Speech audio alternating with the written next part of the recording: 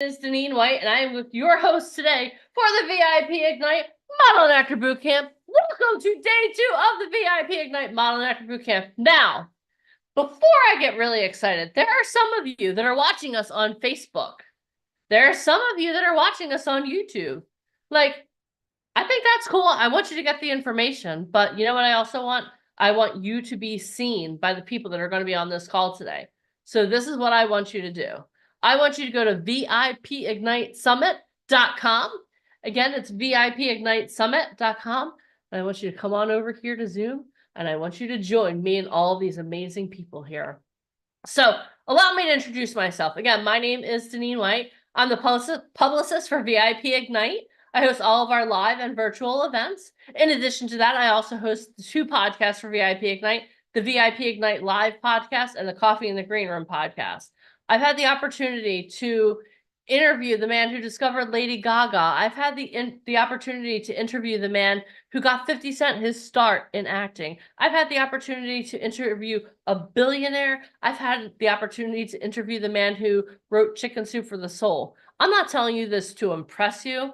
I'm telling you to impress upon you that if you're hearing the sound of my voice, you are in the right place, because this girl from a small town in South Jersey is doing some amazing things. And I don't say that because I want to brag on myself. I'm telling you that because I want this to be you. I want your story to be so amazing that you wake up in the morning and you're like, yes, let me go. Let's do this. For over 18 years, VIP Ignite has been helping actors, models, and musicians create their own success by giving you the tools, resources, and connections that you need. Let me ask you a question. In the comments, how many of you know that you need some more tools, you need some more resources, but more than all of that, you need the right connections? That's what we do here at VIP Ignite. Yesterday, we had the opportunity to hear from the former art director of Vogue. We heard from a Broadway star. We heard from one of the stars of The Sopranos. We heard from Mike Fonken and Alicia Kabak. The 2 of them over the last 18 years have helped over 10,000 people get their start in the entertainment industry, elevate their success. We have over 10,000 success stories. We have people that came in with absolutely no experience whatsoever. This was a dream. We helped them turn it into a reality. We had people that went to Juilliard, that went to the best schools, Yale School of Drama, and we helped them elevate their success. We're so good at what we do. We once had an agent at one of our events who got scouted by a casting director, and then he started as a VJ for VH1. That's how good we are at what we do. You are in the right place today. So let me tell you what we're going to be doing today. Okay. Yesterday we had an amazing day. We laid the foundation. Today is transformation day. I made a bold promise yesterday, and I'm going to make that bold promise in just a moment to each and every one of you who can hear the sound of my voice. If you're all in over the next 8 hours, because we're going to be here all day, your life is never going to be the same again. And I'm not saying that you don't have a great life. I'm saying that you're going to get the knowledge, you're going to get the connections, you're going to get the opportunities that you need to stop dreaming about something in the entertainment industry and make it your reality. If you want this to be your reality, type a 1 or 1 in the comments. So how are we going to start today? So the first thing we're going to do in a couple of minutes, I'm going to take you through an exercise to show you exactly what you need to get your start in the entertainment industry. You can't do this alone. You need people that have experience that can guide you. Okay. You need the tools and you need equipment, you need training, you need all of those things because, and for some of you already, you're tuning out. You're like, I don't need training. I'm a natural. Okay. Natural. Have you ever heard of someone named Al Pacino, Robert De Niro, Denzel Washington? Have you ever heard of those guys before? They're still in training. So if you think you're a natural and you don't need help, then this probably isn't going to be for you. Okay. But if you're someone who's willing to work hard, to show up, to be here all day, to put in the time, then this is for you, because that's what those guys do. If you want to be successful, you have to do what other successful people do. Success leaves clues. Type that in the comments. Success leaves clues. Today, you're going to hear from people that are successful in the entertainment industry currently, not 10 years ago, not 20 years ago, not 5 years ago. Today, they're some of the most successful people in the entertainment industry. You're going to have the opportunity to hear from Ryan Colby, who is the former art director of Vogue. And today I'll introduce him properly. He just kind of popped in yesterday. but he's going to talk to you about how to get rebooked on set. Like, how many of you want to not only get on set and book more shoots, sets, and stages, but you want to consistently book more work, rebook and rebook? You want to be that person that Martin Scorsese's like, oh my God, Robert Millsap, you were such a pleasure on set. I want you to come back for my next. How many of you want that? If you do, type a 1 or 1 in the comments. That's what we're going to show you today. We're also going to talk to you about your photos. Like, let's be honest. A picture tells one picture can tell 1,000 words, right? I think I messed that quote up, but a picture, when you see a picture, you hear a whole story. How many of you want the photos that you take to be the story that, oh my God, when I see this person, I have to book them. When I see this person, there's something about this photo that lets me know that they put in the time and the effort, that they worked with a professional, that this is someone I want to work with. We're going to talk about that today. We're going to talk about an agent's perspective of the casting process. How many of you have ever wondered, okay, you know what? I work with an agency. Why is it that they're submitting this person but not me? Have any of you ever wondered that? Have any of you ever wondered, okay, why is it that I'm not booking as much work as this person? I'm obviously better looking. I obviously am more talented. Why are they booking more work? We're going to talk about that from the agent's perspective. Then we're going to flip the script.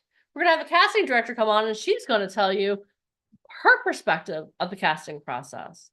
We want you to have a 360 view of the entertainment industry because we're looking for success stories. We're looking for people to elevate their success. We're not just looking for people that are hobbyists. Oh, this is fun. This is cool. We're looking for people who want to be successful. Let me ask you a question. Was that you? Are you ready to be a success in the entertainment industry? Are you ready to be even more successful?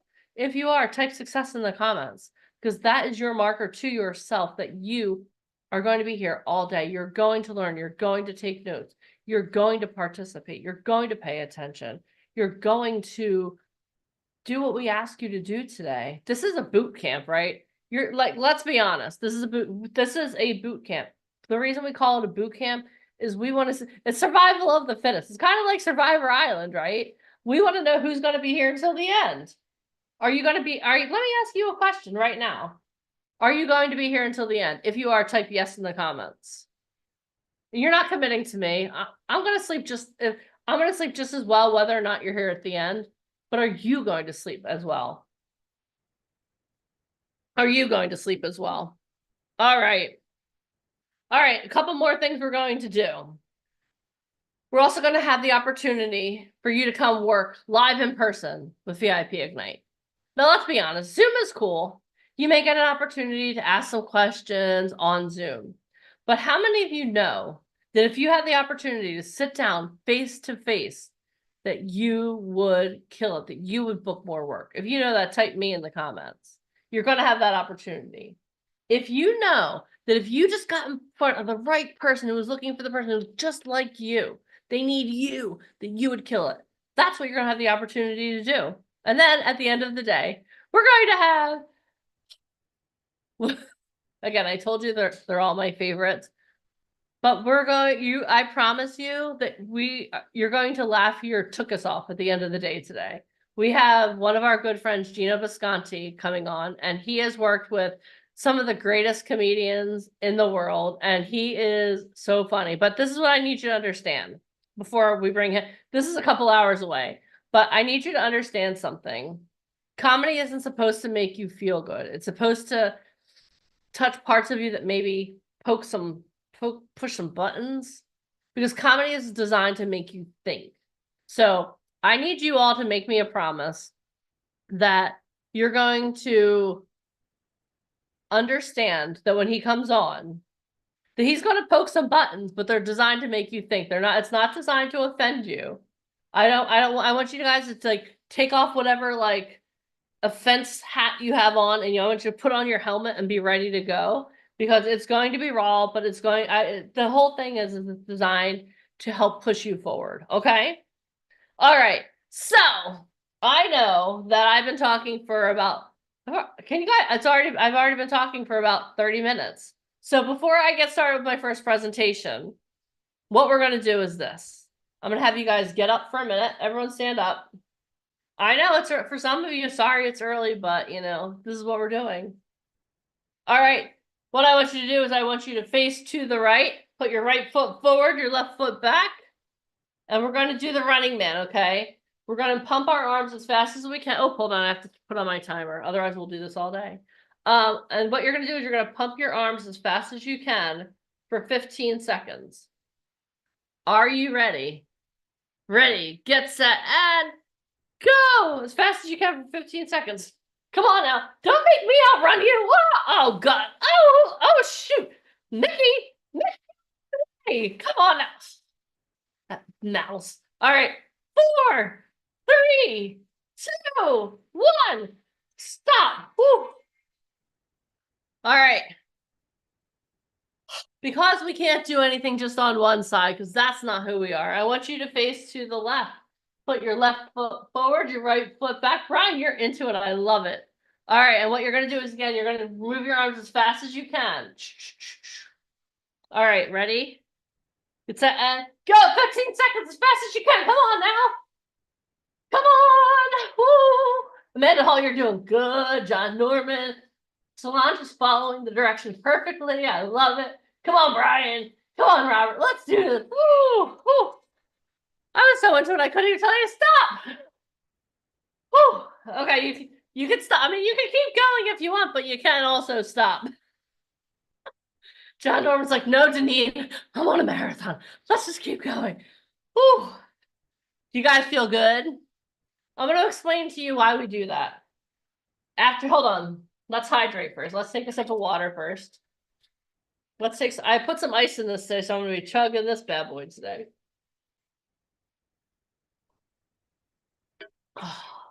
All right. The reason that I have you guys get up and exercise is not only because I want your heart to get going, but because there have been psychological studies that if you start your day with exercise, you retain more information. Your energy is higher all day. So even though that was a really short burst of energy, that energy boost has your blood going. You're going to get more oxygenated because you have to breathe a little heavier. And your whole day is going to be pre-framed by just being ready to go. Okay?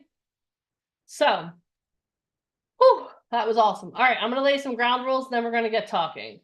Okay, a couple things here for the comments. Please don't share your personal information, okay? This is an open forum. We don't know who you are. I know some of you, but I don't know all of you. I can't vet everyone on the call. Don't share your personal information. Don't share your Instagram. Don't share your YouTube, your latest track on Spotify. If we see you doing that, we're just gonna say goodbye. The comment section is meant for you to be responsive. Because when our speakers are asking questions, they're looking at the comments because they want to see that you're paying attention, okay? Something else, if you have to go to the restroom, okay, look, I remember when I was in 3rd grade, I had to get like a hall pass to go to the restroom and then come back. We're not in 3rd grade. We're all adults here, okay? So if you have to go to the restroom, turn your camera off, go do what you got to do and come back. Okay, same thing if you have to eat, unless you have enough for the whole class, turn your camera off for a couple minutes, eat what you got to do. And hey, I offered my coffee. You guys are laughing. I offered you guys my coffee, but so John Norman's like, bring it here. So turn off, if you have to eat, turn off your cameras. If you have to go, just leave. We don't bye. Like, I don't want to know. Oh my God, I have to go because excellent. Just go. Okay. Pay attention to the speakers. And here's the last piece of advice I'm going to give you. And it's not advice.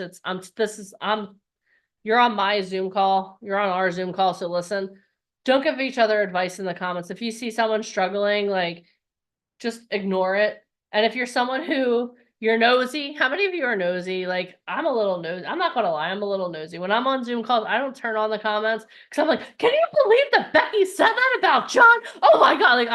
I'm ridiculous.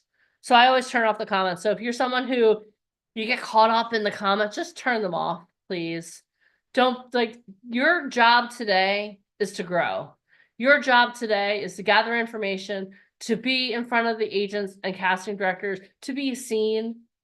So don't get all involved in the garbage going on in the comments. We got that. We have Jemima, we have Alicia, we have myself. When I'm not on camera, I'm going through the comments. So don't get yourself involved in that. Keep yourself fully focused on the speakers. Something else I'm going to recommend, and then I'll get into my presentation, is this. With Zoom, you have options, okay? You can put it on, if you go up to the upper right-hand corner, you can change your view. So you can just see the speaker. I highly recommend you all put your Zoom on speaker view so that you don't get distracted by someone picking their nose or walking around or whatever people are doing.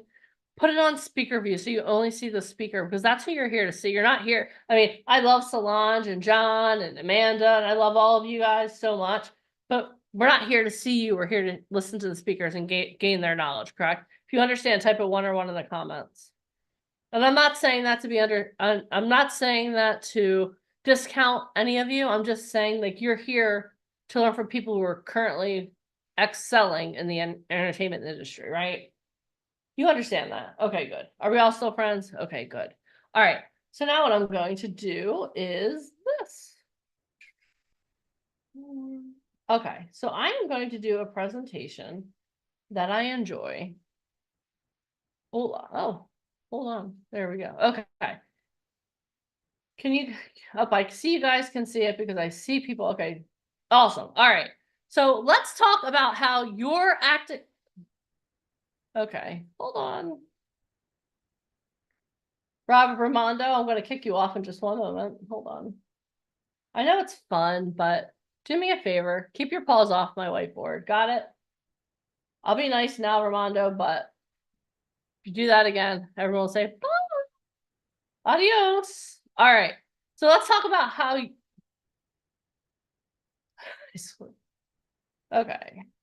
Okay, give me 1 second here. How about this? We're just going to talk because obviously, obviously yeah, we're just going to talk. So let me ask you a question.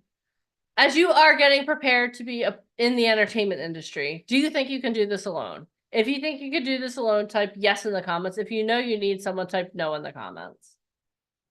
No, I'm not taking, I'm sorry, just no, right? You need people to help you along in the entertainment industry. You can't do this alone. So let me ask you a question. And we're going to talk about mountain climbing. I have a really good friend named Darren Jacklin. He's actually climbed Mount Kilimanjaro. He's currently getting prepared in January of 2025 to climb the highest peak in Antarctica. And I had the opportunity to have dinner with him a couple of months ago, and he was talking, and some of the stuff he was saying really resonated with me because I do have this presentation about mountain climbers. And when he first got started, being like, someone threw him out the challenge. Okay. At the time that he got thrown out the challenge, he was very overweight. He was like so overweight, like he could barely, like, if I asked him to do the Running Man, he probably would have passed out. Okay. That's how out of shape he was. And he had someone challenge him to climb Mount Kilimanjaro. And he laughed in their face. He was like, look at me. How can I, like, I can't do that. And they were like, I think you need a goal. I think you really need the opportunity. I think you need to do this. And he was like, he thought about it for like a couple minutes. He's like, okay, you know what? How do I do this? Let me ask you a question. If you were going to climb to the top of Mount Kilimanjaro, Mount Everest, the highest peak in Antarctica, how would you even get started? It's kind of like a career in the entertainment industry, right? Like, how do you get your start? How do you get to be the person that people want to work with all the time? So let's talk about being a mountain climber, okay? Like, if you were going to climb to the top of, let's just say Mount Everest, because it's a lot easier to say than Kilimanjaro. If you were going to climb to the top of Mount Everest, what are some things that you would need? Type it in the comments. Yeah, I would definitely need to pray about that too, Jamie. I agree with that. You would need gear, you would need training, you would need water, you would need equipment, right? You would need a guide. Yeah, you would need all of those things, right? You would definitely need all of those things. So let me ask you a question. What's the first thing you would get? Like, would you go out and just like start buying equipment? Would you go out and start like buying gallons of water? Would you just go out and start like buying all these things? Or would you want someone to be able to help you, someone who's done it before, right? Yeah, the first thing you would need Personal testimonies from everyone who's done it. Yes. No, you know what? I would say yes to that, but sometimes I would say no. It's that one all. Yeah, you would get someone to help you. You would get someone to guide you, right? Excuse me. So let me ask you a question. How would you find that guide? How would you find that guide? Would you like go to Yelp and say like best guides to get me to the top of Mount Everest? Would you go on Craigslist and say, hey, I need someone to guide me to the top of Mount Everest? How would you do that? You would do research. Okay. Yep. Thank you, Tammy. You would want someone who's already done it. Now let me ask you a question. Would you want someone who's done it one time? Someone who's like, hey, I've done this before, let me show you. Or would you want someone who's gone consistently, taken not only themselves up to the top of the mountain, but taken other people on to get to the top of the mountain successfully? So would you want someone who's done it once or someone who's done it more than once? Someone who's done it consistently. Once or consistently? Type it in the comments. Many times, right? Consistently, more than once. You want someone who's done it consistently. So, okay, so now imagine, okay, so now we found our guide. We've vetted them. They've taken multiple parties up successfully to the top of the mountain and back down, right? What goes up must come down. Okay. So now you found someone who's done this successfully multiple times. Would you say 10,000 times is a good success rate? Yes. One in the comments if you think 10,000 times taking people to the top of the mountain is a good success rate. Yeah. Yes. Yeah, you want someone who's done that consistently. Okay, so now you found your guide. They've taken 10,000 people successfully to the top of the mountain. Great, got that covered. Next, what do you think you would need next? So you have the guide. What do you need next? Type it in the comments. What do you think we have the guide done? Got it. 10,000 people. Yeah, you would definitely need money. There's a huge investment to go to the top of to even get the permits to go to the top of a mountain. You're talking tens of thousands of dollars. Okay. That goes without saying. Yeah, you would need training, right? You would need training because at the end of the day, to get to the top of the mountain, there's a lot that goes into it. It's not just like, hey, come on, guys, let's go. We're going to go climb to the top of the mountain. No, there's a lot more that goes into it. At the top of the mountain, is there more oxygen or less oxygen than there is at sea level? More or less?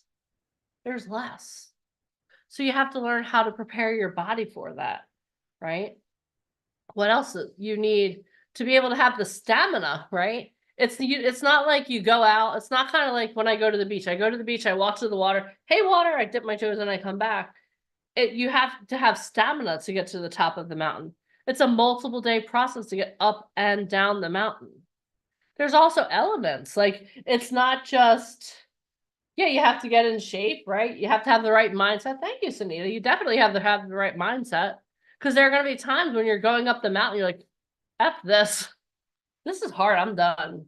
You can't just stop. There's no escalator down. You have, well, however far you go up, you have to come down too, right? But you need to be in physical shape. You need to be in mental shape. And you also have to know how to use the equipment, right? You can't just go pick up stuff and be like, hey, just going to throw on these shoes and go first. You have to learn how to use all the equipment, right? So the next thing you're probably going to need is commitment, is the equipment, right? Yeah, you're going to need the right equipment. Like right now, I'm in Florida. I'm wearing like flip-flops. I'm wearing like stretchy pants and I'm wearing a t-shirt. Do you think I could go to the top of Mount Everest dressed like I am right now? No, you need the right equipment. And you need someone who's been there to show you, because you know what? You can go, I like things that look cool, right? I went out not too long ago and I got a really cool pair of sneakers. Oh my gosh, they're so cute.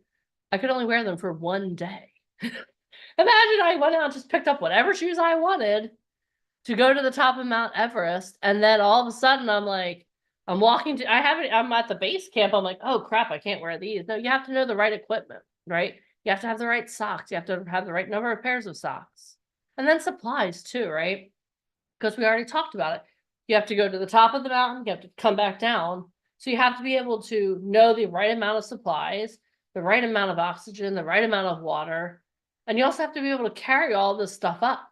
Because you don't you don't have someone like a golf caddy coming behind you carrying stuff. You have to be able to take all this stuff up.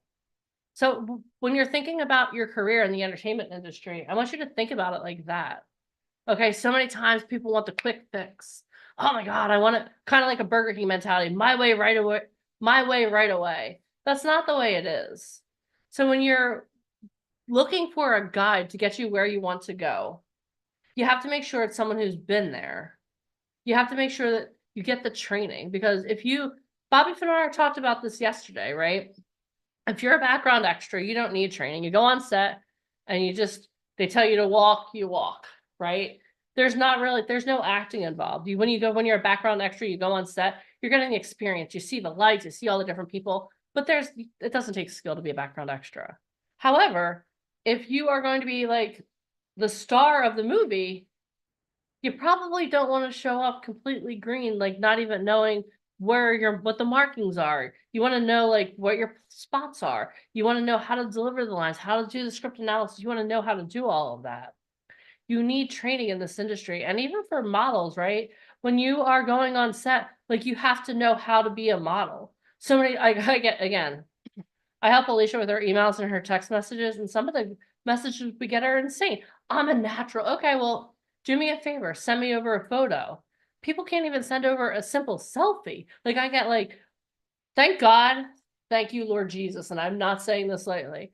I am so happy the Snapchat has stopped with the freaking thing. We used to get cats, dogs. I'm like, just stop the madness. Right? And let's talk about the beauty filters too. I'm gonna step on some toes. Like if you're a model, and like Ryan Colby, he'll be on in a couple minutes. I'm surprised he hasn't said, I'm on now, Denise, stop talking.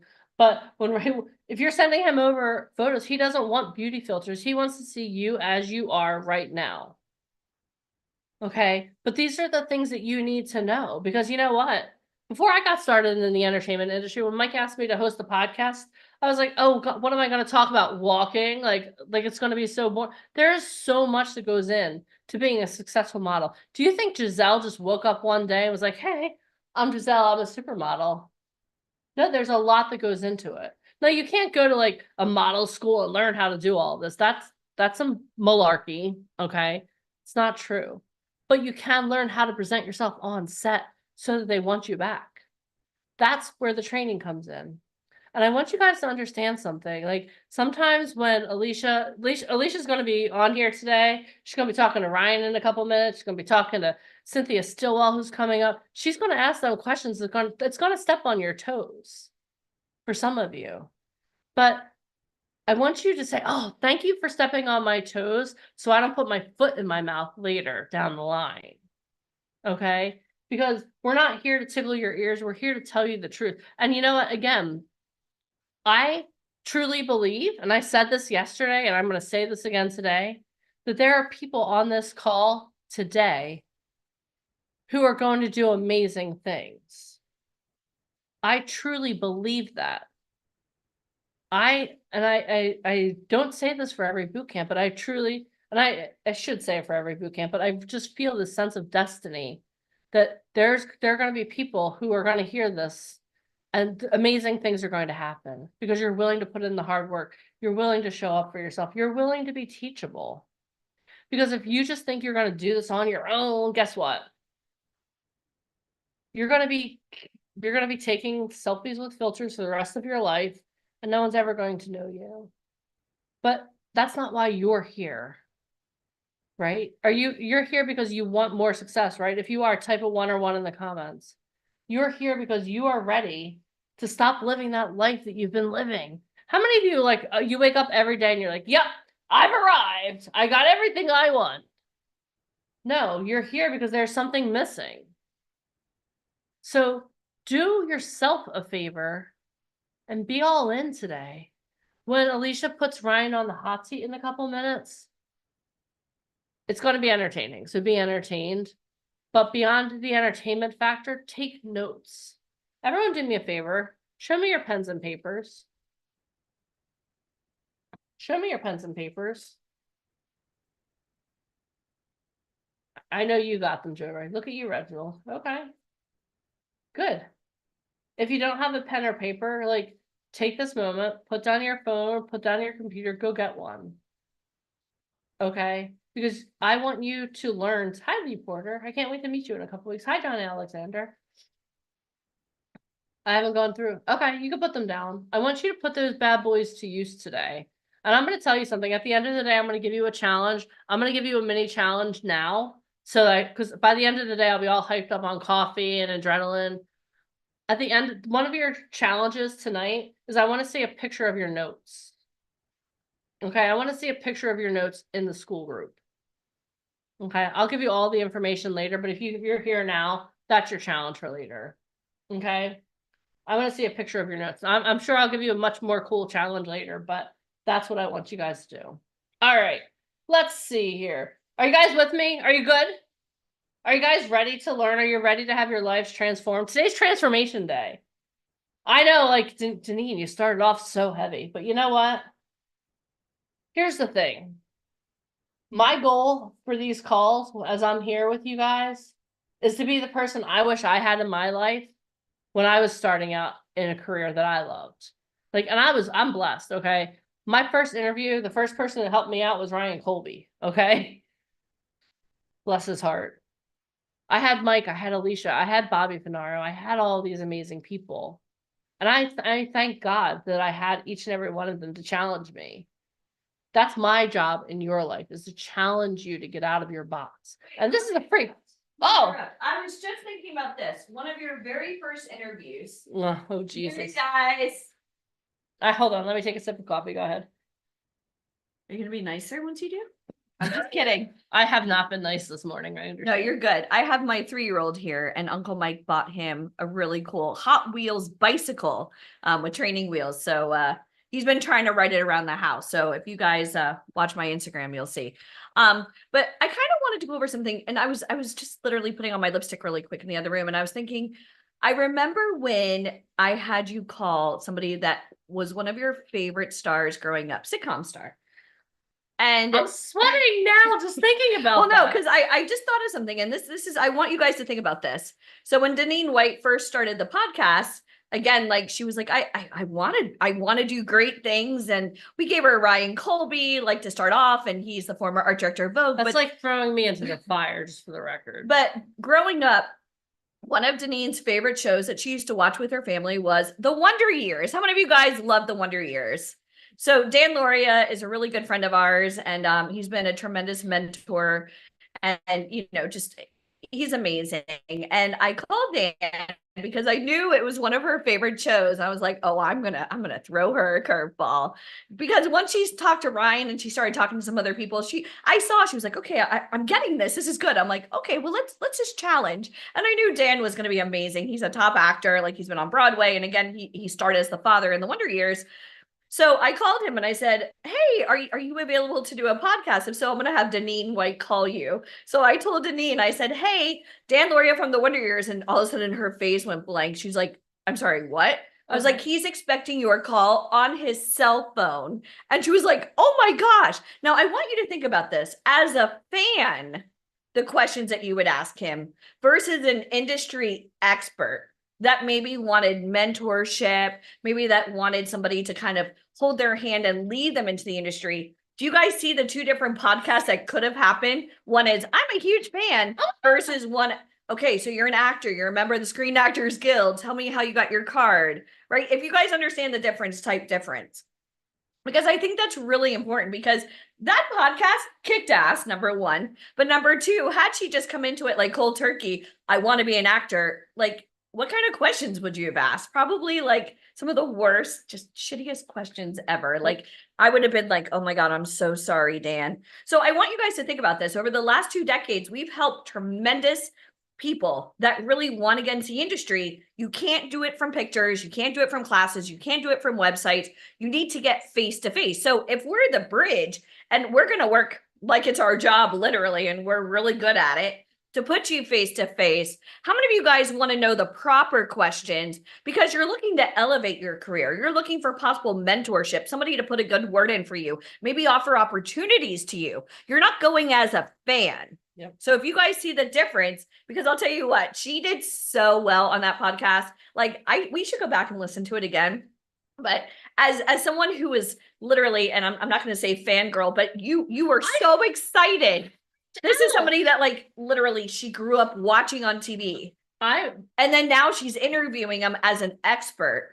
That's the difference. And that's something that today we're all gonna leave here as experts. And that should be exciting, because I'll tell you what, when you're face to face with the top casting director, an agent, a producer, a manager, anybody of this type of level, these are real people that expect you to be ready. Yeah. So, okay, goodbye.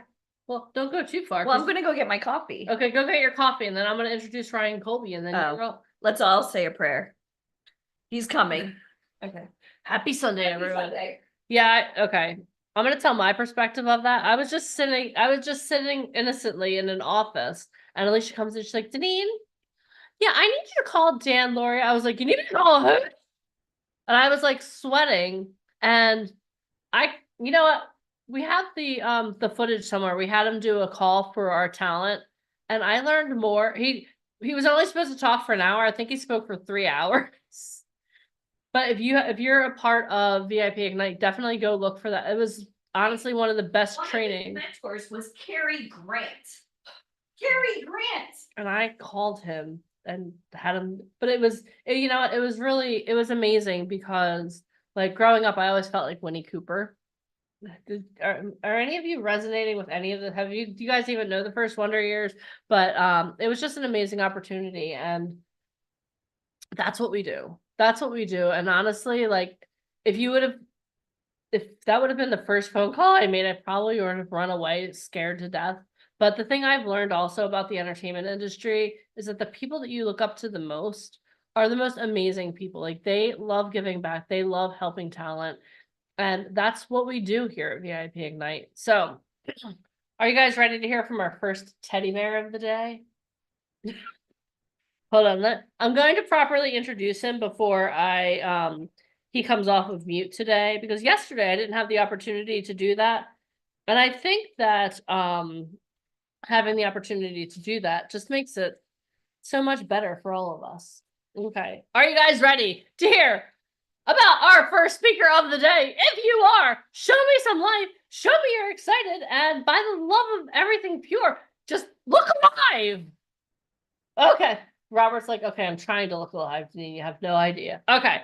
All right. So our next guest has been labeled one of the top 7 most powerful agents in the world. He started his career at the age of 12 and now has almost 4 decades in the industry as an icon of fashion. Fun fact, his first gig was for the United Colors of Benetton. At the age of 15, he opened a show for Emmanuel Ungaro in Milan, Italy. He has art directed over 20 covers of Vogue. He has been proclaimed to have one of the best eyes to scout in the business. He has run his agency successfully for over 12 years. I think we're on year 13 now. Through good times and bad times, he has never once wavered. He had a record number of covers in 1 year for his agency, numbering 72. For almost 2 decades, he has styled some of Hollywood's biggest stars, taking them from the worst dressed to the best dressed list. He has placed talent worldwide for campaigns for top luxury brands in the world. If you are excited, everyone please give it up for the one, the only, Mr. Ryan Colby. Oh, hold on, Ryan. I lost Hello? you. Hello, hold on, I lost you. You're coming? Okay, I found you. There you are. Hello, Mr. Colby. Oh, looking very dapper today, Mr. Colby. That. It's just a shawl. Just a shawl. This is West Coast Colby. Everybody say hi, West Coast Mhm. Colby. Yeah, I always love West Coast Colby versus East Coast Colby. Because when you're in New York, I mean, I'm seeing a lot of black right now. I'm used to the fuchsias and the chartreuses and the neon I still yellows. haven't done laundry, so I'm gonna do that today. Okay. All right. No problem. Oh, accepted. Okay. So good morning to you. How are you? Hey, I'm good. Good. So we got a lot of people on here that live throughout the country. So can you talk a little bit about the casting process now and how Mhm. it used to be a little bit versus what it is now, and how somebody from across the country could possibly get real opportunities in New York or LA or any type of real Well, sales. castings used to be 100% in person. Um, there were very rarely direct bookings. It was 100% in person, long lines. You had a portfolio, So you that had means you palm cards. physically had to live there. Yeah. Yes, you So for physically those had to of you go listening see now, whatever client. yeah, you literally had to live there. Okay, go ahead. Yeah, you had no choice. You had to be in New York or LA or Paris, or whatever. You couldn't live anywhere other. So you had to, stand on long lines, meet clients, sometimes over and over again, not just once. Um, you would have to try on clothes, recite lines, do that multiple times. Sometimes it was very, very rigorous and very physical going on castings because in the 80s and 90s there was an abundance of jobs and the modeling industry was like never better. It was the best 2 decades in the industry. So there were a lot of castings. And so sometimes it'd be 4 to 6 to 8 a day. And you had So to get what, to wait, them. let And me just interrupt you. I'm gonna put you in the hot seat. So let's say someone has children or they have bills. How are they really supposed to go on 4, 5, 6 castings a day well, I'm talking about in the past. in the Models past? did not So have you children. physically had to live in the city, right? New York or LA. And what Yeah, would you no, bring with models don't you? have. Yeah, but I'm talking about unless you were a top model, Yeah. models did not have children. Oh, So there well, was yeah. none of that. I never met any models that had children unless they were like megastars. Okay. I never, that's a new thing where people have Kids. double lives and have other things going on. Like I said yesterday, in the 80s and 90s, when you were a model, that was the only job you had. There Right. was no like working part time at a restaurant or a clothing store. You were a model and that's it. So there were no children involved. Models didn't have children. So, Well, they were also so stick figures. They were high fashion supermodels. I mean, yeah, technically I mean, five foot even the 11, top size 0. commercial models that did Olive Olay and all of those products from the 80s and 90s, Nivea, they didn't have kids. I mean, they were full time models. They were Okay. just full time commercial models. Um, so yeah, that didn't happen. What's happening now in the world and Yeah. society, and people live everywhere and have kids, and that didn't exist. There wasn't. I didn't know anyone that did that, and it just didn't happen. Agencies would not take you if you had children, especially if you were starting. Now, if you were with the agency for a couple of years and you're working and you're creating an income for the company and you get pregnant, or your family, for a male, if your wife gets pregnant, whatever, they're fine with that because they know that you'll bounce back, you'll come back, and you'll continue making money. But there's no way on planet Earth in 1984 that an agency would take a model who had children. It would never happen. Okay. So it was just a different era, a different time back then. Because it was essentially a liability. Okay. Extreme liability. There was no time for because 100% of appointments were in person. There was no such thing as, oh, I can't go because my kid has a recital. Can I do it on Zoom? It it didn't happen. Now you can do that, Yeah. but you couldn't do that back then. So um, no children. It didn't exist. So that's how castings were back then. They were very rigorous. You had 6 to 8 a day. You had to run around the city. Subways were hot, slightly dangerous. Um, Back That then, hasn't changed that much. it But hasn't. what were Well, models yeah, bringing it's with getting them? dangerous again, but they're way more dangerous back then. That's why when people are like, "Oh, the subways are so dangerous now," and I'm like, "You have no idea. They were much worse when I started, when I came into the city." Before Giuliani. Um, Yeah. so So that's how they what did a were. model It bring was with them? Like, did they You brought like your whole day with you because there were no cell phones. So you had to have change. You had to have a bunch of quarters and dimes and nickels. You had to have at least a couple dollars worth every day in your pocket or in your backpack. Water, powder for your face, did translucent you powder. get all the addresses? Like like handwritten or however, Yeah, right? everything was printed out in a printer or handwritten. Yeah. And so you had your book and you would just run around and pay. There were several million payphones in the city back then. So every 2 to 3 hours, you would call in to see if there's anything that popped up. Do you have to go anywhere else? And you'd have to have a notebook and you write it down and you go. There was no such thing as texting, and there were no such thing as cell phones. And so it was really, really weird. Or if you were a working model and they liked you, they would let you sit in the office, kind of in the lobby, and be on call all day. Like, they would let you go on your castings in the morning, come in at lunch, chill for an hour or two, wait for afternoon appointments to come in, then leave again. If you were new and they didn't really want you in the office, then you had to physically just roam the city, make friends, hang out with people. Union Square was very popular. Times Square was very popular, and you'd hang out there. Penn Station was very popular, and you'd hang out there and you'd use the payphones and wait for appointments. By 5:15, if nothing's popping, then you go home. Because back So then there were yeah. really no night. Like now, stuff goes on all day, into the night. Back then, it was a little more concise. By 5, you kind of knew it was happening. There were very rarely last minute, like, oh my God, you have to be somewhere at 7 o'clock. Like that didn't really happen because the agents would physically leave the office at 5. And if a client did call at 5:30, you get what is called an answering machine. Oh, I remember those.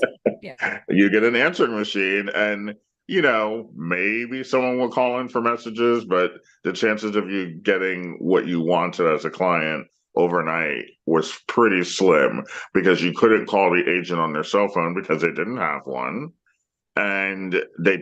didn't have their home number. And even if you did have their home number, what good would it do? Because Never used they it. probably Yeah. aren't home. Yeah. So it was very regimented. It was 9 to 5. And it wasn't like a 9 to 5 job. Do you- It's just your job was not in an Yeah. office. It was on the streets. So that's how So it do was you back miss the then. old way? Yeah. I do. Do I you miss miss the certain old way? Do you aspects feel of that the it. models I worked do. I harder? do.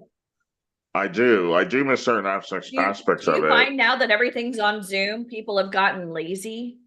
Because I've had Extremely people show up for lazy. my boot camps laying down, smoking, and I'm like, what the hell is wrong with you?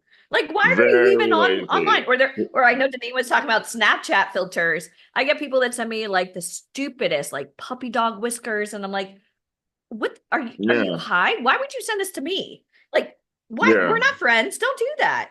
So, do you think this Yeah. business, No, like they've now that become everything's very on lazy. Zoom? Yeah, they've become very lazy.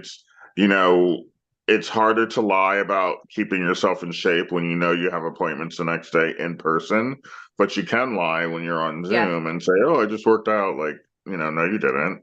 So because they see from here it's up. created, it's Yeah. definitely created some laziness. Now, castings now, you can live in any state, and Yep.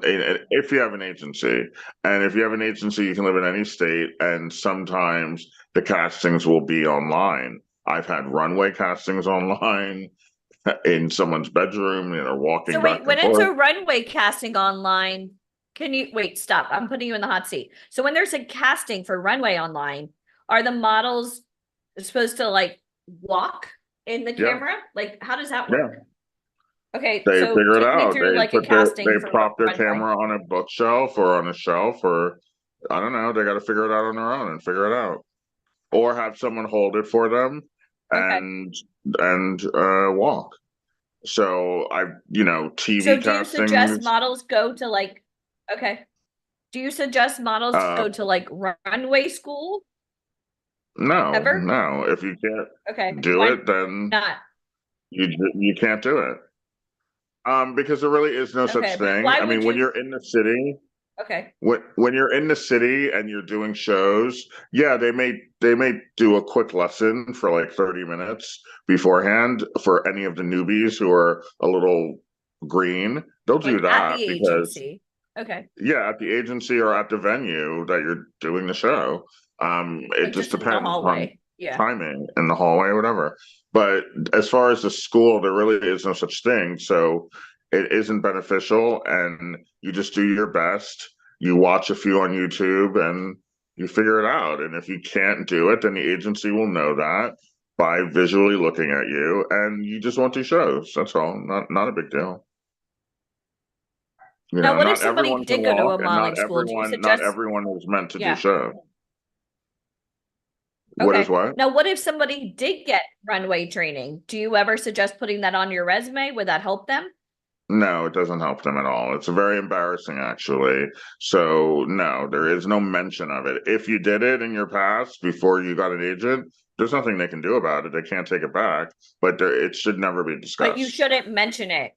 Okay, No, so I want everybody to type never mention modeling schools ever. no, don't It's mention it. embarrassing. Don't do it. Okay. Yeah, All don't right. mention it. I mean, if you Okay. did So it, you did it. It is what it is. But don't okay. mention it. Don't discuss it. Oh, this is what I learned in modeling school. It's a surefire way to get you kicked out of a job or an agency, because why would you say something like that when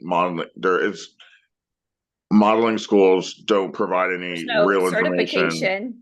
towards the real Right. world of modeling. So if you verbally say something like that, it kind of shows that you're not very smart, and You're gullible. you went to a Yeah. modeling school, which can be forgiven, but now you're using that information to school someone who is way above you. Who's So really in the that's, industry. Yeah. yeah, yeah. Okay. So now that, I'm going to ask you, I'm putting you in the hot seat right now. So the live grind of living in New York and living in LA and going on these castings and having maps and physically going in, that was laborious. I mean, it really was. So now that we're Yeah. on Zoom and anybody throughout the world could possibly get a casting, do you think that this business got easier or harder as far as breaking into the I industry mean, now? it's a mixture, because some people have gotten their big break sitting at home. But it's also harder because there's Or way on more a Zoom people call? that think they can Yeah. do it. So it's a mixture. So there are benefits to it, but there's also downsides where everybody thinks they can do this. So they muddy the waters, because everyone who thinks they can do this, pretty much only 1 out of 100 can. So therefore you're muddying the waters, and sometimes clients can't see who's got the talent or the spark because there's so much mud around them. So there's a blessing and a curse to it. And, I just try and find the good things about it. I would prefer the old ways. I'm more comfortable with that, but obviously I have no control over technology and what's going to But let's just happen. talk about the old way. Yeah. So I just So roll the with old it. way, But typically, oh, I want to be a I model. do see that Yeah. models are lazier. They're not as prepared. They're not as striking. They're not as interesting Their as they were. liabilities. They don't show As up. they, They don't show yeah, up on time ever. I mean, yeah. we have people on Zoom that, like, yesterday I was going through some of the text messages, and we started at 11 a.m. It was now 1 there, and they were responding to my text going, "I'll be on soon." I'm sorry, the call time was 2 hours ago. You were late. How the hell do you not know your time zones? So I think now, as Yeah. far as an agent, you're kind of like a little half-eyed, like, are you even going to show up? Because anybody on Zoom, yeah, I'll be there. And then, like, there's 101 people on here, but there could be like 1,000 registered. Like, we don't know. Only the cream are going to show up, and they're going to show up on time. And the rest, they're all, yeah, right? Because it's Zoom, accountability. So here's one of the problems I find, and this is, you can correct me if I'm wrong on this one. But so often people want to get into this industry and they move to where they want to see themselves reside. So, like, oh, I want to live in New York. I like the grind. I like, or I like LA. I like the fact that there's no humidity and my hair looks better. I like the ocean, or I like the grit of the city. Do you just suggest somebody just moving to New York or LA? No, I mean, Like, if someone wants if to you're get into this financially, industry. look, that's a double question. If you're financially, Can you help me, hello, Deneen? Somebody's trying to share their whiteboard. How does this even work? what is happening? Somebody's trying to Oh, that share was their weird. whiteboard. Who was it? No bell. Just keep talking. Okay, keep talking. Go ahead. Welcome Mhm. to Zoom. Um, Liability. Bye. Okay. yeah, exactly. You've Liability. been excused. Um, Yeah. Yeah. what was I saying? What was I saying? We were That was talking so about just bizarre. upping and moving to New York or LA because Oh it yeah, sounds if you're sexy to say I financially live in New York stable, City or I live in look, LA. if Yeah. you are financially stable and you can afford to move to New York for 6 months, try it out, move to LA for 6 months, try it out, I say do it because you never know what's going to Go for happen. it. Yeah. But if you're smarter and you don't have that financial means, then you have to plan it properly with guidance and agency help, meaning you plan it with the person that's your agent to see what market is best for you. So you never do it yourself unless you are the rare person that has the money to do so. If you have excess money and you want to move to New York out of the blue on a Monday, go. Who am I to say that you can't do that? Of course you can. Just do it. See what happens. You never know.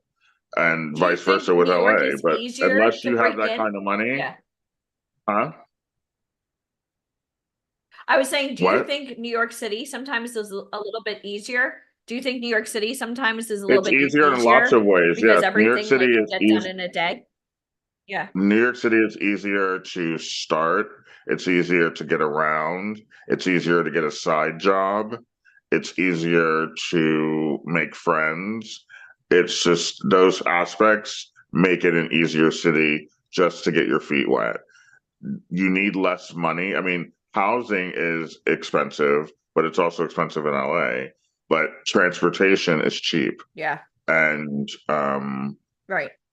finding a job LA, is a little everything is faster really and spread out. easier. Yeah. Finding a job is a Okay. little faster and easier in New York. And people are on top of each other, so they are nicer. And so they'll help you. You know, you meet a couple models at a casting or at a shoot or at the gym or whatever, and they'll give you advice like, hey, I work here and they need another waiter, or whatever. So Yeah. that doesn't happen so much in LA. People are more standoffish. In LA, people think New York people are rude, but inherently, they're LA people are more rude. So it's Right. harder to make friends here in LA. It's harder to get around. LA people I found Um, are gonna smile and tell you what you want to hear and then like let you die on the vine. I mean, that's kind of yeah, I yeah, prefer New a lot York of all times, day yeah, as far a because lot of they're times. very much like me. Yeah. So can And you talk so a little yeah, bit so about your to me, so New transitioning? York is Yeah. just easier overall. Okay. Can you talk a little bit about your transitioning from being the former art director of Vogue and what that entailed to becoming an agent? Like, how did that come about? Well, when I worked at Condé Nast, I was art directing anything they gave me. I was kind of a floater, so I did international Vogue. I did, Russian, Brazilian, Spanish, Greek, all of those editions. There's lots of Vogues. It's And not what did just you American do? Vogue. What did you I do? Like art when you art had direction like is art direction is soup to nuts. You come up with the concept, you book the model, you book the photographer, you organize the studio, you organize hair and makeup, you call the showrooms for the clothes.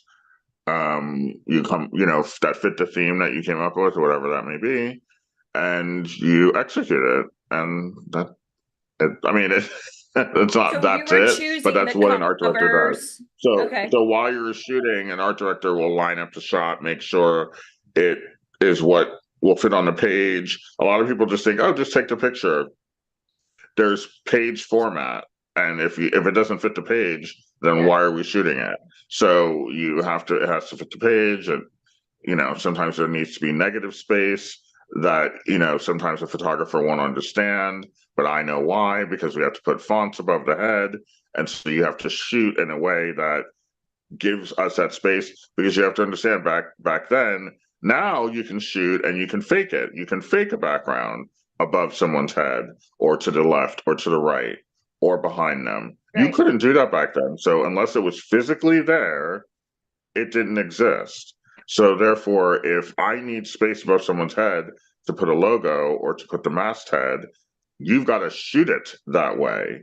So I would stand behind the photographer and make sure that when we do a cover shot, each dress would get a cover try, and we would just see at the end, what one we wanted. You never know what's going to be on the cover until the shoot is over. So therefore, you shoot every dress or every outfit as if it's a cover, and then you just see what looks best when the film comes back. And you had to wait for the film. There was no digital. So you have to shoot what you see. Right. This is another reason why models were, no offense, but they were better back then, because there was no such thing as there was no real retouching back then. It was all done by hand, and it was very minimal. So therefore, when you look at the magazines from the 70s, 80s, 90s, those guys and girls, that is what they look like. The skin, the hair, the teeth, the body. There was no shrinking of a waist. There was no elongating necks. There was no elongating legs. None of these things existed. So what you saw is what the model looked like. And they were just freaks of nature. They were perfect. The skin was perfect. The eyes were clear. The teeth were great. The hair was flowing. The bodies were popping. And that's what they really looked like. There was no retouching. So everything had to be done on set. The light had to make the skin look amazing. You had to take time making sure the light looked good. You had to make sure that wind was coming, the wind machines or whatever you're using. You had to make sure any gels you were using were hitting in the right place, because you can't fix it. You had to make sure everything was ironed and pressed, because you can't fix it. So now people are lazy because you can fix everything. Oh, I want to make it look like they're in Puerto Rico on a gorgeous beach. Let's just shoot it against this white wall. No, I mean, you can do that now. You couldn't do that back then. So I prefer those older ways. So as an art director, sometimes it gets frustrating for me when I see lackluster images, because it's, I don't know, I pay attention to detail. I know exactly how many inches are above someone's head or to the left or to the right. I know, what the dress is going to look like in color. Sometimes what you see with your three-dimensional eye is not what will resonate two-dimensionally on piece of paper. So just because you think this dress is cute doesn't mean it's going to work two-dimensionally on paper. And my eyes see two-dimensionally. I don't see three-dimensional. So therefore, I see everybody as a piece of paper. So it is easier for me to art direct, because everyone is a piece of paper, whether I'm looking at a kid or some old lady on the street. Like, it doesn't matter who I'm looking at. Everyone's a piece of paper. So I can style them and art direct them, and I know it looks good on them, because paper is different than your eye. And a lot of people make that mistake. They think, oh my God, I wore this to the club and I look so cute, but it's not going to photograph well on two-dimensionally. So that's what an art director does. Okay, so And yeah, okay, so that's so what I how did. many And of I you was would good at love it, to and have I, a chance? Yeah. So yeah, how many of you, I'm going to take a poll really quick. How many of you would love to have Ryan Colby, former art director of Vogue magazine, choosing the models on the covers, the designers, the photographers? How many of you guys would love to have Ryan Colby art direct you? Type art direct me, because I think that's one of the biggest reasons why people don't succeed in this industry. They're running out to get photos done based on what they want to see. But like you said, you have the eye. Anna Wintour gave you the blessing. My goodness. Yeah. Because that is, and also, that's priceless. sometimes And how did we you would have choose?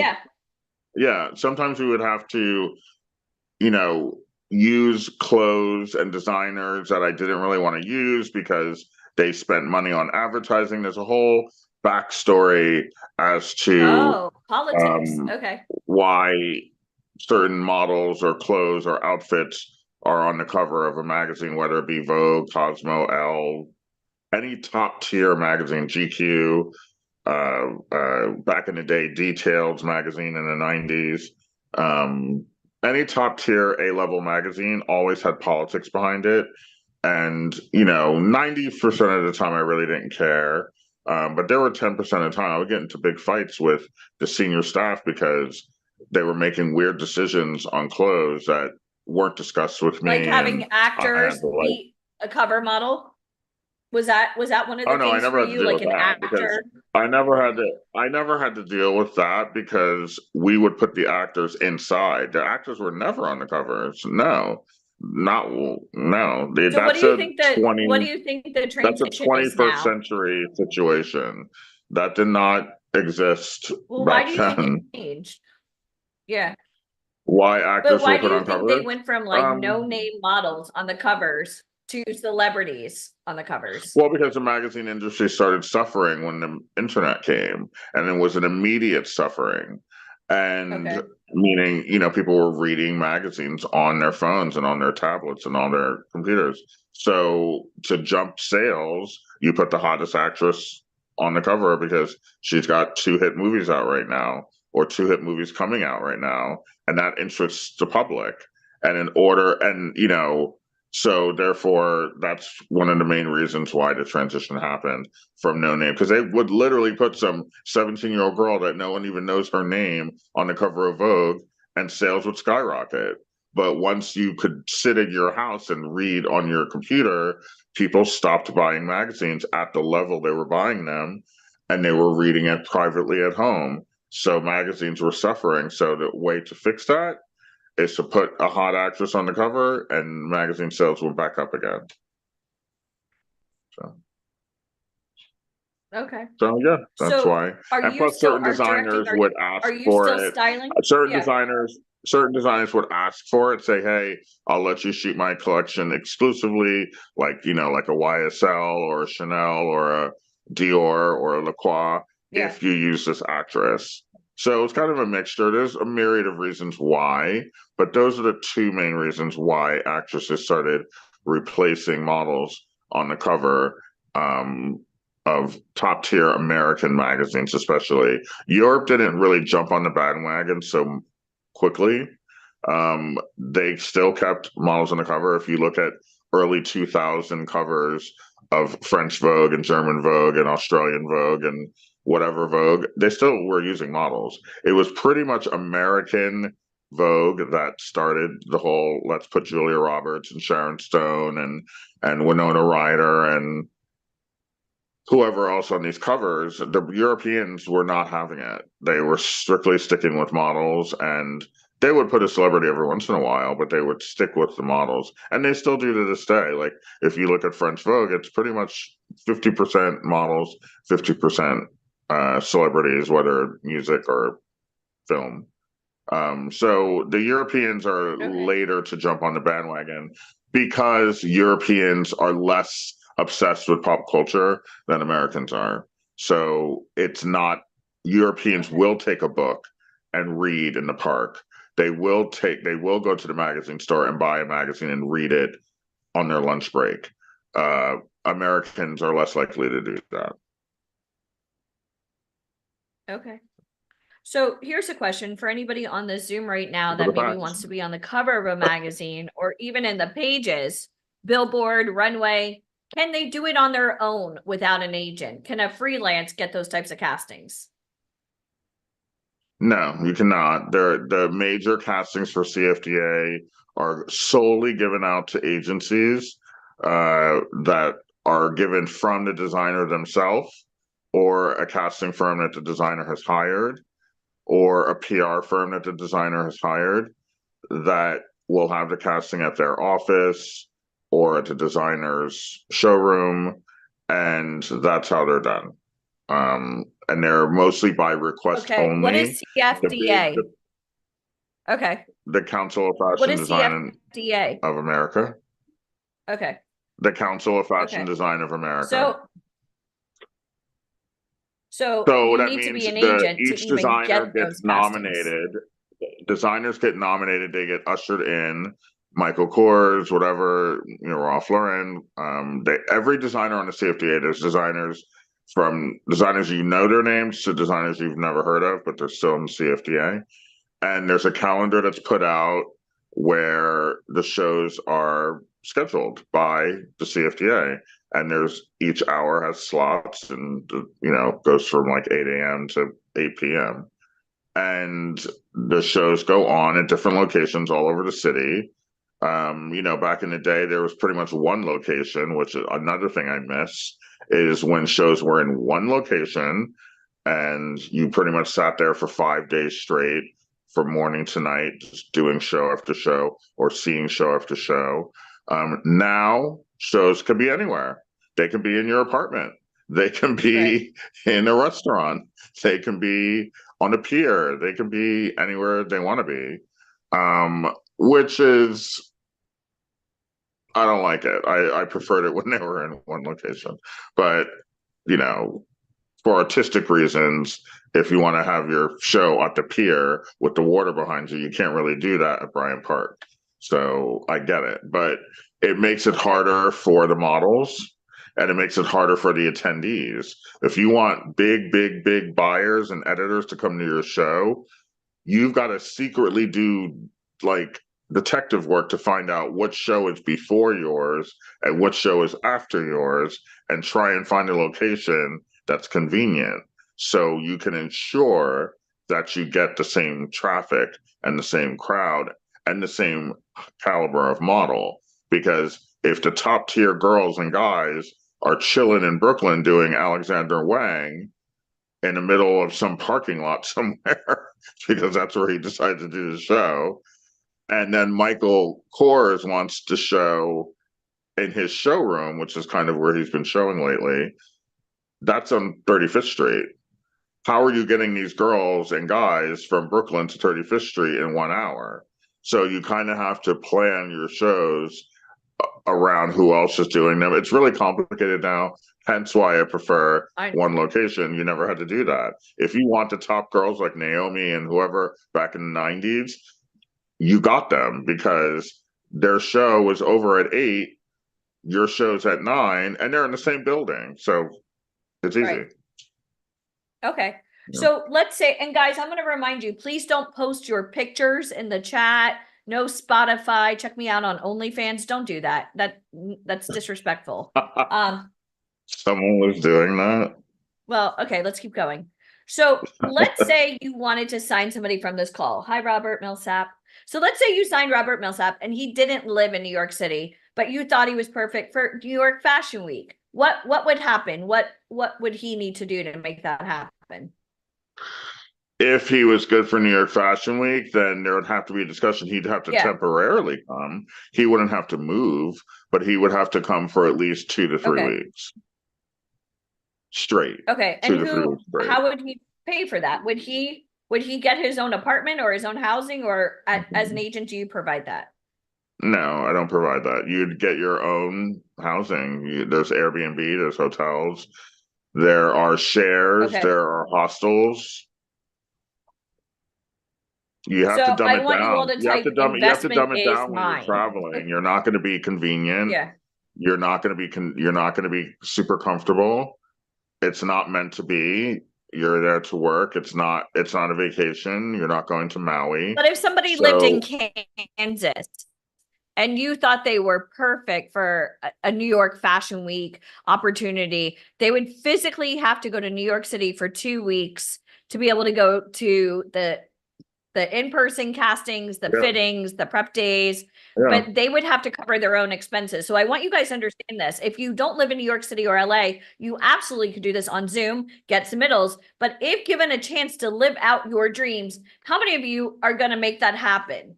Type, I can make that happen, because 2 weeks in New York City, oh my goodness, I know how expensive it is there. It doesn't mean you're going and staying at the plaza, but perhaps it depends on your level.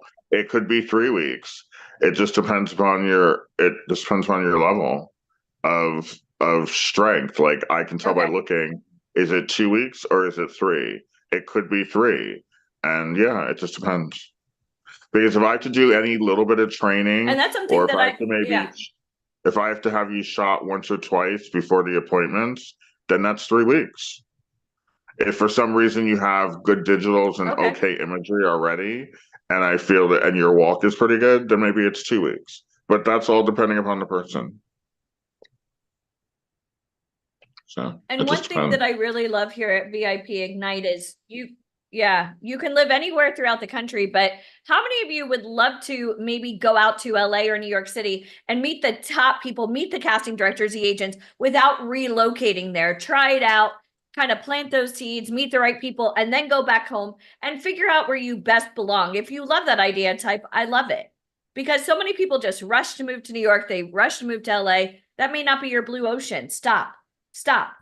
Because I think that's so important. I mean, as you know, living in New York City or LA is very expensive, especially if you're signing a lease. What if you were meant to be on the other coast and you just didn't know? So here at VIP Ignite, over the last 2 decades, that's why we have so many success stories, because we've taken people that have never even thought about, oh, wow, New York market, maybe that's where I belong, or LA. Let's go and really get a chance to meet top agents and casting directors without having to sell the farm first. And I think that's really important, because having a captain like you is so important, because this isn't like, oh, I bought a Vogue, so let me tell you what you should be wearing. Like you helped create the covers of Vogue. So to even have you on this call on a Sunday morning, how many of you guys feel so lucky right now? You didn't have to move to New York or to LA. You didn't have to like go through all this. You woke up and you got an email from us. You're registered for a Zoom call, but now we all have the same equal opportunity to get seen by somebody of this type of level. And we're hearing it firsthand how the business used to work versus what it is now. And rest assured, like, this makes me so happy. Anybody on this call, this is fair game. And Ryan, you've discovered a lot of people through our company, and now they're on hit TV shows, runway, they're billboards. I mean, can you talk a little bit about sometimes like mindset when somebody comes from Zoom, and some of the things, maybe like the first 6 months of really doing this and getting signed to you? Well, Maybe here's some the of thing. Like, I like I like the analogies we've been doing about the past and the future, because we've been focusing on the present for months now, a year now, 2 years now, always talking about Zoom, Zoom, Zoom, Zoom, Zoom. But what I say is, the people I found from the Zoom calls from here, needed 6 months of prep Yeah, to be ready to actually do good work. If this was 1995, it would be 2 months, because the prep would be faster. The okay, prep is slower now right, because they would be because live in person. we're living in Right. a different society. It's not a bad thing, but it is. I'm not a slow person, so sometimes it can get frustrating. Like, why aren't you getting this? Why is this taking so long? you know. So, Why are you in the bathroom 20 minutes changing into another pair of jeans? Let's go. What are yeah, you doing in there? yeah. So I love our fashion suit. Ryan's like, what is he doing in there? He's just changing pants. Stop taking selfies. Yeah. no, changing All clothes day. should not take that long. But anyway, so it is a 3 to 6 month process, depending upon your brain. This is a difficult industry. If you really get things quickly and you take direction well, then yeah, maybe it could be 2 to 3 months. If you're a little not slow like mentally, but if you're just not understanding and you're not absorbing the information fast enough, then it's 6 months to 9 months. It just depends upon the person. But most of the people I've taken from the Zoom calls have worked out You needed fairly to see them quickly. live and see how they interact at a photo shoot. Yeah, Yeah. I saw them live and see them, and yes, of course, I had to see them live, and I saw how they directed. A lot of them were super, super, super green. I knew I had work cut out for me, but as long as it's my life and as long as I decide I want to take on that challenge, then that's what I get for taking on that challenge. Sometimes it works out, sometimes it So let's doesn't, talk about some of the and challenges. Yeah. that's just called life, huh? Okay. So let's say Talk about what? somebody's super green. Let's talk about if somebody's super green, and like we're doing a big photo shoot in Los Angeles in January, a big thing. And for those of you guys listening, you'll get a chance to work with Ryan Colby in January. But let's say you went out to the photo shoot, which you will be, and you'll be art directing some of the models that we're going to choose, like from the Zoom call. You guys are all going to get a chance to go through an interview process to see if you qualify. What are some do's and don'ts for anybody just starting in this business when they're going to a photo shoot? Can you talk about that? Yeah, the dues are don't overthink it. Keep things really simple with your mind and with your clothing. No weird embellishments, and don't try and be a high fashion model. Even if you are one, don't try and be one. Let that happen organically. Don't overthink things. Listen to what we say to prep you before the shoot, whatever shoot that may be.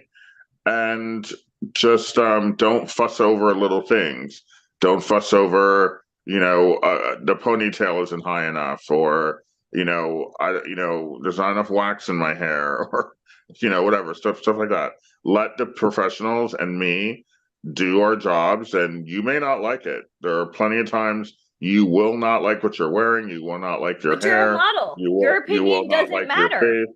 Yeah. You will not like it, but if I like it and I feel that the image can be captured properly, that's really at the end of the day all that matters, because these aren't for you. They're for the public to consume, to get you gigs. So you may not like the final product, you may not like them, but it's done for the greater good. So sometimes you just have to suck it up and deal with it. And that's just the way the industry works. And if you want to protest that, then you're not right for me or any other agent. And I will know that standing there. I'm not going to say it to you because it's none of my business. I could care less. I'm not taking you. But I just know in my head, you're probably never going to work.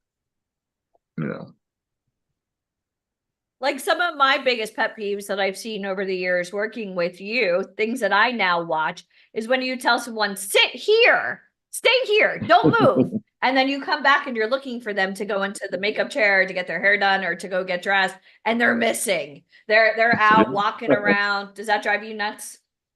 It drives me extremely Or when nuts. after they do a shoot, yeah, and they ask After- the photographer, can I see that image? There's a method to my madness on these shoots, because here's the thing, these shoots are a little unconventional. There's 15, 18, 20 people Yeah.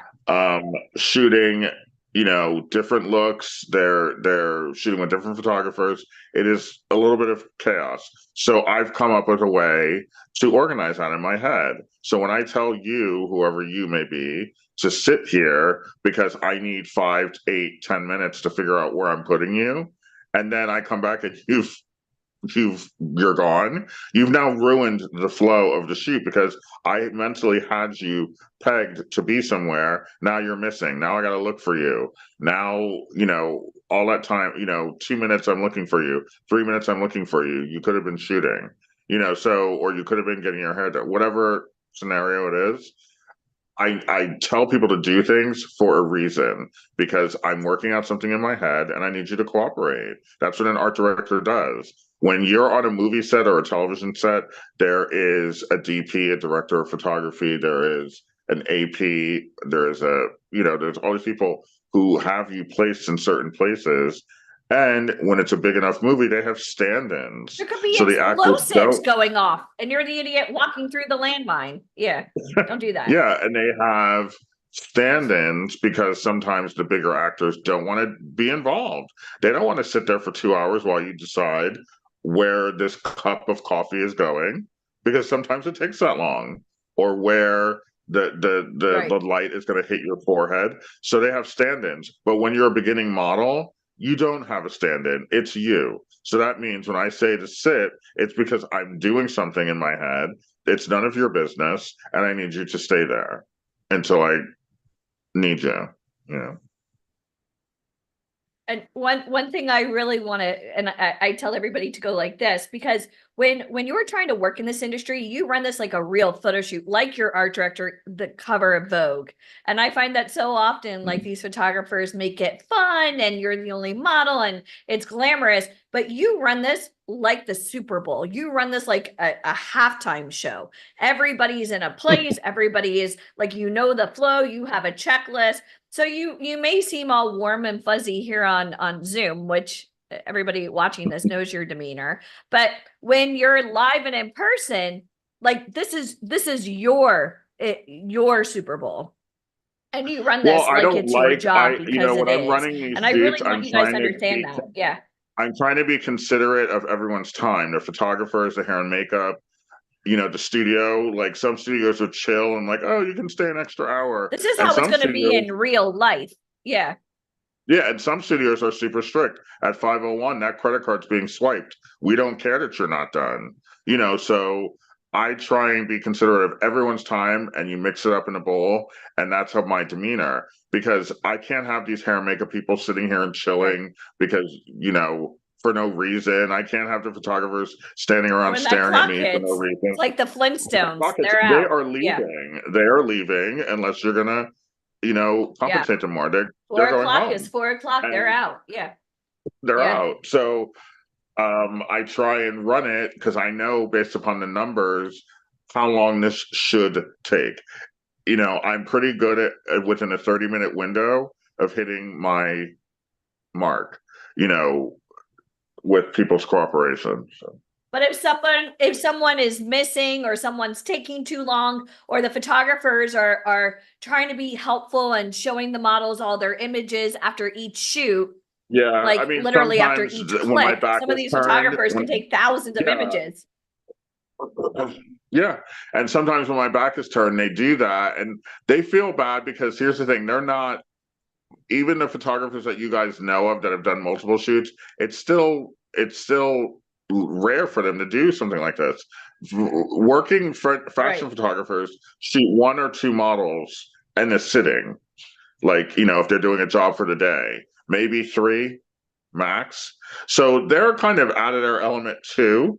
So they're just trying to be nice. They're trying to be nice. They're trying to get the day to go by. They're trying to, be accommodating because they don't know your personality. So when you say, "Hey, can I see what we did?" They're going to show you no matter, And if I harp on them and say, "Do not show them one frame," then we're going to have tears. And I don't care if you cry, but then it slows things down. So I'd rather And then you now not. we've got to do makeup application again. It's a whole thing. It's a whole thing. I'd rather But you I not. want So you guys. usually I just I want you guys to think about this. Yeah. Sorry, right? I'm gonna ask everybody last poll before we go. But would you rather try to create the perfect photo shoot with the art director of Vogue, who has successfully did covers of major Condé Nast magazines, between the celebrities on the covers, the stylists, everything from the clothing to the makeup to the hair to the fashion photographers, even Ryan having a chance for somebody just starting to have you, amazing, but you're handpicking what they're wearing, even the photographer going over exactly the types of photos that they must have in order to garner success. Hair, makeup, shoes, accessories, or would you rather try to do this by yourself? Type, I want a team, or I'll do it by myself. Which one do you think is going to make the boat row faster to your dreams? Somebody type it. Do you want to try to do this by yourself, or would you rather have a known expert like Ryan Colby himself, former art director of Vogue, got the blessing from Anna Wintour herself, Devil Wears Prada, and I'm excited. I heard they're doing a number 2. But have him personally pick out the top fashion photographers. And Ryan, some of the photographers you've had with us have worked with Rihanna, Jennifer Lopez, covers of Vogue and Maxim and Rolling Stone and Essence. We are so blessed to have you in our presence today. Yes, we are. Because we love you, but most of all, because you know your shit and you're really good at it. And for anybody on this call, I hope you enjoyed this, but listening to this is completely different than working with Ryan Colby. And we're going to give you an opportunity later to go to LA. And Ryan Colby is going to create the perfect photo shoot just for you. Hair, makeup, styling, and having a photographer that's going to get those images, like he said, that these are not to impress you or your friends or your family, but to do one thing: impress the casting directors and agents. So how many of you guys want that? If you do, type Hollywood, because we're really excited and we're going to go over that in just a bit. Okay, great. All right, Ryan, are you going to be doing a costume change today? Any different wardrobe I should know about? Because I mean, we're trying to, okay. I just need to know if we need to up the game or anything. I think we should. Okay. All right. I'm just checking. You never know. Okay. All right. Looks like a lot of people want to go to Hollywood. Cool. Well, it's an opportunity of a lifetime. And again, you need to stay on this call to the very end today, because we're going to go over how to make that happen. All right, Colby, thank you so much. Thanks. Your skin looks flawless today, of course. I don't know what you're using, but It's amazing. I think It I'll be works back in every 30 time. minutes. All right. Yeah. We'll see you in about an hour. Yep, Okay. 30 minutes. Make it Okay. 40. Okay, 40. Okay, great. All right. All right. Okay, Thank you, see Mr. you. Colby. Okay. Okay, thanks. Here, Okay, see bye. you, see you in a little Bye. bit. All right. I have a question for you. Not for you, Ryan, for everyone else. Let me ask you a question. How many of you are formulating a plan in your head right now about how you're going to kick butt on set? If you are, let me know in the comments. If you are formulating a plan right now about, okay, here's my question for you. They literally laid everything out for you. What are you planning on doing right now to get yourself prepared for the time for when you are on set with Ryan Colby? Let me know in the comments. Formulating a plan, writing it all down. I love it. Okay, what are you formulating? What do you mindset going to Hollywood? I can't wait. I am putting things on hold. Oh, very nice, Pamela. I love it. Taking notes, Jim Prep. John Alexander, you and me, sir. Mental preparation and visualizations. The do's and don'ts, formulating a plan, do's and don'ts memorized. Going to Hollywood, taking notes, getting myself ready, setting goals. I love that. What kind of goals are you guys setting? Because the thing is, when you like, and I know this morning we started talking about mountain climbing. Like, let me tell you something. Being on set all day long is like being a mountain climber, right? You have to like you have to get everything all set and be ready to go. But here's the thing. How many of you want a guide like Ryan freaking Colby to guide you? Right? Literally, some of the talent that he's worked with have done absolutely amazing things. I don't know if they talked about this. He's like the style. Has anyone ever heard of an actor named Liam Neeson? Has anyone ever heard of him? Ryan styles him. Have any of you ever heard of Ben Affleck? Yeah, Ryan styles him. So a lot of people go to Hollywood with a dream. When you go to Hollywood with VIP Ignite, you go with a plan. Do you want to go for it with a dream or a plan? Type that in the comments. Yeah, Liam Neeson from Taken. Oh my gosh, can I tell you guys a really funny story real quick? I'm gonna tell you guys a cool story. Yeah, you want to go with a plan, right? Hi. I can't. Hold on. Oh my god, everybody wants a plan. Hold on. Fitness notes taken. Awesome. Very good. Okay, can I tell you a funny Liam Neeson story? So Ryan Colby is a good friend of ours. Okay, not only is he a really cool agent, but like when there are holidays, he generally comes to our house for holidays. So I think it was 2 Thanksgivings ago, he was at the house and he was like, oh, Liam left me a voice. Liam left me a voice message. I was like, wait, what? I was like, Liam Neeson? He's like, yeah, he left me a message. I forgot to do something for him.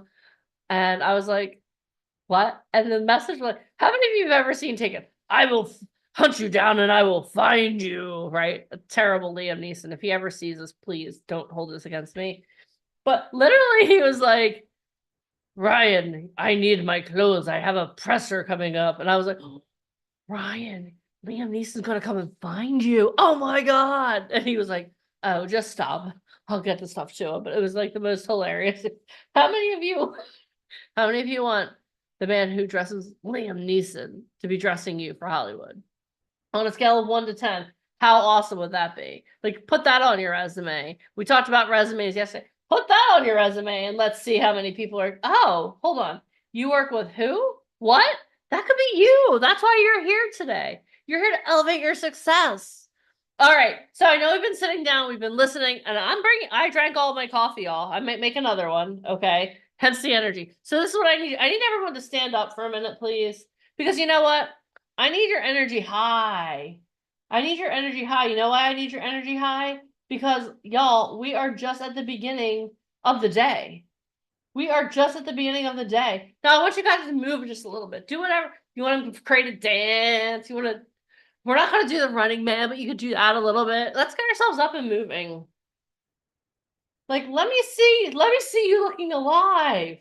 Okay, Brian, I see you. Robert Millsap. I see you guys moving. Hi, John Connolly. I didn't see you this morning. Jamie Black. Stacy Roundtree's raising the roof. She's having her little dance party here. What? You like the Running Man? Okay, we'll do the Running Man later. Courtney, if you wait just a little bit, we'll do the Running Man. Sean Steele's looking at me like, What is wrong with you? Why are you making me move? I don't want to move. I just want to listen and learn. Okay, we need to get our bodies moving. Okay, awesome. All right. Oh, we're doing some bouncing here. I don't know if my feet will handle that. I do have a nice cushion here.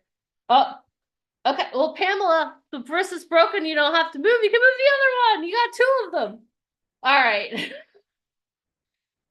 Daniel, it looks like, are you literally like on a treadmill? It looks like you're on a treadmill. Daniel May like looks like he's checking it from a treadmill here. All right.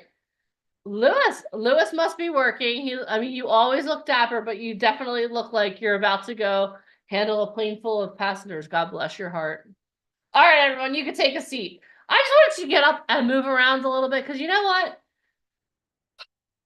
How many of you have been on one of those Zoom calls where people just yap and yap and yap and yap, and you're like, I know I need the information, but come on. That is not what this call is meant to be. This call is meant to be interactive, and I want it to be different. The reason I have you guys moving around too is not only because it's good for your body and good for memory, but how many of you have ever tried to memorize something or learn something and you're sitting down and you're just sitting there and you're staring at the papers? You don't learn that way. You learn through movement. Okay. You learn through movement, which is why I have you guys moving. Okay. All right. So we talked about what an agent expects out of you, how to kick butt on set, the difference between the industry when Ryan got started a couple days ago, a couple moons ago, and now. Okay. But now we're going to talk about kinesthetic. Thank you. Kinesthetic learning. Thank you, Joe Ray. Everyone say thank you, Joe Ray, for being a teacher and knowing all the terms. I forgot my teaching classes many moons ago. I know, I stand for the Zoom calls. Like if you guys have ever seen like 2 seconds and then we'll move on to our next presentation.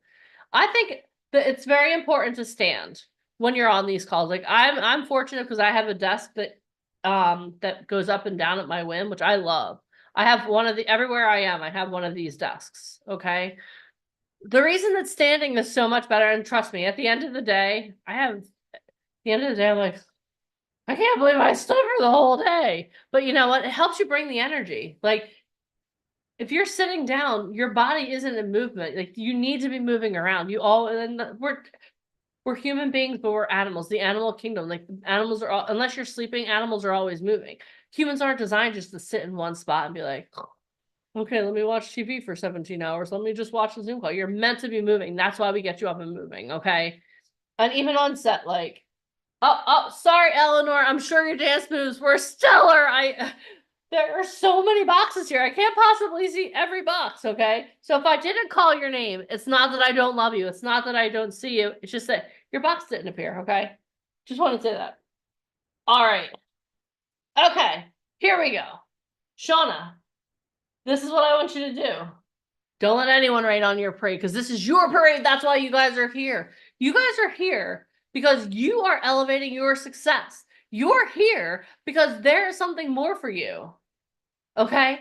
You are here because you made a conscious decision to be here. So this is what I want you to do right now. I want you to put all that other crap on mute. Okay? Anything going on in the news, anything going on in your family, anything going on with your jealous best friend who's like, oh, I don't know why. Put it on mute. Everyone type mute in the comments. I want all that shit muted. And yes, I just swore, Alicia. I want all of that shit muted because you're not here to please other people. You're here because you want to be here. You're here because you want to elevate your success. You're here because you want the connections. You want Ryan Colby in your corner. You want Alicia Kabak in your corner. You want Michael Fonkin in your corner. Well, maybe you want me in your corner. Maybe you don't want to make you move around. I don't know. But you know what? We're all really freaking good at what we do. And that's why you're here today.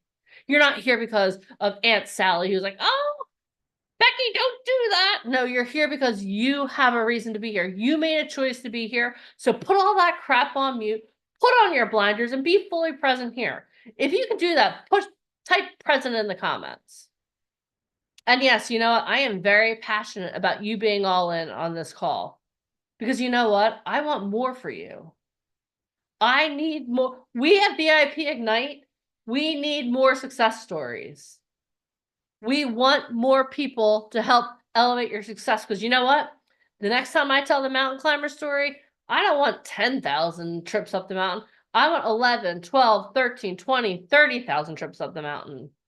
I'm not settling for ordinary. Are you here because you want to be ordinary? If you're here because you want to be ordinary, just do me a favor, log off the call and go about your day. But if you're here because you know that you are extraordinary, that you have unlimited potential, I want you to give your full attention to our next presenter. We're going to have Michael Famkin come on, co-founder of VIP Ignite. He's the author of Finding Fame, which is the #1 book on Amazon, bestseller on the arts and entertainment space. He and Alicia, between the two of them, have won 38 awards, including 6 Tony Awards. They've helped over 10,000 people get to the top of the mountain in the entertainment industry. Mike has 2 books in process. Well, actually, he has 1 book in process. He has 2 books under his belt. Alicia Kabak wrote a book with Kevin Harrington. Do you think we want to work with ordinary people? We only want to work with extraordinary people. So if you're extraordinary, this is what I want you to do. I want you to get out your pen and paper. I want you to put your hands together and welcome Michael Famkin to the stage. Michael, we want to welcome you to the stage. Okay, he'll be here. Keep it on. Keep it coming. Keep it coming. Hey guys, sorry about that. I was texting Ryan. I'm like, Mike, where are you? Join us. All right, what a great boot camp today. All right, let me share my screen because I want to keep everything running on time, to respect your time and also all of our speakers. The rest of the day today, guys, you're in for a really great treat. Not only we have Ryan coming back, but we have an incredible casting director coming back. And we're wrapping up the day today with, he's really the funniest man in comedy. He's Gino Pisconti. You guys are going to absolutely love him. I know some of you guys got to enjoy him before. And whenever I have the opportunity, because he travels around the country, if I happen to be, we're in the same city, definitely go check out his shows. And, you know, obviously you're on the boot camp, so you can go up to him and talk to him and get a photo with him. But he's absolutely amazing. Known him for, you know, probably going on close to 2 decades now. But he's really great. He will push the limits.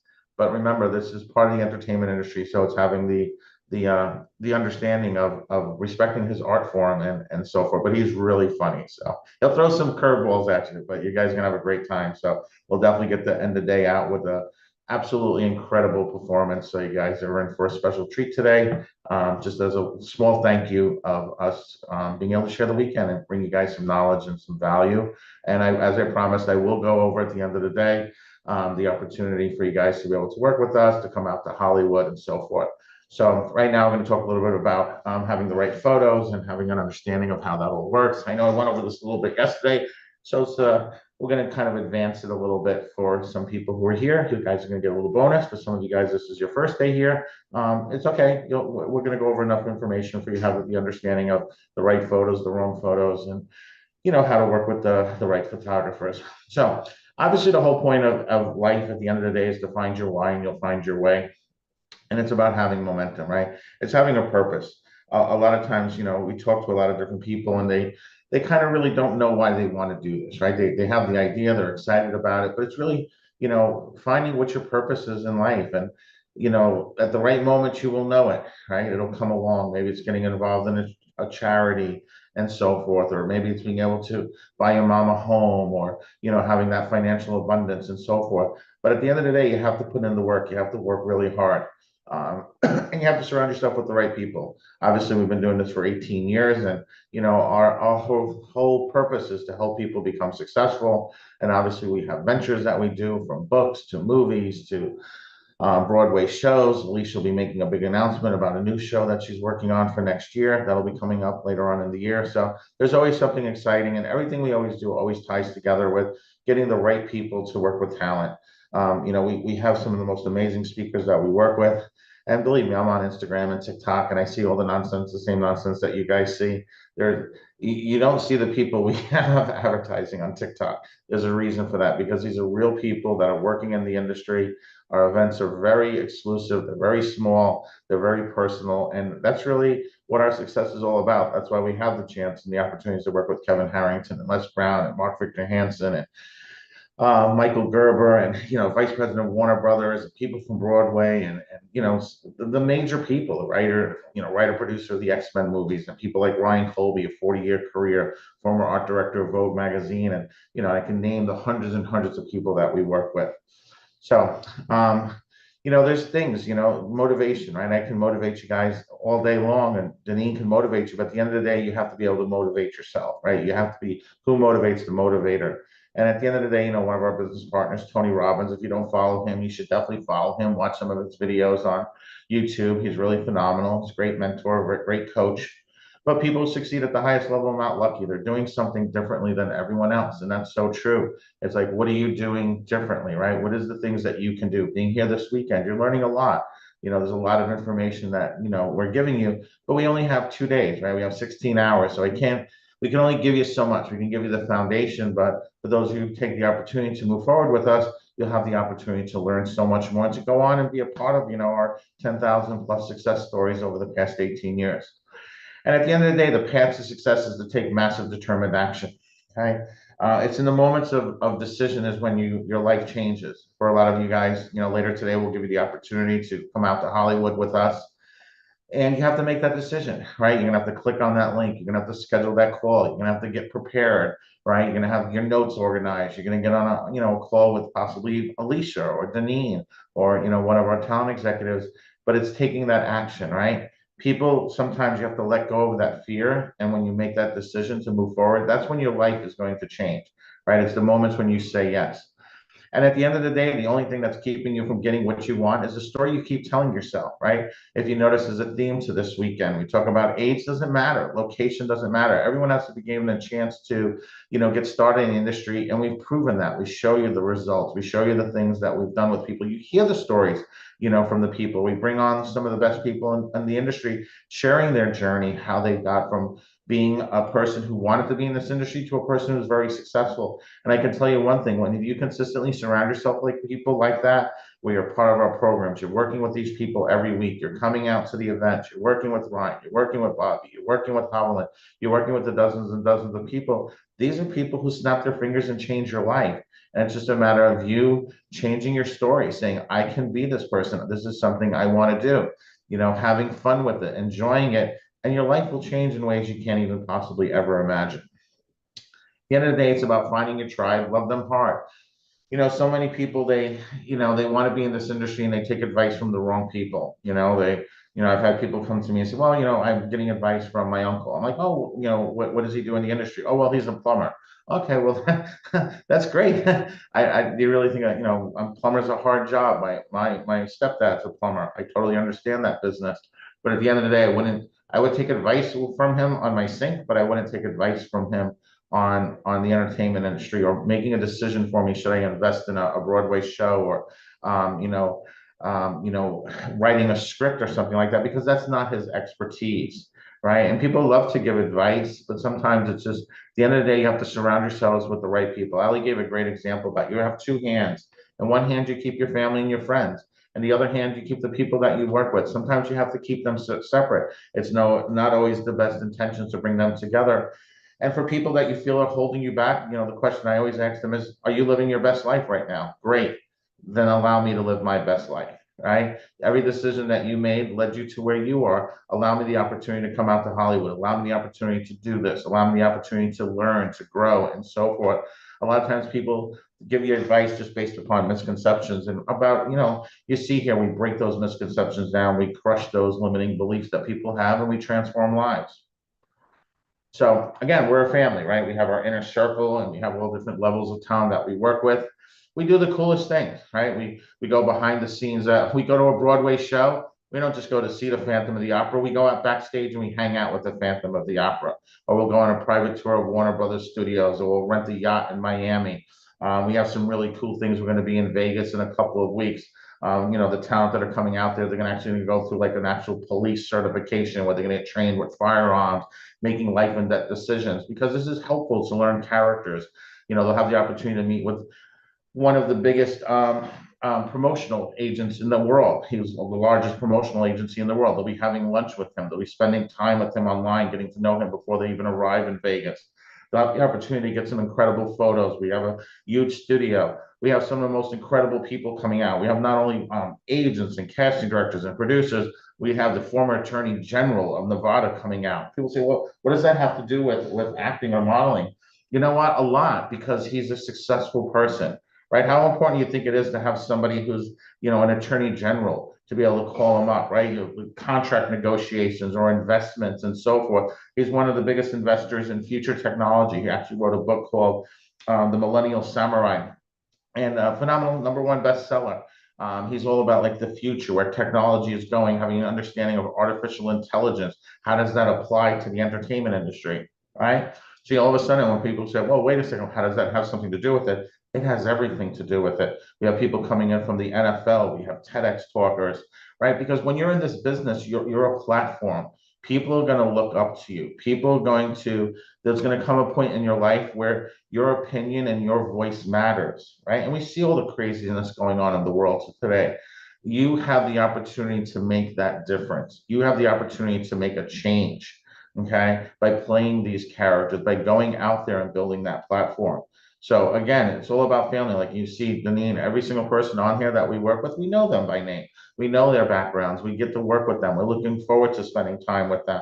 We do fun things and so forth. A lot of our events, they're 80% work, but they're 20% fun, right? The people that you're going to meet are people that become a part of your life for decades. Actually, if you look at that top left picture there, Katie Clay's right there. That's like one of the first events she went to. She's married now, right? The girl standing next to her, met her at the event. She was one of her bridesmaids at her wedding and so forth. So like we've been doing this for 18 years. Our talent grow up, they get married, they go on to have incredible careers and so forth. But again, this is the type of company, and that's why we do this, right? Like technically these 2 days are not only a learning experience, but it's a way for us to also screen people, right? You saw over the course of the past day and a half, some people made it, some people got knocked out. Some people didn't know how to behave themselves, and it's open to the public, and we understand that. It's no big deal. It wasn't the right time for them. They just weren't ready to work at this level. But for those of you that are here right now, you're moving towards that, right? We still have a few more hours to go. But again, it's all about, being able to work closely with a really awesome group of people. We put a lot of time and attention to this,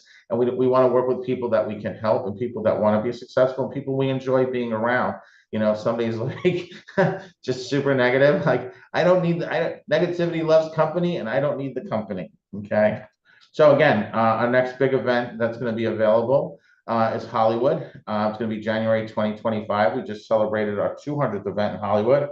We were out there for 5 days. It was incredible for the talent that had the experience. And we normally space these events out every 2 years. But you know what? We wanted to start the year out right. There's so much opportunities. We have some incredible casting agents and directors and agencies and so forth. So that's going to be the opportunity that's going to be available. I will go over that later today. I'm not going to go over that now. I know a lot of people have been texting Allie and Alicia and trying to get the links early. You do have to wait. It is a process. I do apologize for that. But it's something that you have to wait, and then I will drop the link later today. When we do photo shoots, we always get like incredible studios. We always try to up level ourselves and always outdo ourselves. There's a lot of time that goes into preparing talent for a photo shoot. We work with very high-end photographers, very high-end makeup artists, and I'll go over the reason why. It's not just to be bougie, but there's a very specific reason. My belief in the company core value is when you surround yourself with the best people in the world, that's when you get results, right? We don't want to work with amateurs, hacks. We don't want to work with people who just, own a camera, but they're, also do something else. We want people that they're fully engaged within the industry. So there's a lot of time. We always rent out the best studios. Great studios are a very complex process depending upon the shoot, the type of talent that are coming. We have like team meetings with Ryan, with the production side of it. Even for Vegas, we have like a full studio. It's like a full television studio. They do podcasts and filming and live streaming events. The multi-million-dollar studio. We actually, had already 3 meetings with the owner of the studio. We'll be there to do a run through 3 days before the event to go through everything with his team. So something that some people think is as simple as a photo shoot. For us, it's going to make a huge impact on a person's career. So a lot of time, energy, and effort goes in behind the scenes before the talent even arrive in Hollywood. So again, it's having the right photos, the right lighting, working with the right photographers. These are some great shots. These are some great examples of shots that you want. So if it's something you're trying to do on your own, this is what you want to go after. The shots that you want to go after want to show versatility. They want to be able to show character types, whether they're for a book for models, whether they're headshots for an actor, right? Actors get headshots, models get books.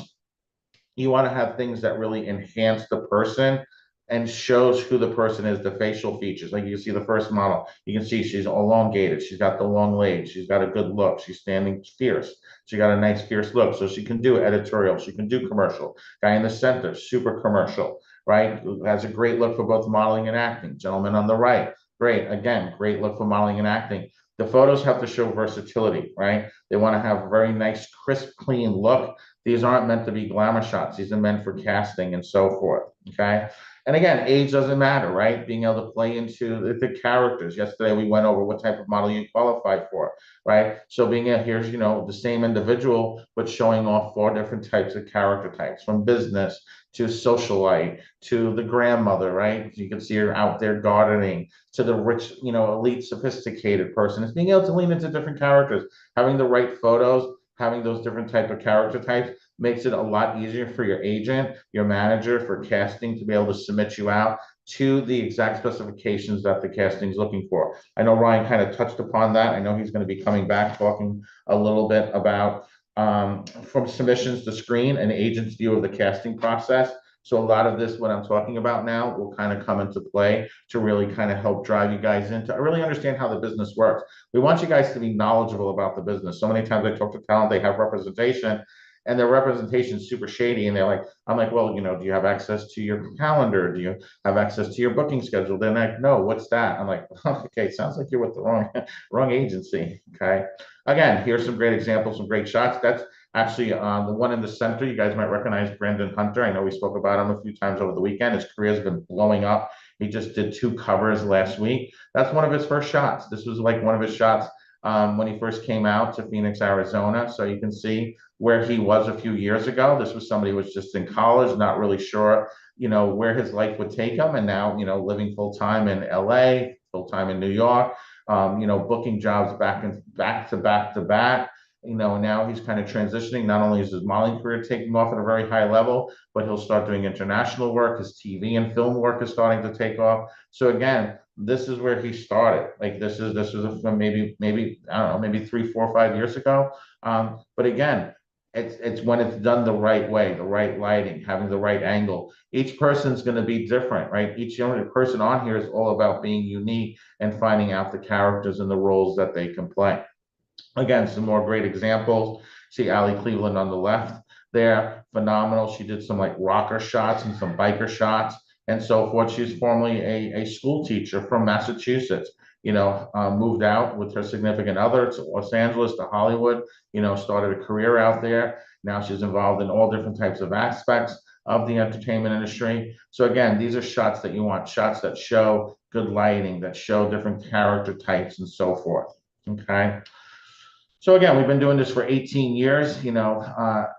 All our events are designed to be fun. They're designed to be interactive, to be learning experiences. So it's just not about the networking, but everything, in Atlanta, doing certifications there. You can see the gentleman there. That's the senior stunt coordinator for The Walking Dead. All of our talent actually got certified when they were out there. You can see actually one of the girls right in the front, Lori Cunningham. She's now a full-time working actress out in Los Angeles, model. That was one of her very first events. You can see her there.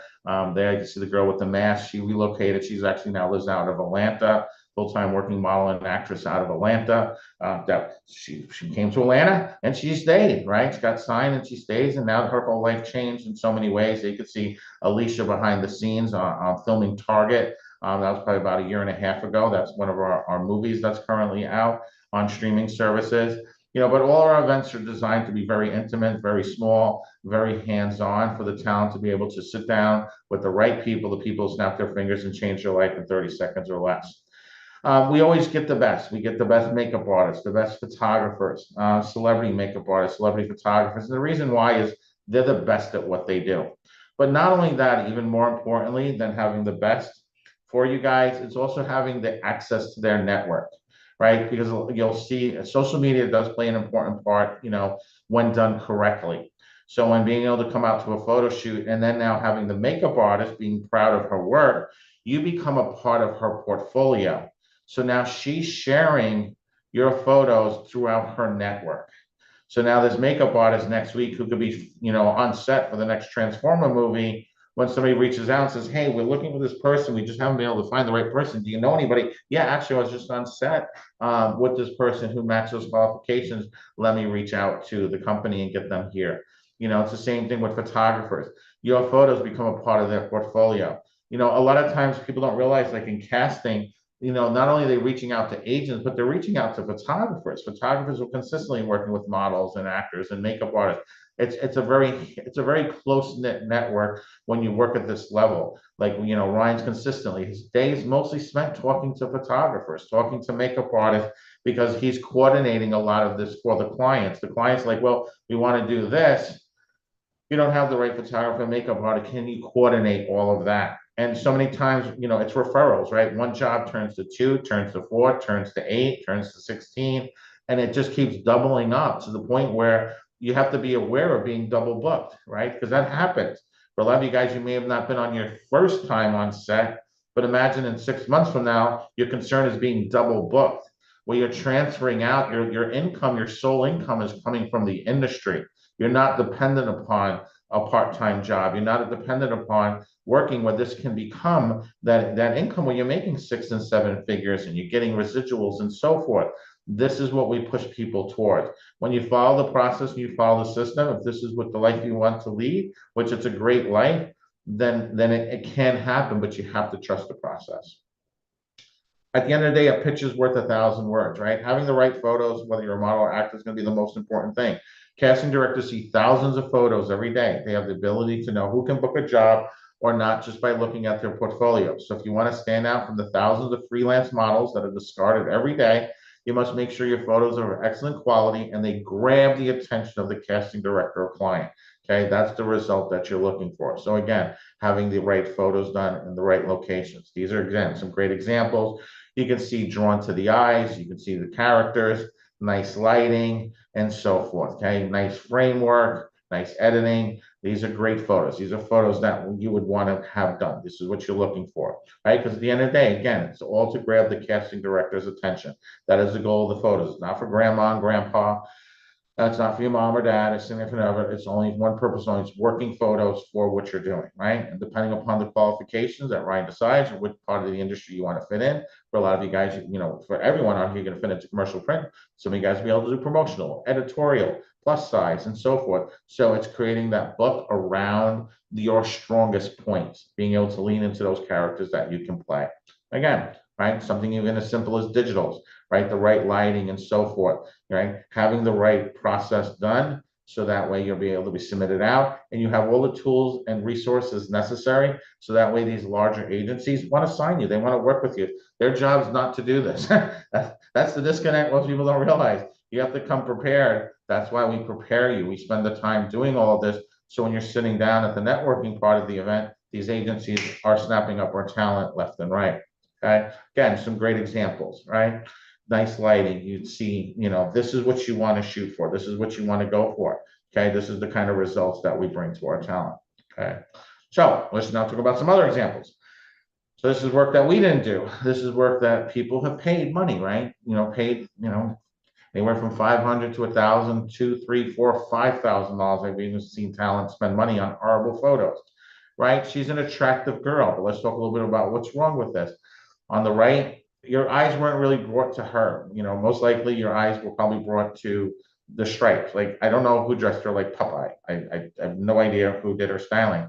There's no purpose to this. It's that the photos is, she's an attractive girl. She has a great commercial print, but this is when you're showing this compared to the other photos, casting directors are always going to lean to the set standard. That's their job. They've been doing this for 20, 30 years. We know exactly what it is they want.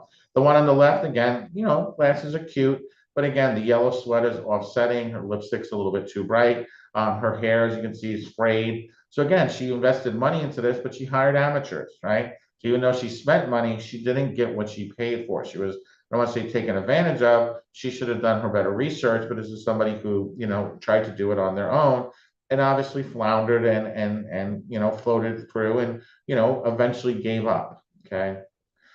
Here's another example. Okay. I don't know what they were thinking. Okay. Maybe if this is for real estate, I wouldn't even agree for real estate. But again, your eyes are drawn to the necklace. They're distracting and so forth. The pearl earrings, they were distracting. Her hair has not been done right. The clothing choices are not done right. The blurred background. Again, people spend a lot of money and they get like what looks like a semi-quality portrait photo, but it's not at the standard that can be done in the right studio with the right lighting, with the right equipment. Photographers spend, a good camera setup is $6,000-7,000 before lighting. Just one light, the right lighting is $1,600. So it makes a difference. Like light makes everything right. Like I know a lot about setting up lighting on sets and studios and so forth. It's a lot. Like the people who do this at the highest level, it's their career, it's their passion, it's an artwork, and that's what gets the quality where this here is not the quality that you want. Here's another example again, right? Has that Disney character for a younger child, but again, the stripes, the oversized glasses, the hat on her head, like these are all things Ryan would never allow because it's distracting. You just want to be able to see the person. You want to be able to see who they are. The casting director's job is it's based upon the standard that they're looking for. We need an Asian girl with blonde hair, who's 5'7". We want, to play, a college student for an episode of Power. The character is separate from the look. They know what they're looking for, and that person can play that role. This here, they're leaning too much in. The photos were overdone. They're more like a glamour shot than being able to submit it out for headshots. Okay. So again, I just want you guys, it's an art form. Like you'll see, like for those of you who work with us, we put your books together. You'll sit down with either myself or Ryan. We'll take all the photos from the shoot. We'll put them in the right sequence and we create a story from it. Okay. Ryan's been doing this for 30 plus years. Like when he puts a book together, they're incredible. And they're always shifting and changing and elevating with each shoot and so forth. Okay. Again, right? Nice, attractive woman, wrong shoot. I don't know where the hairstylist was this day, but they obviously weren't on set, right? Wrong styling for the clothing, a little bit too much of the makeup. Again, the blurred background. The one on the right, like the lumberjack shirt one, I don't hate that photo, right? If I had nothing else to work with, like I would lean towards that because it's nice, clean face, so you can see her playing the mom, you can see her playing, the secretary. She can play a lot of different roles. It's a very versatile shot. The blue was distracting, the blur in the background, and there's a lot more you could have done with it, but at least she's not wearing like earrings or anything like the first one. The little pearl earrings again are distracting, glasses are distracting, and so forth. But that one's not terrible. Could it be a lot better? Yes, but if I had nothing to work with, that's like the one me and Ryan would go with on that one. But again, I just want to show you some of the examples. This is what you're looking for. Okay, you can see the difference between this one or this one. These are the kind of shots that you want, especially for acting. Obviously, for modeling, it's developing different styles, different looks and outfits.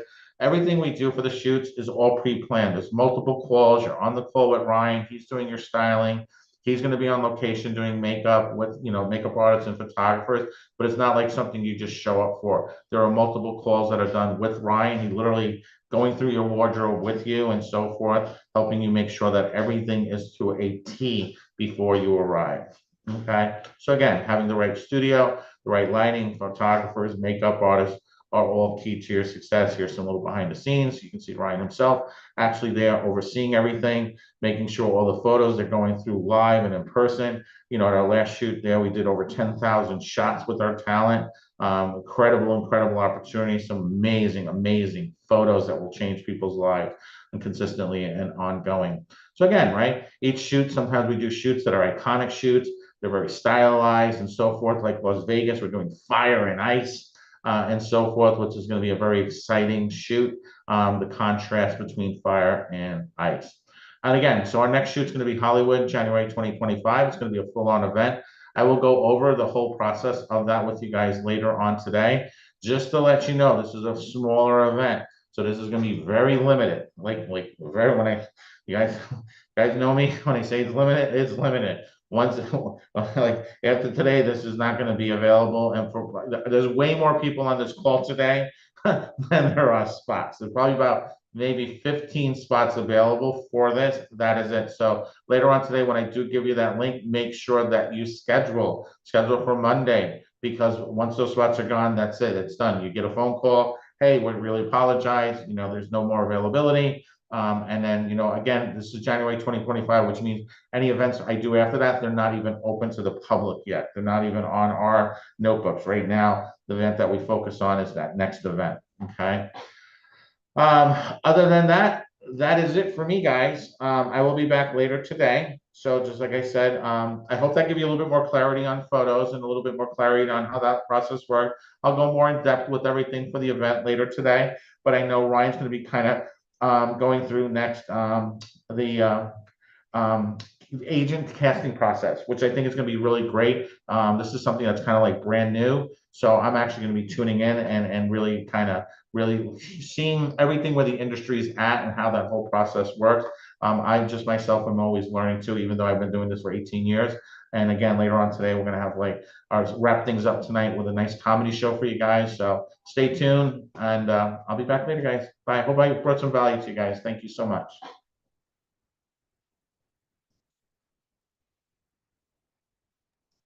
Oh my gosh. How awesome was that presentation? Are you guys all ready to go get some photos taken at a VIP Ignite event where you have the former art director of Vogue making sure that everything is perfect? Does that sound amazing, or does that sound amazing? Type amazing in the comments if you think that sounds amazing. And for those of you that have had the experience working with Ryan, how awesome did your photos come out? Like, I see Michael. Hi, Michael Goodwin. How are you? It's good to see you. I see John Norman. I see so many people here. Like, on a scale of 1 to 10, how much would it change your portfolio, change your trajectory in the entertainment industry to have someone like Ryan Colby, art director, have him pick out the photographers that are perfect for you, right? Let me ask you guys a question, because I told you this isn't one of those boring calls where we just talk at you. In the comments, let me know, what was your biggest takeaway? Like, what was your holy mackerel, Mike, I did not know that moment. Let me know in the comments. In the comments, let me know what was your biggest takeaway? Anyone? Bueller? How photos should go and how to grab the attention. I like that. That's great, Kane. You'll be doing that soon in Hollywood with us, I believe. Draw to the eyes. Yep. Your eyes are so important. And it's so funny. I was going back and forth with one of our talent who had photos that he was like, well, I had a lot of photos where I closed my eyes. Did you know that you can learn how to take photos without closing your eyes? I didn't know that. My first photo shoot was an absolute train wreck. And I still owe you guys photos of that, by the way. It was an absolute train wreck, okay? And then my next photo shoot was actually in Las Vegas.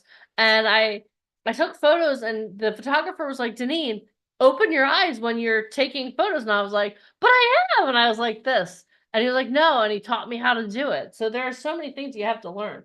Yeah, quality photos are essential, right? That is so important. Do not wear distracting clothing, right? Yeah, you don't, so many times people want to be their clothes to be the star. We want you to be the star of the show. That's why each one of our photo shoots is so meticulously directed, because we want to make sure that the photos that you take grab the attention, because when casting directors are looking, they want to see a blank slate. They don't want to see all these exotic things. I love that. Let's see what else. Any age. Yes, any age. Caden, who you may hear in the background, he did his first photo shoot when he was 1 year old. It was crazy, right? But all ages are welcome. They need to draw the eyes. The lighting, never have anything distract. Yeah, lighting is so important. Oh my gosh. You guys should have seen what we did to get the lighting in here perfect. We were going a little bit crazy. We're like, oh my God, it's too bright. It's too this. It's too that. You want to say hi to somebody? Here comes trouble. Everyone. It's not Ryan Colby. It's Karen. Say hi, guys. Hi, guys. Look right at the camera. You see the camera? Say you're live. Hi. Having this cute face is also very, very helpful. He booked his first job before he was 1. Uncle Colby had pictures when we were in New Orleans of my son and him. And one of the casting directors overseas wanted to know whose cute kid that was. And it was my kid. And Ryan Colby got some amazing wardrobe, sent it over to our home. And Caden, we just took pictures with the iPhone. And Caden, I think he made like $900. And that was Whoa, 30 minutes of work. that's a lot of chicken. So say thank you, Uncle Colby. We did Uncle Bear. It's always fun with Uncle Colby, right? All right. All right, come on. He let's lost go. the shoe. He lost the shoe, Mom. Oh no. Oh no! This kid is the coolest. He's like the coolest, most connected kid. He has agents all over the world fighting He for does. him. He does. He's been to LA 4 times in the last 2 months. This kid doesn't go to school anymore. He just wants to go on trips. Well, But that's changing. that's changing as of October 2024. Okay, hold on. Let's see here. Colors, right? Yeah, you have to make sure that the colors are the right colors too, right? You have to know what colors work well for you. Find your tribe, love them hard. Yes, Jamie Black. Make sure you listen to the professionals and do as they ask. Oh my gosh. That is so important. I cannot tell you how many times Ryan Colby has a meltdown on set. He's like, today, Wednesdays. And I'm like, hold on, I got this. Yeah, you always have to make sure. Because you know what? The thing is, when you're on set too, like when you go missing, that could cost, like on one of our shoots, it costs a lot of aggravation. If you're on set for like Estee Lauder, for a huge brand, that could cost tens of thousands of dollars if you go missing. So don't do that. Don't do that. Yes, sit and stay where asked. Working with Colby is an experience that is unparalleled. I could tell you that right now. Awesome. All right, follow directions. Don't do weird things. People do weird things all the time. Oh my gosh. Awesome. All right. So let's talk about this. You've had a transformational day today already, right? Yesterday you learned so much. So I just want to check in with you guys. How are you guys doing? Are you doing well? Are we good? If we're good, type good in the comments. And what I would love to know is, again, like what has been your biggest takeaway from the last 2 days? Should you drop names having to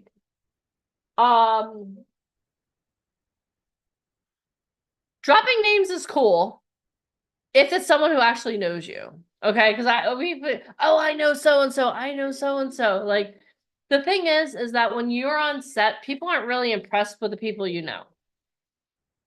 I'm just putting that. People aren't impressed because you know what, like if you like imagine you're on set and you're like, oh my gosh, like I know who so and so. But the thing I want you to understand is that people aren't impressed by who you know. In the entertainment industry, it's not what you know or who you know, but who knows you.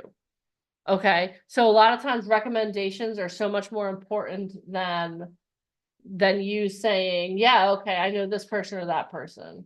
Yeah, your network is your net worth. That's true. Your network is your net worth. And your network is people who know you. And it's really important to understand that. Like the reason that I love what we do here at VIP Ignite is because the people that you work with get to know you. Like you heard yesterday when Bobby Finaro got on, he was like going through, oh, hi, John. Hi, this person. Hi, I know you. Hovland, the same thing. Ryan Colby, too. Like as you get to be on more sets with him, he gets to know you. And that's all really important. It's really important to have people know you for the right things. That's why this morning we talked about why it's so, what you need to know on set. And even yesterday, when Bobby Finaro was talking, he gave you some really cool pointers. And a lot of times you want the sexy things. Oh, you need the right photos. You need this. You do need all of that. Okay. You do need all of the marketing materials. But at the end of the day, there are some other things that you need. And that's not the sexy part of it, right? It's being reliable. Is that a 4-letter word? Yeah. Show up early, show up on time. Don't be late. Don't make me wait. Know your stuff. Like if you come and you are performing in theater or you're performing and you have lines, know your lines, be able to deliver them. Be helpful on set. Something that's really simple that I think a lot of times people overlook is something as simple as like if you see someone who's thirsty, go get them a bottle of water. Like be memorable for those things. Don't be memorable because remember Bobby yesterday was like, yeah, okay. Your scene is I want you to look at the coffee can. You're like, no, be memorable by being helpful. Be like, make yourself memorable because you are really good at what you do. You're not sitting there, you're not creating a ruckus. Like, be memorable for being really good. Does that make sense? That makes sense to you guys? And I know you guys are like, oh my God, this is like the least sexy part of this. You know what? Again, my job as your coach for this weekend and hopefully on a go forward basis is to tell you the stuff, tell you the things that are going to change, that are going to move the dial for you. And sometimes they're the simplest things in the world, right? They're the simplest things in the world. So I just want you guys to understand that. Okay, so let's see here. Do you guys have any questions for me while we're waiting for Ryan Colby to come on? Oh, do you guys have any questions for me? Like, if you had a ask Deneen anything, what is it that you want to know?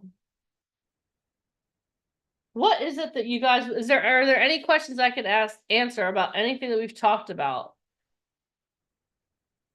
No one has any questions? Everyone's like, okay, we've learned everything, Deneen. We've learned everything. Oh, What about some of their biggest aha moments? I asked them, they've had a lot of aha moments, but you know what? Eleanor, what type of I think you sent a text message. What type? You already know. We went over that yesterday. What type of model do you think I am? But I see that Mr. Colby is here. How do I get an agent? Okay, I can answer that question. Ava, you become the person that an agent or manager wants to work with. What does that mean? That means that you have the training. That means that you have the materials that they need. You get an agent. Agents don't start making money until you can start booking work. So become someone who's bookable. Get the training, get the marketing materials, have everything that you need. And also, again, sometimes the answers, I want to overcomplicate them, but they're really kind of simple. Be likable. Be someone that they like, because agents, a lot of times, they will work with people because they like them. Does that make sense? Like how many of you want to work with people you can't stand? Does anyone want to go into work every day or fight for someone that they hate? Anyone? No, of course not. You want to work with people that you like. So be likable, be reliable, be dependent, be communicative. When someone asks you a question, answer. If your agent sends you a text message, answer. Don't make them wait for several days. Okay. It's all the simple things. And I know it sounds crazy. And also, don't be a pain in the butt. Do what you say you're going to do. Like, if you say you're going to do something, follow through with it. Don't make us chase you. Makes sense. It's like, again, it's like the simple things. It's the simple things. And I know that Ryan Colby will be able to attest to that. All right. Ryan Colby, are you ready for Alicia to put you on the hot seat? Did I hear you wrong? Brian, maybe we could. Truth Management is a mother agency. Should you do any name drops? I think I covered that one. Maybe, am I speaking English? Okay, let's bring on Ryan Colby. Everyone, are you guys ready to hear from Ryan Colby? If you are, show me some light. Show him just how excited we are to see him, because you know what he loves? He loves to see people excited to see him entering a room.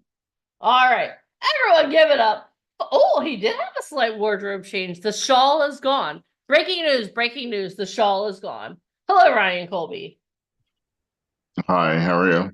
Amazing. How are you? I'm good. Awesome. All right. So earlier we talked about what you expect from models. I'm going to have Alicia come back in just a moment and put you on the hot seat. But I'm going to start. I'm going to warm you up. Is that okay? Mm-hmm. Hold on. Do you remember that first podcast we did together, Ryan? I do. I do remember I was at Mike's house. Were you? You were probably like, no, you weren't. You weren't at Mike's house when we did the first podcast. I did it on the phone. Yeah. Anyway. But I think I was there. Did you think that I'd be here now doing this when we did that first podcast? I know the answer is probably no. No, well, because I didn't know. I thought Michael was just like trying you out and the pandemic hadn't started yet. So I wasn't thinking about anything. Oh. He always comes up with ideas, and I figured this was one of them, and I didn't know what was going to happen. Here we are 6 or 7 years later, and we're still doing this. Okay. Alicia Kback is on set. Everyone, hold on. You stay there for 1 second. Everyone, let's show Alicia some appreciation. Let me see your excitement to bring Miss Alicia Kback back on stage. Come on. I think they're excited for me to put Colby back in the hot seat. I see golf club. Let me see some life. Alashonda, I see you. Let me see how excited you are. All right. All right, Okay. Alicia, I'm go here. to it.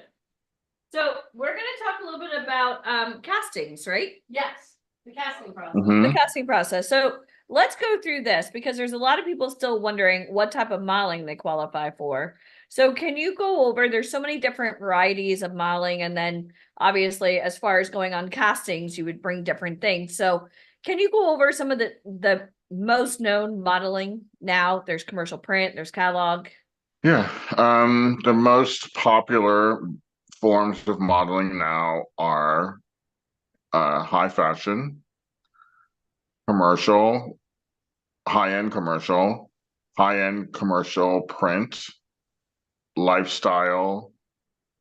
I wouldn't even say plus, because plus is kind of all of that.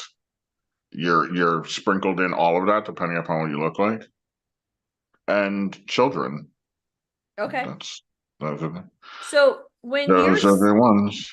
So when you're submitting somebody out for a casting, how important is it for you to know the model sizes? Because sometimes when I'm doing interviews, I'll ask somebody, "Oh, what size jeans do you wear?" A large. How important is Yeah, it for you no, to I know mean, accurate? the models don't, I mean, yes, they should know it by heart. They'll learn that. But I can Yeah. tell by looking at someone what their sizes are within an inch or two.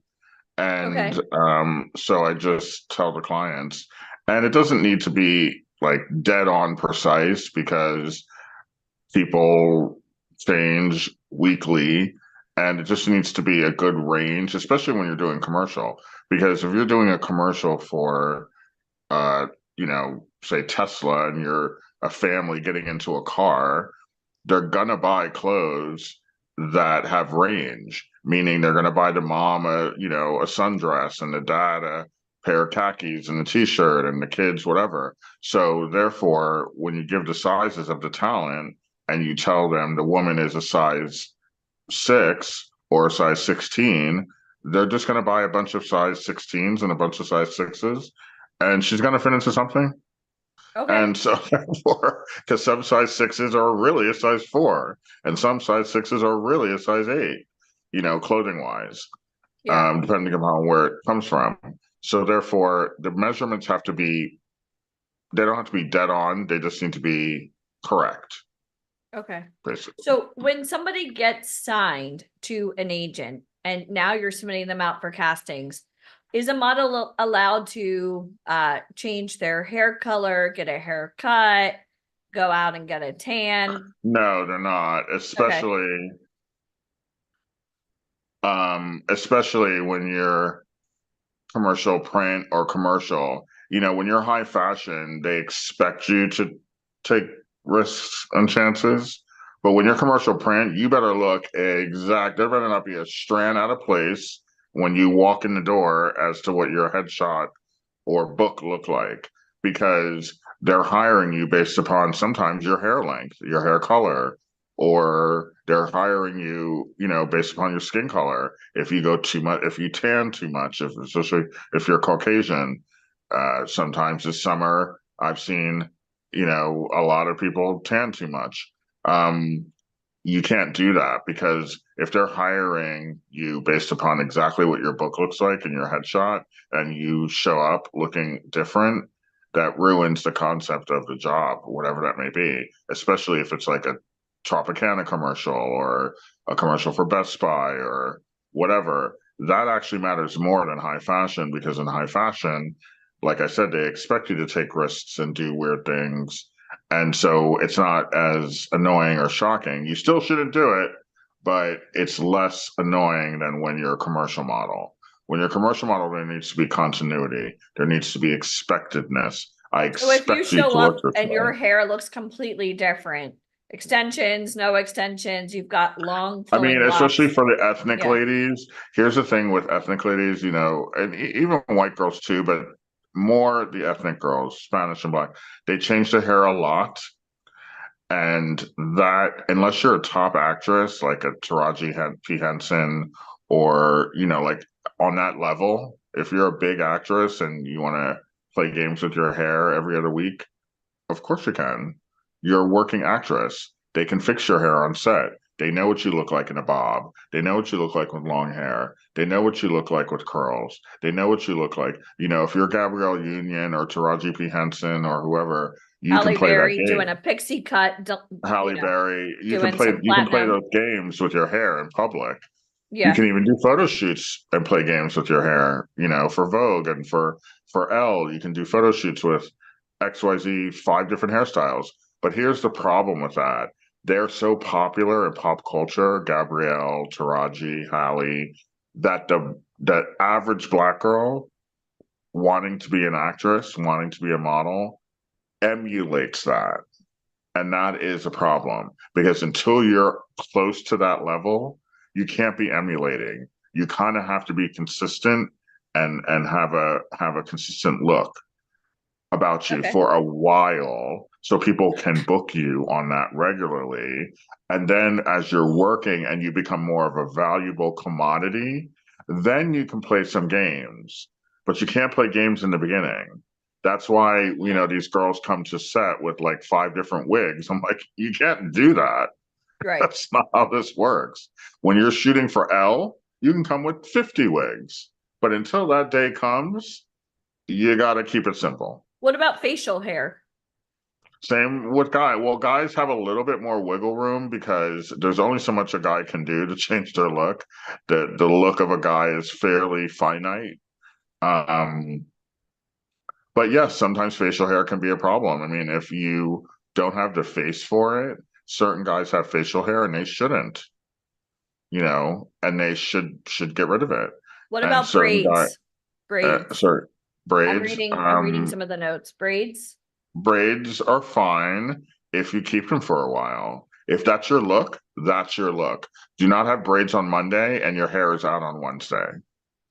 You know, if you want to have braids, then have them, but you keep them for a while and get some gigs in it and get some shoots in it and get some response to it, whether people love them or hate them. If they really, really hate them, then obviously figure it out. If they really, really like them, then you got to keep them, you know?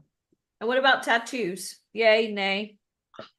Well, once you have a tattoo, it's different. Hair is replaceable. Tattoos are not without a $5,000 bill. You know, getting rid of a tattoo is becoming cheaper as time goes by, but it's still costly. So, once you have a tattoo and you enter the industry, you've kind of already slapped yourself in the face a little bit because tattoos aren't as popular as they were in the early 2000s. Okay. So therefore, clients are kind of going to look at you a little differently and make sure you've got the stuff because they have to pay extra to get you get it removed if they so feel to. Like with Okay. makeup, that's an extra to get a makeup artist. A normal makeup artist, like say you guys know Brian Dupre from VIP. Yeah. Well, VIP people know Brian Dupre. He's a top tier makeup artist, but he doesn't remove tattoos. And if you want him to remove a tattoo, you're paying an extra 500 to $1,000 more for him to get that material to bring to set to remove a tattoo. For the day? Now, For the day? for the day. Whoa. Now, if a Okay. client is into you enough and wants to pay that extra $1,000, good for you.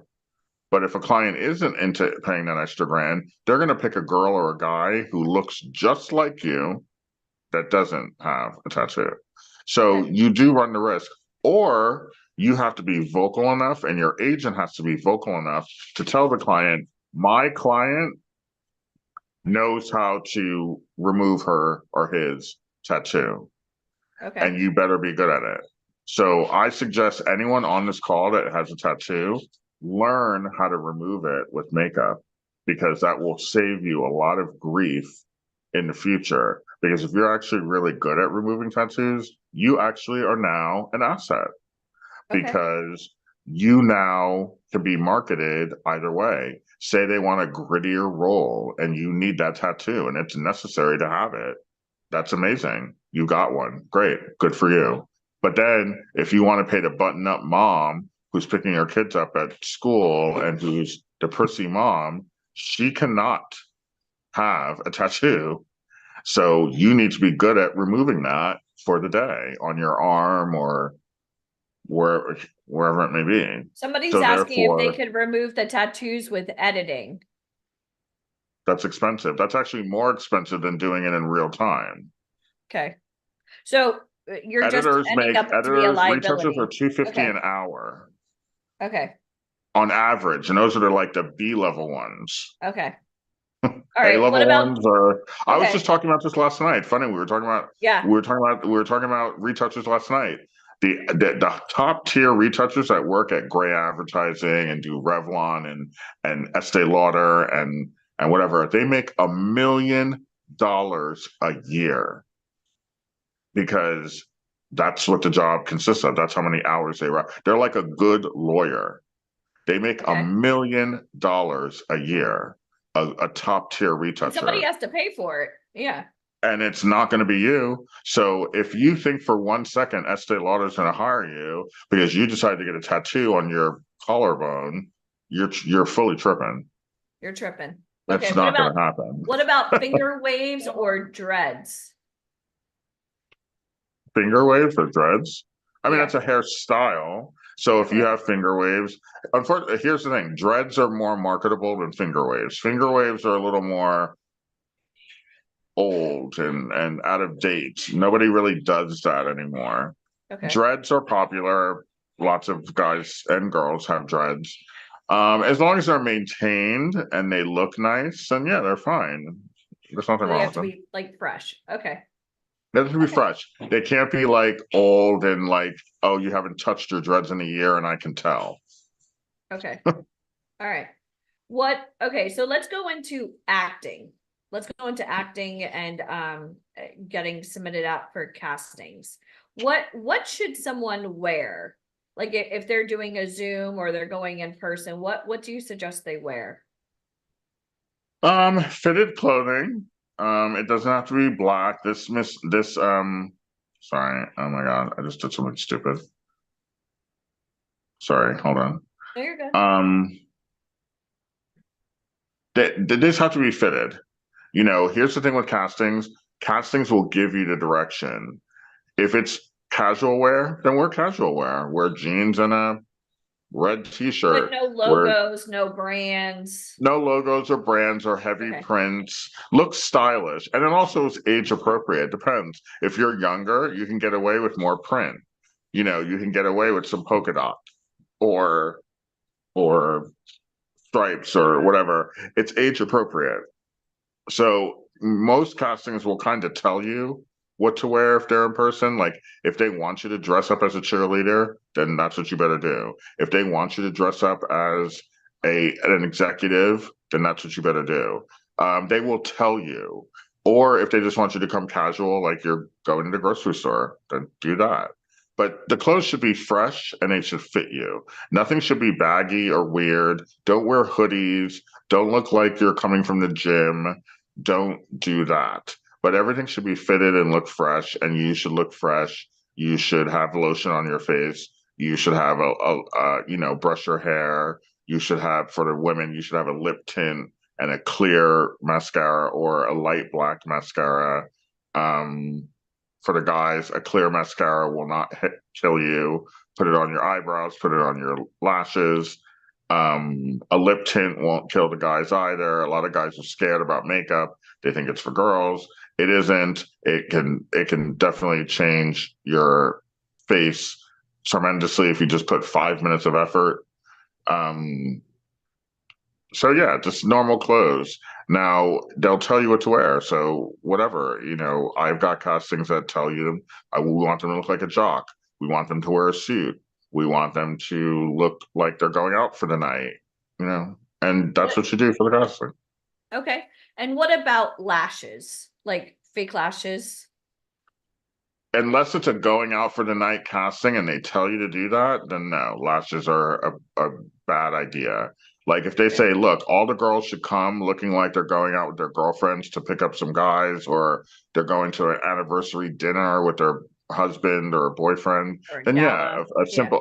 a simple pair of lashes is perfectly acceptable, but that has to be in the casting. You can't just make this up and So don't show get the up that way. lashes that last 2 weeks, because then you're showing up for Nike with like cockroach eyes or caterpillars, like looking Yeah, you can't do ultra that. glam. You've got to Yeah. just read the brief and follow the directions. If it says look glamorous, then yeah, you can take some You liberties could take them because on and off. Okay. you And what yeah, about exactly. nails? You can What take about some nails? liberties because glamorous is different to different people, but it can't be something that it has to be in the brief, and that's very rare, very rare. I can count on my hand the amount of times I've gotten a casting where they want the model to come all made up. Like it doesn't really happen. It's, you know, every once in a while, but it's so rare that it's not even something that you have to think about. Okay. And what about nails? Same thing. Nails Same should be thing. natural unless it's that rare going out to the club casting that will come up once in your lifetime. So Rihanna and like Kylie can have the nails, or Of course they Sabrina Carpenter can. with They the can do whatever they want neons, to and do. They're making but money while they short and sleep. sweet. Yeah.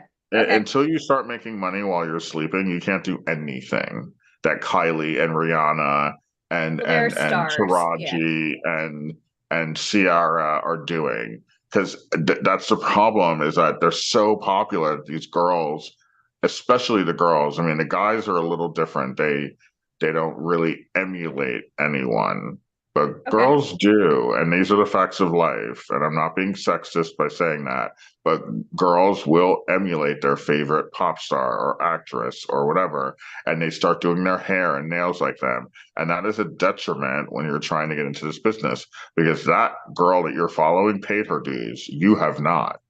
So Okay. you can't walk in looking like Rihanna. You're not Rihanna. Okay. All right. Yeah, there's one of her. Don't impersonate B.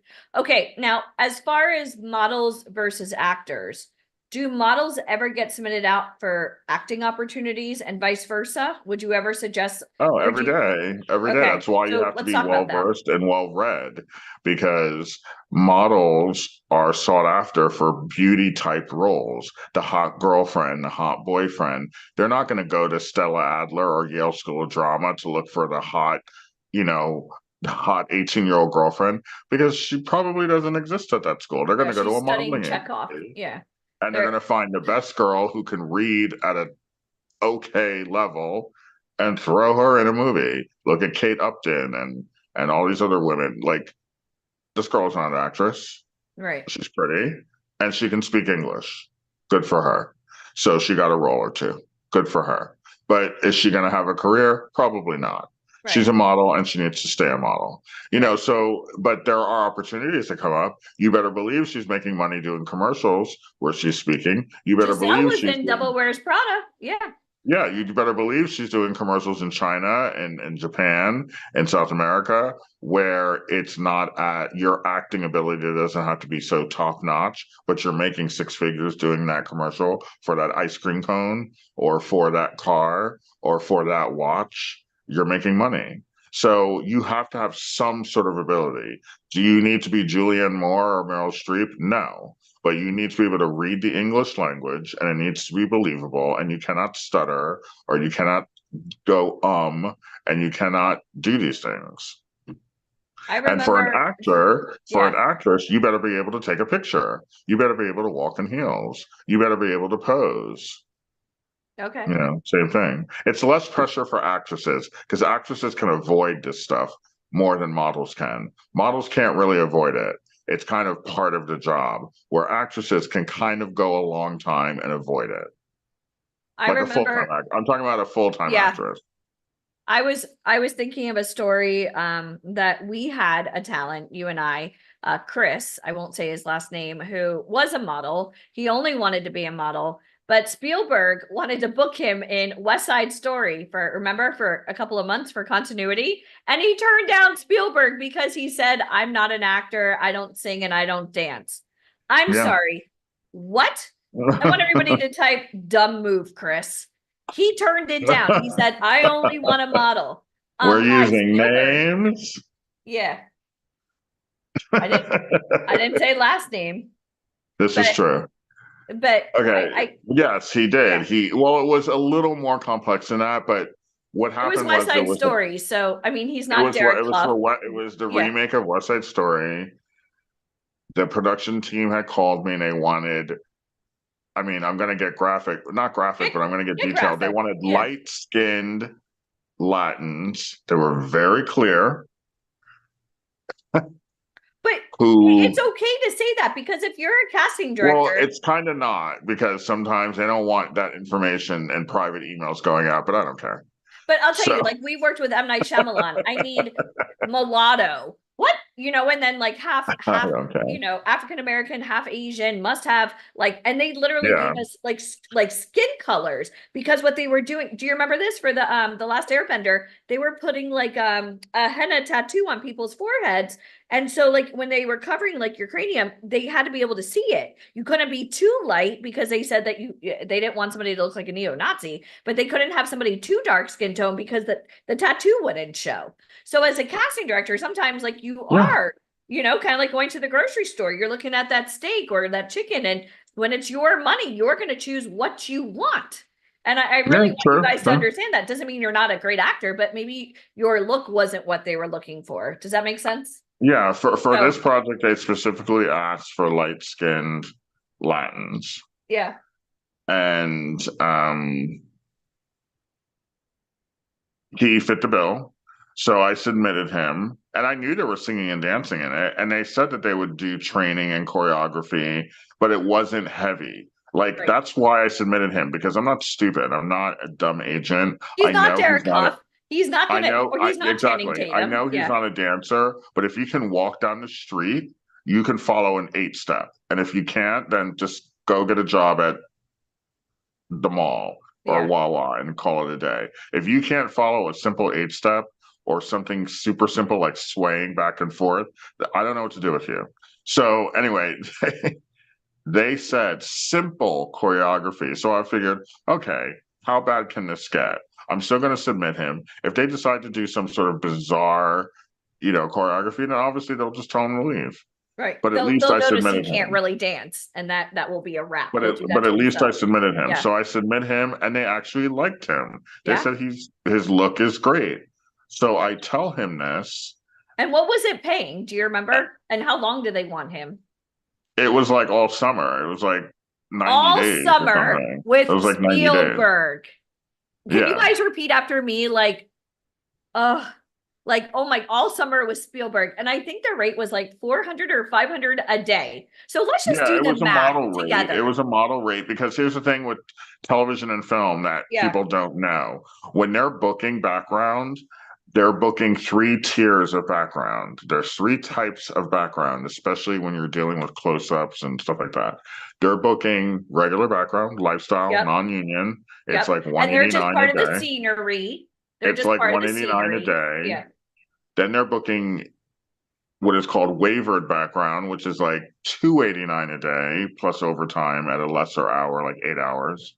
Then they're booking model rates, meaning if there's a bar scene, a dance club scene, some sort of scene that involves beauty in any way, like a mall, and you want gorgeous girls and guys walking around the mall, that's called a model rate.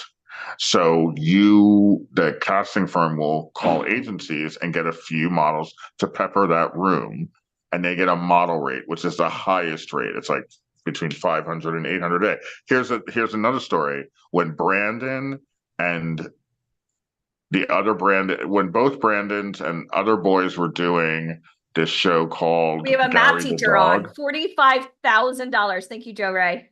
when they were doing working the with show called Spielberg. Gary the Dog, Yeah. there were girls there that it was like a president. It was like, what is it called? The White House dinner.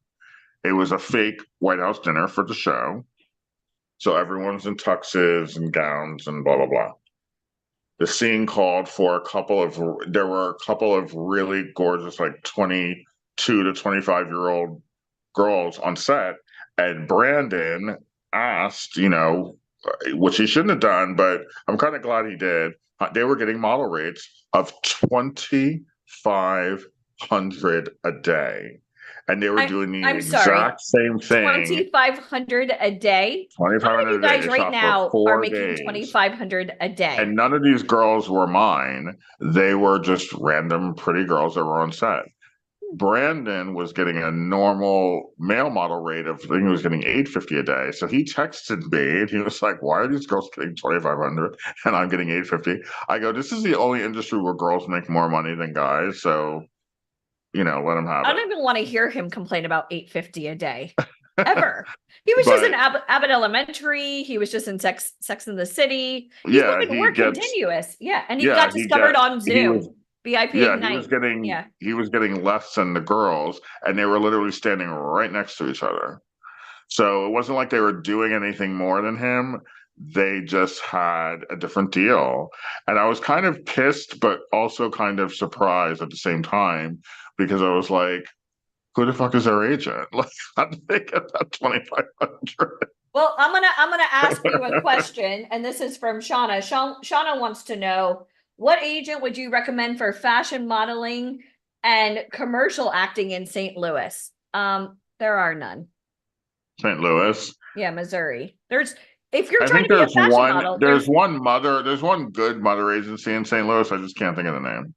But that's not really the market. I mean, that's why people. No, they just get you prepared to come to New York or LA. They don't get you gigs there because there is no work there. There aren't any. So no agency I'm sure would be there's able to an survive off of occasional. commission I'm sure alone. there's a hair show or a bridal show. I just got a hair show for Des Moines, Iowa. I feel bad because actually it's a really good rate, but I'm like, I don't even know how to answer this email because I'm like, I don't have anybody in Des Moines, Iowa. Yeah, I mean, maybe there's somebody on the Zoom, but unless they're part of VIP Ignite, I wouldn't trust that they would show up. Brian, what was the second background called again? You had like background extras, and then you so there's non-union, there's union, and then there's model rates. So there's only 3.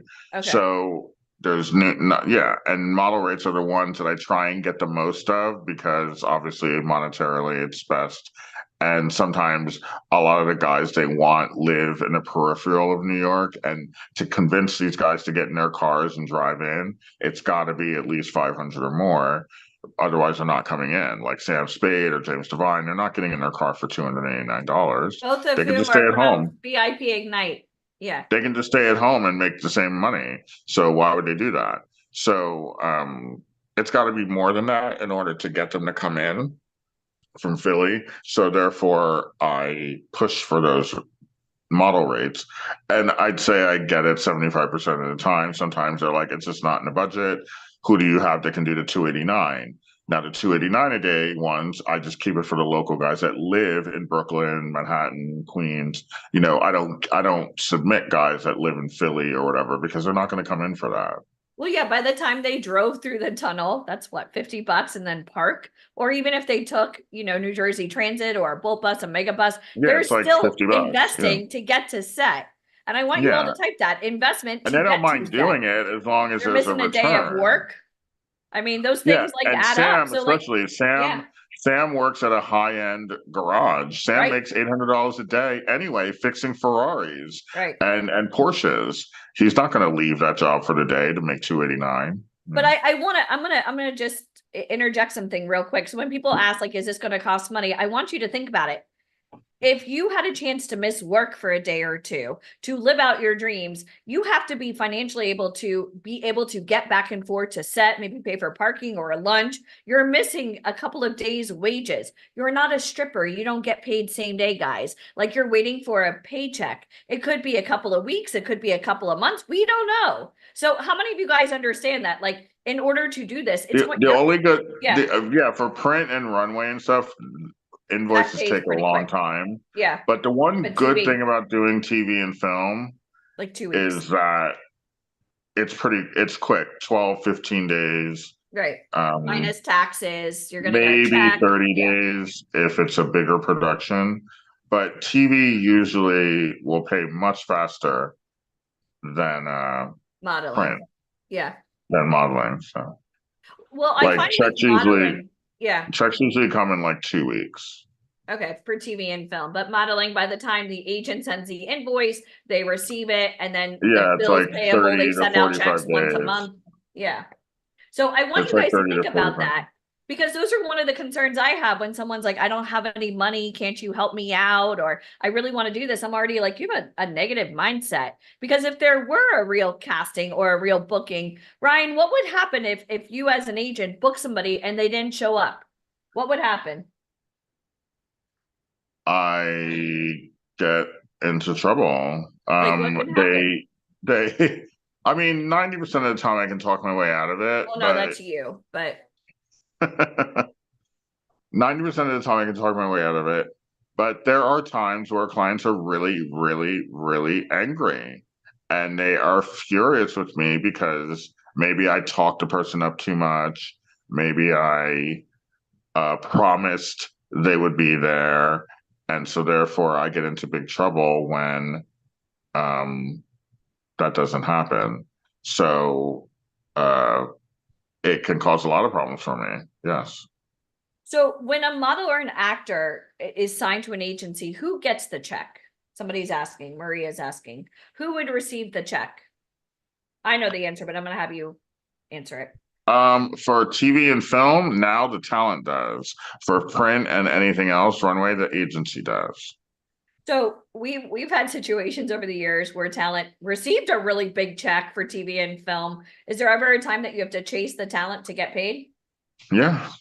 Yeah. I'd say about 10% of the time I have to chase them because they receive they receive money that they've claimed they forgot to give or didn't think they had to give because they thought I got a separate check for 20%, which never happened. There are cases where TV and film will pay an extra 20 for a usage fee, but that has nothing to do with the model. That's separate to me. You still have to give me the 20. It has nothing to do with you. A usage fee from a client doesn't affect your bottom line. So when I get an extra 20 from a client, like I did a TWA commercial with the new TWA JFK Airport Yeah. section. Yeah. I had a bunch of talent do that. They paid an extra 20 in addition to the fee for It's the almost model. like a finder's fee. And then you're getting the commission from the talent because it's what, 20%, right? For modeling and 10% for TV and film? Well, it's 10% for TV and film if you're speaking. If it's just a Okay. model rate, it's still 20. It just Okay, depends so on what 20. you're doing. Okay. But for the TWA commercial, it was all beauty based. Sam did it, Sam Spade, and a bunch of other people. They did pay an extra 20 to me. But then when the models get the checks, they have to pay the 20 to me as well. So Right. it has one has nothing to do with the other. Okay. But sometimes they think it does, so you have to explain it to them. But then there are sometimes they just forget and you just have to remind them and they send it. And then sometimes they feel they think Sometimes that they I already forget. got it. They don't forget. And sometimes Yeah. they're playing games and you got to chase them down. And again, that's why people who pay attention if they're able to invest in themselves and get their photos done. And I understand, like, if you're really trying to get your big break in this and you get that check for, X amount of dollars, but your agent, you didn't book that on your own. And I kind of really want to say. No, I had a boy do the Gilded Age and he played games. Oh, And I he remember did the like, story. Yeah. he did like 10 episodes of the Gilded Age and he Great show. decided to go missing once the checks came in. And I had to take drastic measures, which means I had to go to his mother's job. Luckily, she worked near me, so I pretty Right. much walked there. And I confronted her and I said, your son owes me, your son walked away with 10 checks for amounts that I'm not even aware of, because when you do overtime and stuff, they don't consult me on how much they're paying. They just Right. send the check. So I have to be told by the talent how much the checks are and trust that they're not lying to me. So therefore, he didn't even tell me. So I didn't even know how much money he got from them. I knew it was definitely more than $8,000. So I wanted the And commission, that money in his mind was already spent. and he went missing. He went missing. So I remembered his mother was a real estate agent in Hoboken. Where I just were put her the name into the reality cameras computer. then? Yeah, that You would have went all I put her Liam name. I Neeson put her on name him. into the computer, and she worked literally a mile from me. So I was like, perfect. I walked right up in her office. I just want to Yeah. know, what did you wear? I'm just kidding. You went all Liam Neeson. You were like, I will find you. Yeah. No, she was very cooperative. She had no idea this was happening. Well, that's embarrassing. Yeah. And And not she only that, but was. he's never going to get a booking from you again. I mean, Oh no, you're I under never contract. spoke to Yeah. him again. I never spoke to him again. Yeah. But yeah, he sent the money because I told her that I'll be on this doorstep every day until it happens. And that's why you have a signed contract. All right, guys. Ryan, this was amazing, like always. I expect nothing less than amazing from you. He's like, I know. And we'll, Here, switch. Oh, I'm gonna go get some water. she's gonna go get some water. And we'll see you again like 5:30 today. 2:30. Okay, yeah. Mhm. Yep. Awesome. Okay. I hear you're going to be somewhere fun getting some surprises. Actually, no, that's been canceled. I just found out like right before I got in that call. Oh no. Okay, yeah. well then you'll be here. Exciting. We're excited. Well, Mr. Okay. Colby, thank you so much. As always, you're Okay. amazing. We'll see you later today. Okay. Awesome. Okay. See you. Okay. Bye. Okay. Bye. Bye. Okay, people. On a scale of 1 to 10, how awesome was Alicia putting Mr. Ryan Colby on the hot seat about casting? How many of you understand that integrity is everything? I told you that the most important things about this industry are not the sexiest ones. Things like integrity. Like, if you book a job, make sure that the person who helped you book that job gets compensated. Little things like that. It's pretty amazing. Awesome. All right. So this is what I'm going to have you do. I have a really special guest waiting in the wings for you guys now. But before she gets on, I need you all to stand up and move around because you know what? I need you to look alive. This is a casting director who is literally looking for talent all the time. She has one of the best eyes for casting. I'll go over her resume in just a moment, but I need you guys looking alive for her because you know what? We promised her that you guys will be awake and ready to go. So don't be like, hey, I just had a whole spaghetti dinner. Let's do this. Get up, move around, stretch. Stretch. I know, Courtney, you've been so excited for the last couple of days. You're amazing. Okay. Awesome. All right. You guys can take a seat. I trust that you guys moved around. Let's hydrate as well. Let's all take some water. Everyone get a sip of water or a gulp of water. If I can open my bottle, I will.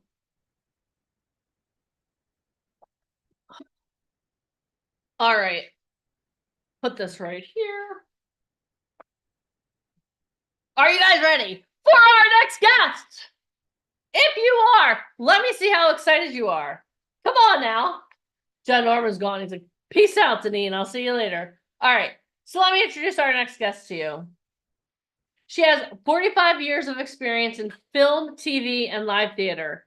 She started in theater in Savannah, Georgia during the 1970s. She led a successful capital campaign to renovate the 1870 Savannah Theater. She developed a network with New York City producers for touring productions. She is known for her "let's make it happen" attitude along the Eastern Seaboard as well as throughout the country. She became the go-to person for film locations, crew, and actors in Savannah, Georgia. She expanded the casting business to Atlanta as Georgia became a filming hub. Some of her notable films that she has cast include Selma, Remember the Titans, Fried Green Tomatoes, and Glory. She has extensive experience in casting for TV, movies, and series. And she is also the mother of one of our guests yesterday, Hovelin. Everyone, please give it up for the one and only Miss Cynthia Stillwell.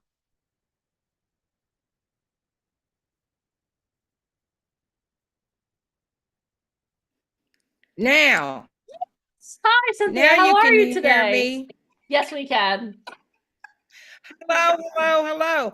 I didn't even know that my daughter was on here yesterday. What a glorious thing. I know. We had like Wow. yes. It was That's so great. yes. You know what's better than having one Stillwell? Having two Stillwells. Uh-oh. She looks like she's frozen. Oh my gosh. I'm in the low country, which you might be able to see Spanish. Having two still well. Yes. Welcome, sis. Yes. Yes, and I know you are. Hi. Hi, how are you? How are you? Yes. I'm good. My little boy just said hi to everybody. You know Caden. Oh, missed it. how He- sweet. Yeah, How Uncle Mike bought sweet. him a little bicycle with little training wheels, so they're outside. Oh, know. goodness. Oh my Yeah. Yeah. What, So where are you? Where are right you? now Where we're are outside you? of Clearwater. Outside of Clearwater, Florida.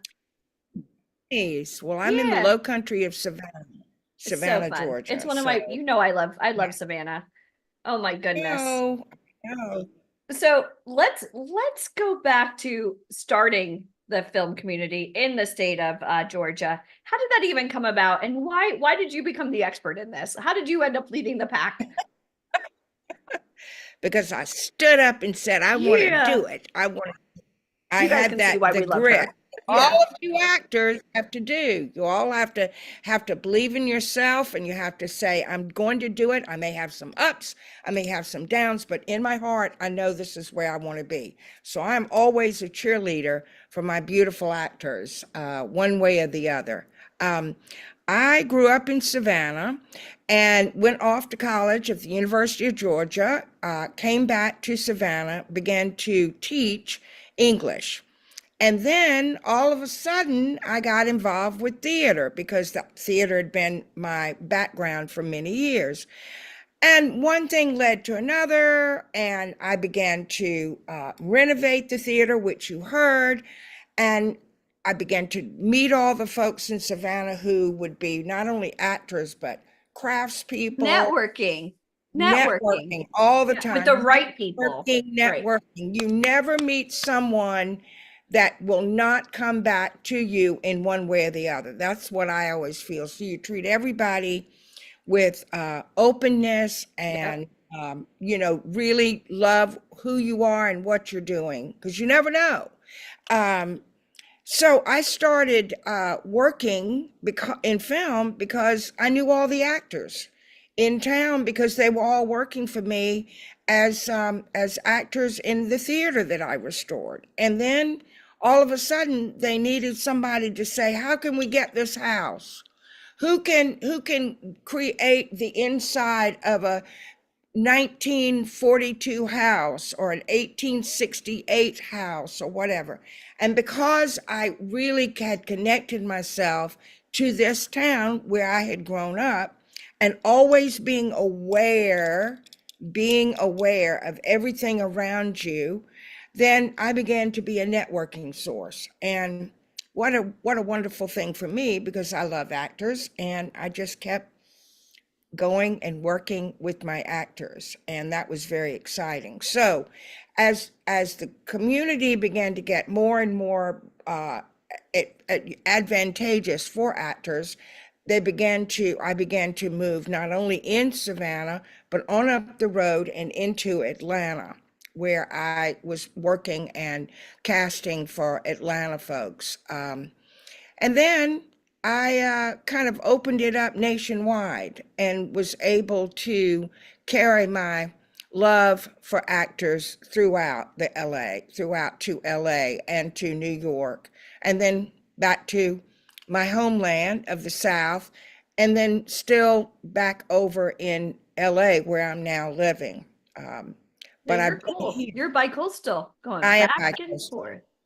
I've had a wonderful time over the last 2.5 months in the Low Country because I am working to find beautiful faces for a next show that I'm working on. So Cool. I'm working all the time. You're working all the time. And you know what? If you love what you do, it Never is never work.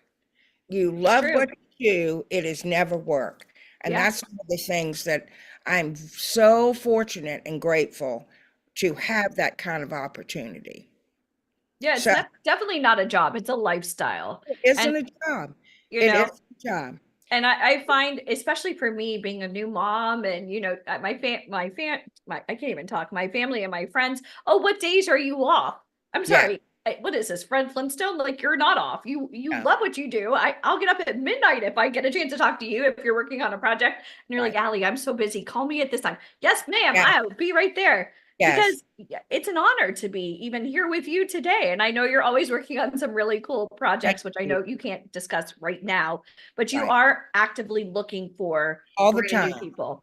So Right. what are some of the things that you look for on a resume or headshots? What are some things that are some do's for you? What I love to see, first of all, in a headshot, if it's Yep. coming to me, I am not personally my brand of casting. I created something called a tapestry of faces. And if you think about what a tapestry means, it means these beautiful faces, short, tall, skinny, not so skinny, all colors, all hair colors, because that's what it is in this world. Right. And so for me, the kind of things that I gravitate, the scripts that I gravitate, is all about real people having real issues, one thing or the other, understanding what it is to grow up and to be part of this, whatever we are in this United States of America. Constantly So changing, isn't it? Yeah. so much. So for me, I look at a headshot and I look at something that I feel that face could actually, I could see that face down at the corner. I could see that face in the grocery store. It's not a model face per se. It's not all dressed up in whatever. That's for modeling, and that's a beautiful thing. But if I am looking for a real person who I want to bring onto a set and introduce to my director, the kind of films that I do are real stories. They are built around things we want to see, and I want to show to my director the faces that would be so beautiful on screen. And whatever you bring to that as you're getting your headshots done, I want a natural look. I want a natural smile. I want an ease with your body. If you could do all of that, and there are photographers out there that Yeah. can work with you and help you with that. Yeah. You look at everything that person has done before you sign up. Let me Well, see. we do photography and we make I sure that they're know. done the right way. You know what I mean? Like the best Right way. photographers, best makeup. You're not a Kardashian. We're not doing smoky No. eyes and And you like, know what? That's a great thing for the Yeah. Kardashians to have that thing. But when you ask me what I'm looking for, yeah, and every casting person is it's different, different. Yeah. but I'm looking for that real wonderful face, that smile, that just like this gentleman I'm looking at with a white t-shirt and kind of a beard, a black gentleman here, and he's just been smiling the whole time. Hello, sir. How are you? Yeah. Oh no, smile. Anyway, all of you, I'm seeing all these beautiful faces. Yeah. How's Thank that you make you so feel on much. a Sunday, guys? You got a top casting director. Now, can you give me, you've done so many amazing projects. You've worked with Denzel. I mean, can you talk about what even casting with like Denzel is even like for some of us that live on the outside of this planet that you call life? He is an amazing actor. I first met him when I did Glory, and that was back in 1988. And he was, I don't even know if they had him in introducing. I mean, he was in the credits, obviously, but he had done very little work. And he walked onto the set, and I went, oh my God. Movie star. Yeah. I looked at this man and I looked at the way he moved. He was Yeah. so natural, effortless, and he And said gorgeous. Yeah. lines, and I just, you know, Shine bright. It was wonderful. And the interesting thing is, I got on a little kick the other day. There were 3 or 4 back to back on one of the channels of his work. You know how they do during Yeah. the summer where Yeah. one after the other of Denzel or whoever. And I sat till probably 3 or 4 in the morning, just avidly watching it. I'm still fascinated at the kind of work that he does from way back, where this was probably one of the first, if not the first, film that he had done in 1988 till now, 2024.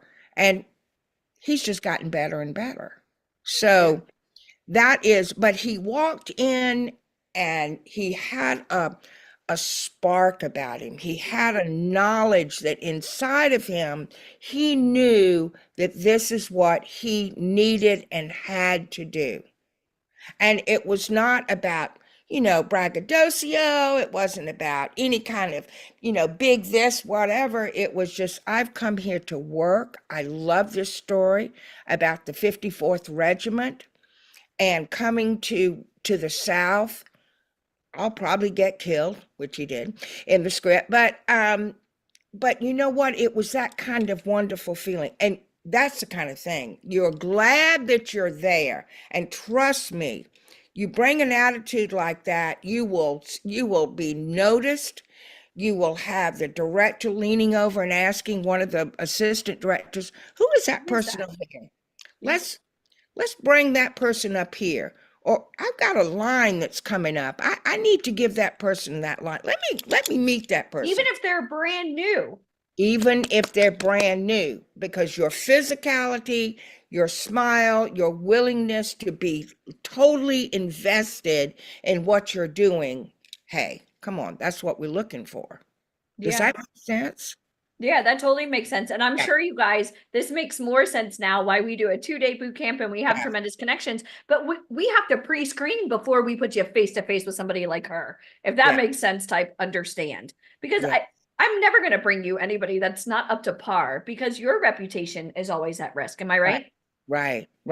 And every time we work together, I'm just loving these faces. I love Yeah. these questions. It's just, it's a wonderful experience. I feel like I want to say to you, thank you, Alicia, for letting me see these beautiful people. Oh my gosh, thank you so much. And Michael's in the other room and Deneen, and I'm sure Seriously. they're like ready to, because I think when people are trying to get into show business, there are a lot of horrible, I hate to use Oh, the yeah. scam word, but there's so many bad websites and I call them the unscrupulous criminals in this world that, hey, you're going to star in Marvel, click here. No, you're a fool. That's clickbait. You can't star in Marvel. That's not how it works. You Right. can't get those types of castings on the internet, not for these types of roles that are the No. coveted roles.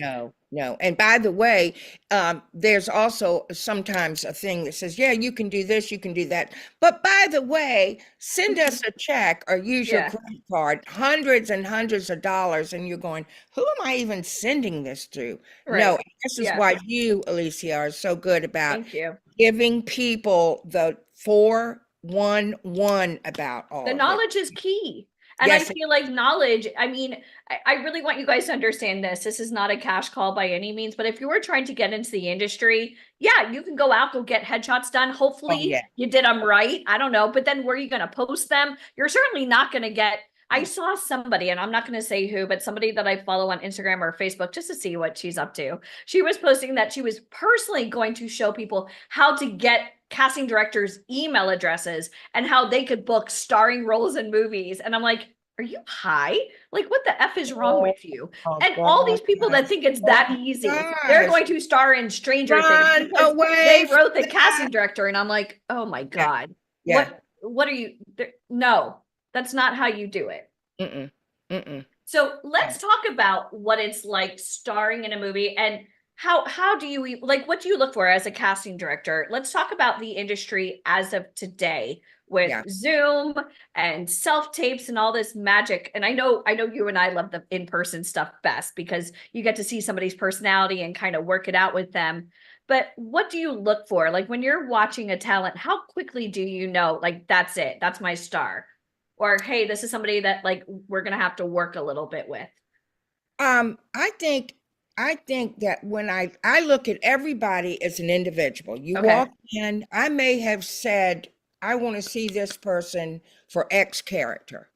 And they walk in and I'm looking, I'm really intense. I'm watching, I'm seeing how they turn the knob to come in the door. So that's just where it starts, guys. And when you walk in, that's when you're literally ta-da, you're in the hit parade here. So think about that, take that deep breath before you walk in. And when you walk in, as naturally as you can be, and carry that excitement, that little bit. It's not little bad to be a energy. little nervous. Yeah, I mean, personality. hey, come on. People who are major duty stars have walked into the room and their voices kind of cracked when they first read the line from me. So what? They're into it. I don't ever look at that about, oh my God, throw them out of here. You kidding? They're so excited and so interested in doing That's this. a good thing. If they're not excited, you should worry. Yeah. Now, If they is it come acceptable? in, yeah, Yeah. what's the line? Sitting back They're like, trying to get out, like they're kidding me? Yeah. Yeah. Now, No. is it appropriate to walk up to you and shake your hand, like, hi, nice to meet you? Or what? Or do they just go and get ready and do a slate or do their monologue? Right. I think this is important. I don't particularly mind someone shaking my hand, but I know there are a lot of my casting director friends who don't really want any especially kind since COVID? Yeah. with COVID and all that. So I would suggest that you do this. When you walk in the room, you know who you are. You look at the room. You look at the room. Somebody may very well get up. Like I will always get up and say, hello, how are you? Yeah, if somebody stands up and extends their hand, oh, okay. Right. Wait for them. Read the room. I want everybody to type that. Read the room. Read As the an room. actor, you're reading the room. I think that's Absolutely. genius. Yeah. Right. Read the So room. when you walk in, you don't put your hand out until the person puts their hand out for you. Okay. And if they're standing back, if they're sitting back behind the desk, give them your best smile. You might want to say, if you feel like it, thank you so much for seeing me. Everybody likes to hear that, if you feel it. I mean, we're talking sincerity here. Right. Okay.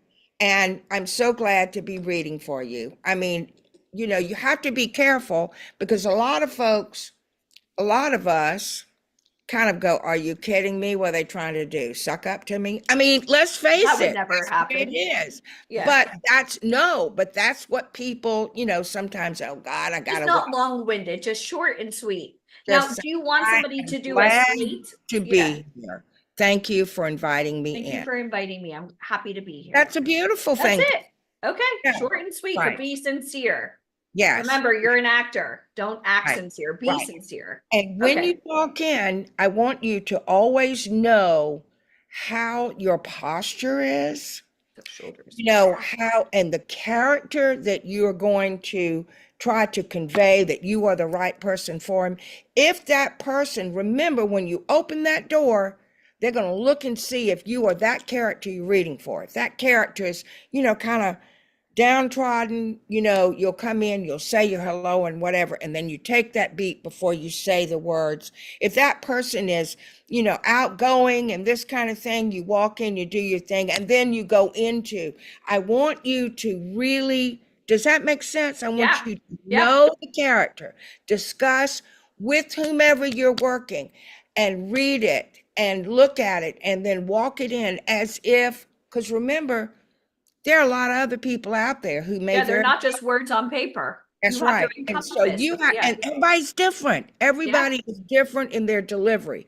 So make it work and love what you're doing and do Now, what you love. Do you want somebody to do a slate when they walk in before they read? No, the only reason you would do a slate when you walk in is if they're going to not only be live, but they want to tape you, right, for a director who's not there, a producer who's not there, so that Okay. they can do that, right? And they will give you a warning, or if they don't, you'll see them, getting ready. So you're reading the room again, right? But you go in as naturally as you can, and just remember that smile is the best thing to get you in that room. That is the best thing. Because Now- now, when you smile, Yeah. that indicates, oh man, I can't think of a better place to be than right here, right now. You're not being, I mean, you're being real and Right. natural, right? Yeah. Why not? Yeah. They're buying you. I know you're Right. nervous, and I've actually said to folks, not everybody does this, but I've actually said, take a breath. And I've even said, how you feeling? How about, is this a big day for you? Uh-huh. Yeah, yes, ma'am, that kind of thing. Yeah. I said, all right, how about if we do this? How about if you walk out, take a breath, take a couple of beats, open the door and come back in? Would you do that for me?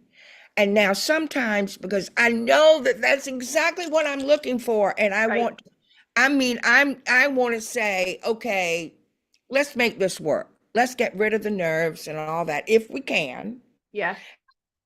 and come back in. So I like to extend myself because I think it's important that everybody has as much of a chance as you can. And then it's up to you, do if the I've rest. said that, or if you feel like that, Yeah. you come in. And I cannot tell you the number of people where that has actually worked, and I've taken them in to see the director. So fun. That's just the way it is. Yeah. Yeah. Now, when someone's reading for you, script in hand or no script? I like for you to know what you're doing when you come in the room. Now, I would prefer if you hold, because everybody likes to hold the script in their hand. It kind of gives them a little bit more of a self-confidence, right? But know who you are as your character. Know how you're standing, know how you're delivering, hold that script, know it well enough that if you miss, a couple of lines here or there, you've got what you do. I'm much more concerned about that than I am about knowing every single word on the side. Does that make sense? Yeah. So that when you come in, you are the embodiment of that person, right? And if he says so and so, or whatever, because you're kind of stalling and trying to do it, just make sure that you're doing it in character and that you're really loving what you're doing. That's what I as a casting director will say, I like that, but let's take a beat and talk to me about who this person is to you. Right? Yeah. And what is a beat for people that are brand new to this Take a industry? beat. So taking a beat means like taking a deep breath. And when you are reading a script, as we talk, there are beats in the way that we talk. We'll talk, beat, and then we'll say some more, period, beat. You see what I'm saying here? So Yeah. once you've memorized these lines, you're not going to just run them through. You're going to You're not say getting it to get it done with. It's not a race. right. It's Because almost like a dance with words. Like, yes, go, that's a steps. beautiful, that's exactly, because what you're doing as this person, you're not reading someone's lines. These thoughts are coming out of your brain as if you are this person saying it in real time. Does that make sense? Yeah. So when you're talking, beat.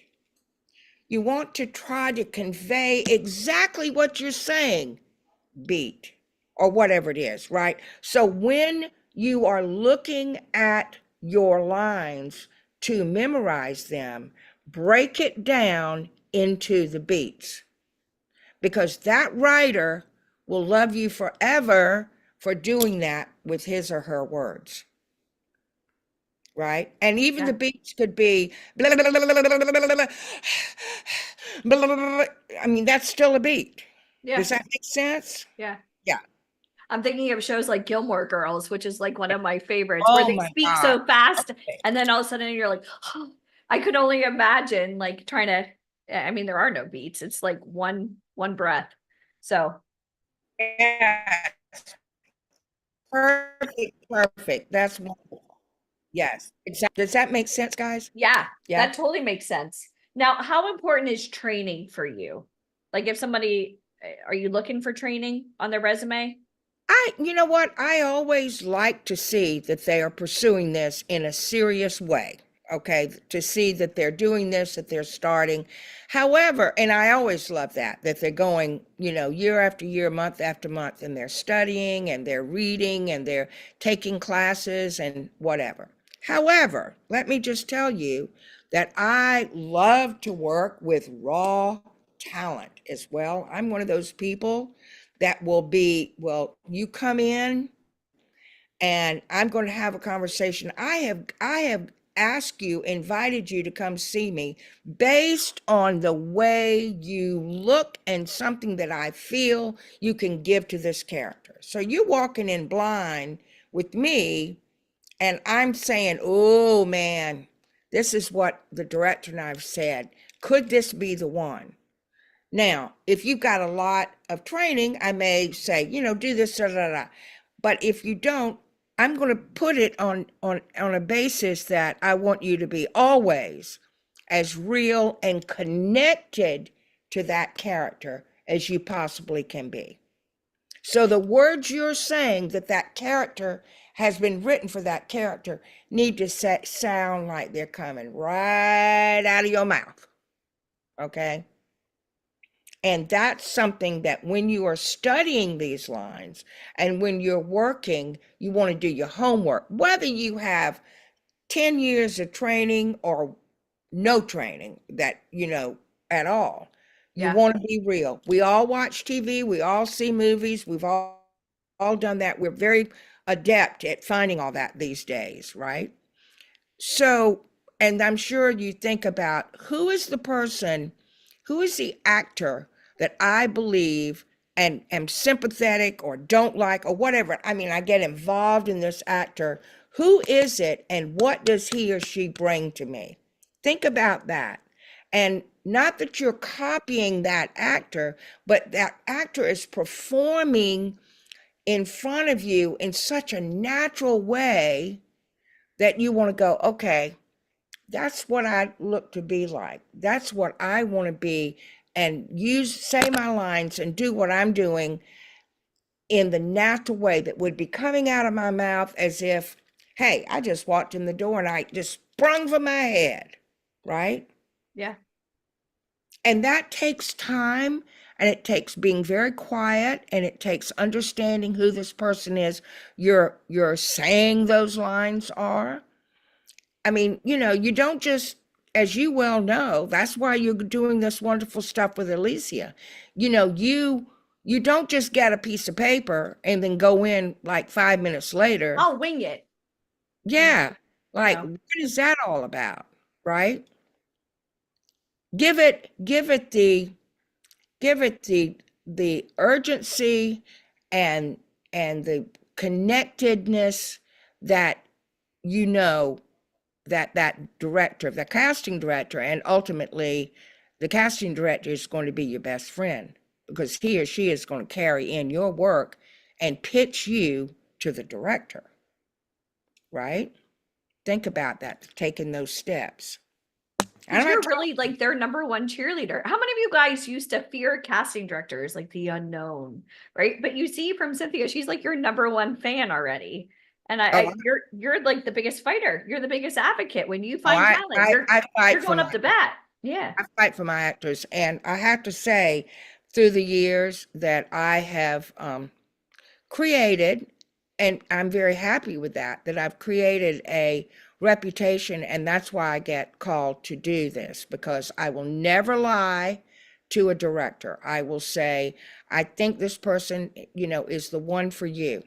I think you need to look at this person to see this, and this, right? And if he or she goes, oh, I'm going to pick this one, I'm going to go to bat and say, if I don't think that's the right person, I'm going to say, this person has this. I think that person is going to be better suited for this character. I mean, I'm only as good as what I can deliver. Right. And that comes from you, the talent. So, we're working as partners, is the way I look at it. Well, now you could also win an Academy Award for casting. Yes, I know. I know. That's- Now that they've added that, thank That's goodness. really, yeah. For decades, they never had that. Can you imagine? Just bring Denzel into another film. I mean, he's going to bring it. I mean, it's time. Yes. It's Yes. cool. Yeah. Can you talk about working with Ryan Gosling? I know you and Mr. Gosling. I love these stories. He's such a sweetheart. I worked with him on a thing called Remember the Titans. And have any of you seen that show from back in the 90s, I think it was? Yeah. Beautiful story.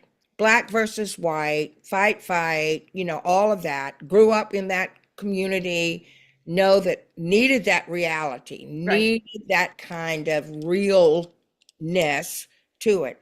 So this guy had been doing some things up in Canada. And I thought that he came in, his agent sent his stuff to me. And I thought, it's some of the, football players, right? And I thought, what, Canadian? Then I thought, oh, Cynthia, please, get off it. Look at him. He's gorgeous. Let's see what he can do. So I looked at him on tape, and then I said, we need to bring him into Atlanta, and we need to see him firsthand. And he is one of the nicest, so kind, Yeah. so grateful for anything you say. And this was, and from his work with this and on and on and on and on, he still is like that. He had just, and this, this wonderful He's thing remained he humble. did. I think because Yes, he left LA. he is. Yeah. And cute Yeah. thing that he did with Barbie. Are you kidding me? It was so cute. That's And like a real man to be able to do that. I mean, I know. So So fun. anyway, but Yeah. see, you just never know yeah. when you get someone. You hope that they rise to the top and Go go, from My Blue Valentine to Barbie. But it Right. could happen. It very well could happen. And you got to be able to show your range. I know. Yeah.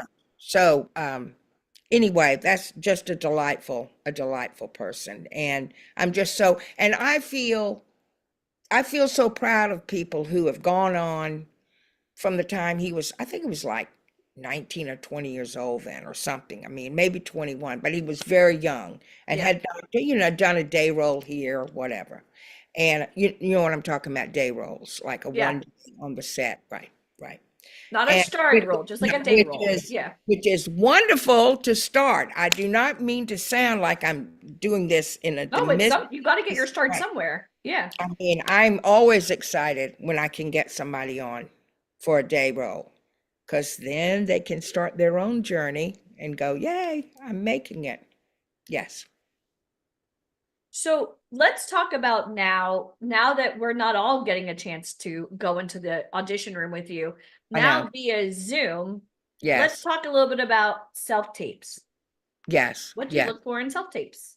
So can you believe I'd look for the same thing, except we've got a screen in front of me? You mean I to tell me a winning formula? No, I can't imagine. Yes. I want to see. Which I we want offer here at see VIP you. Ignite. Yeah. Yes, I want to see you. I want to see you carry that real part of yourself into the room in front of the camera. Remember, you want to love that camera. You want to love that camera. You want to know what you look like. You want to stand in front of that camera and work with that camera.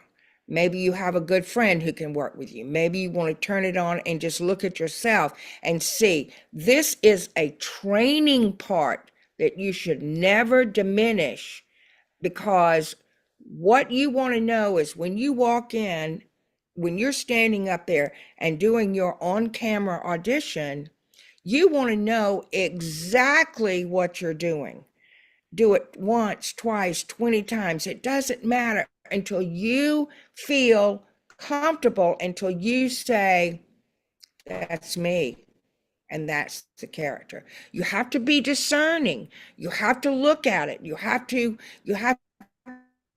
move away from being frustrated Oh, I didn't get it right. Okay, so big deal. You're doing it in front of your own. You believe those words coming out of your mouth would be something by the whole demeanor that you're standing there and speaking is truthful. Okay. And you know yourself, and you know if it is or not. You know how to discern whether or not you're truthful or whether you're just BSing.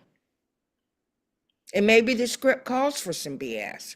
We'll know how that distinguishes when that beat happens and you go back to where you really are telling a truthful thing. Does that make sense? Like in the script, that beat.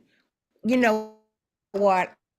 I don't know. That kind of thing where there's a tremendous beat where you have to in that particular scene, but it's all still real. And you know what you're doing. Now, how many tapes do you receive for one speaking role? Do you have thousands? Tapes. Like- Oh, Any type of self tapes or Hundred. from the agents sending them over? yeah, maybe I don't know, maybe between 500 and 500 and 1,000. 500 and 1,000. And how long Yeah. do you typically watch before you're just like, oh no, no, I don't need to sit here for the full minute, 2 minutes? I will watch probably up to, I would probably watch up to maybe a minute and a half of a 2 minute. Okay. Now, when And people, go ahead. because I keep thinking, I also want to say they're nervous, right? And I also want to say that. But also, I may say, let's put this, my assistant's with me. I may say, let's put that one aside. I want to come back to that one, because there's something that maybe I need to look at it again. And sometimes people, I'll look at it and go, they're not, that actor and his agent or he or she submitted, and they're not, from what we know about the script, this is not anything that we have asked for. The coloring is not right, the height is not, whatever it is, there's a physicality there, right? Because you were And- looking to fill the need. Yeah. Yeah, This is, you're looking to fill the character. So they Right. have their requirements, right? Exactly. So-and-so, 22-year-old, blah, blah, white, female, blah, blah, whatever it is, right? And let me just add this little crinkle to this news. Sometimes I'll look at somebody and go, okay, the script calls for this, but trust me, director, wait till you see this person. Totally not even what the script called as a character description. Trust me, I just want you to look at this person. And it could be a different color, it could be a different sex, it could be, I don't know. But I'm looking to fulfill the script, Right. to make it as believable as we can do it. And I respect the writer and I respect the director, but sometimes I wouldn't be doing my job if I didn't look at it with clear, clean eyes, anything that's coming to me. That makes sense. I don't do anything some people go, God, why do you do it? Just take it. I go, no, I don't treat my job like that. I think this is something that, because you know what? You actors are working really hard to get this in front of me and other casting directors. I want to take your work seriously because that's taking my work seriously, right? Yeah. Where are you finding these talent? Are you just putting ads out and people are emailing you directly, or are you going through agents and managers? I do both. Okay. I do both. I first of all start with agents and managers, right? And then I start looking, and then I'll go into theaters. I'll go to theaters and say, look, I'm casting for this, and this is what it is, and what we're looking for. If you have anyone, have them send it to this address. And then occasionally, when it's really strange and unusual casting that I have to do, I will actually go many times over the years in the South specifically. I actually would set up things in malls and and have a lot of assistants helping me, and there were people who would want to be a part of it, some of whom had some experience, some of whom didn't, but their faces were so gorgeous and they needed to be in that particular area of whatever the script was describing, right? Right. And yeah, that kind of thing. So I would say that my job is to find the best possible. When I did Selma, I needed to find the 4 little girls who were blown up in Birmingham, right? And I went everywhere trying to find those little girls and the little boy. There were 4 little girls and a little boy. And I was really happy when I did that. And I brought in a lot of those girls, and I even got Ava to come in, our director, Ava DuVernay. Right. And we had a camera, and we said, okay, and she was with the camera. She was going in between, and I said, all right, this is what we're gonna do. We're gonna play.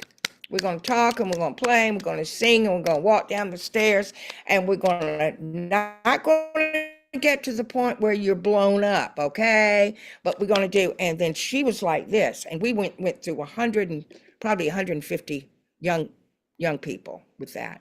But so what you're seeing is that you got to be ready for all of this. I'm giving you out of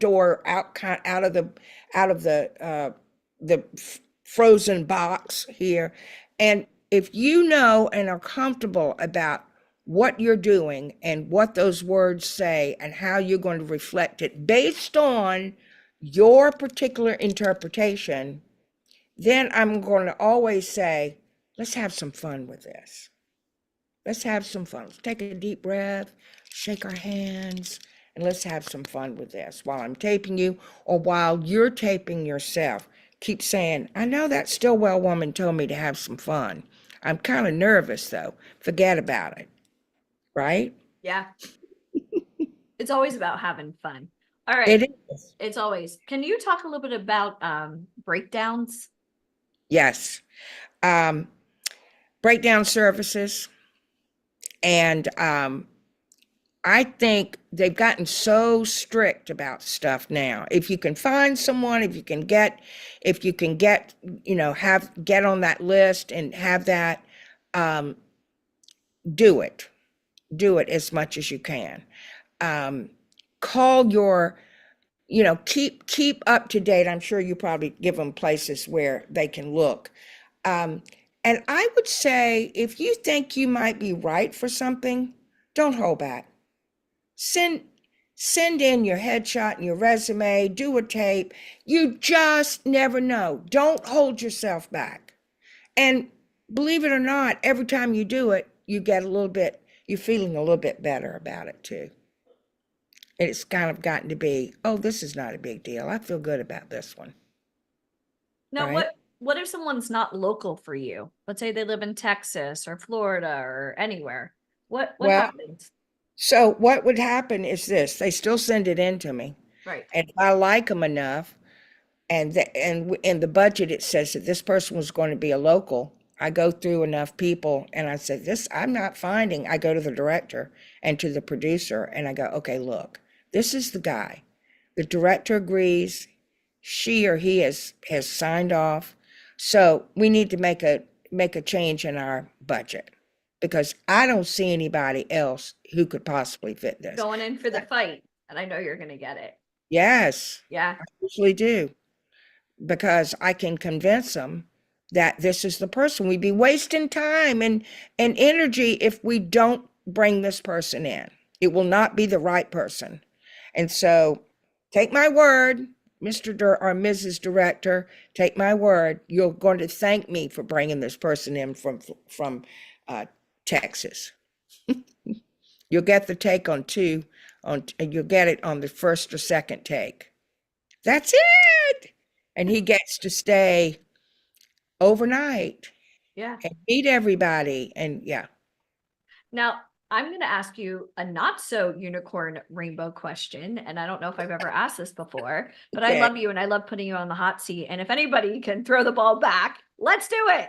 Have Okay. you ever felt like you maybe bypassed on somebody or somebody that maybe you said like, no, and then they went on to do tremendous things? Has there ever been a situation where maybe somebody auditioned for you and you're like, no? Anybody or any mistakes that, Um, or any things that you wish you would have done differently? I have had some regrets, yes. Okay. That maybe that they had gotten better, an actor that came in and auditioned for me at the very beginning of his or her career. And then they had through the years, had gotten better. And I thought, man, but you know what? I have to say, and this isn't letting me off the hook. I'm just saying realistically. I like the fact that she holds herself accountable. Go ahead. I am know. holding myself accountable. I always do. I have to say, I didn't see that something that the next person did. So shame on me. And also, maybe they weren't at that point in their career where they were comfortable enough to show that. And if I would say that I have run into people and seen their work at some of these things, some of these premieres and things that I go to, and I always make it a definite thing that I will do is go up and say, I'm Cynthia Stillwell. And sometimes they'll go, oh yeah. And I go, I made a mistake. I mean, It happens. Yeah. you know what? We're Learning not lesson. perfect. Yeah. And I will say, I mean, I've had to do that a couple of times. And I said, I made a mistake, and I want to tell you how proud I am for you and your career. Because why not? Why not? I mean, why should I think that I made all the right decisions, for goodness sakes, right? Yeah. Yeah.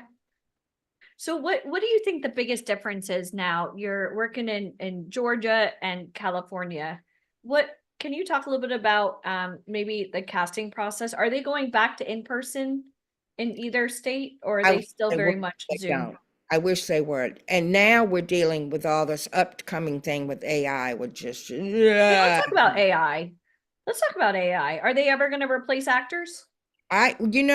we all say no. And as a member, I'm a member of SAG. I have been since 1992. And I was out on the picket lines with my daughter all Yeah. during the summer at every studio. I just think you cannot replace real actors breathing, feel my breath, and so I'm going to always be that kind of person that don't be lazy. Let's use the real person. If you have to do this, you have to do that. Besides which, why are you stealing someone's identity? Because that's basically what it is, Right.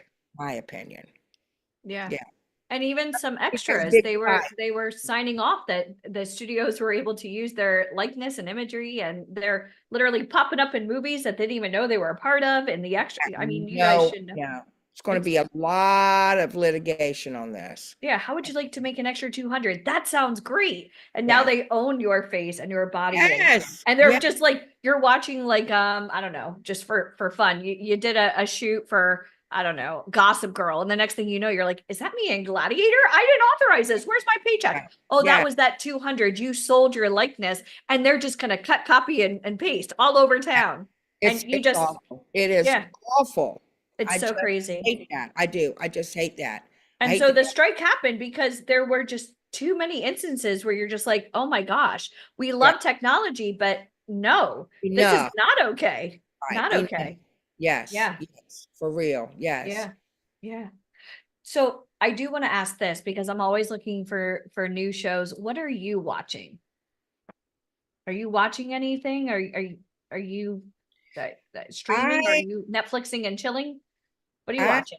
I am, well, like I told you, I just finished watching all of Denzel's Yeah, movies, yeah. 5 Denzel's movies.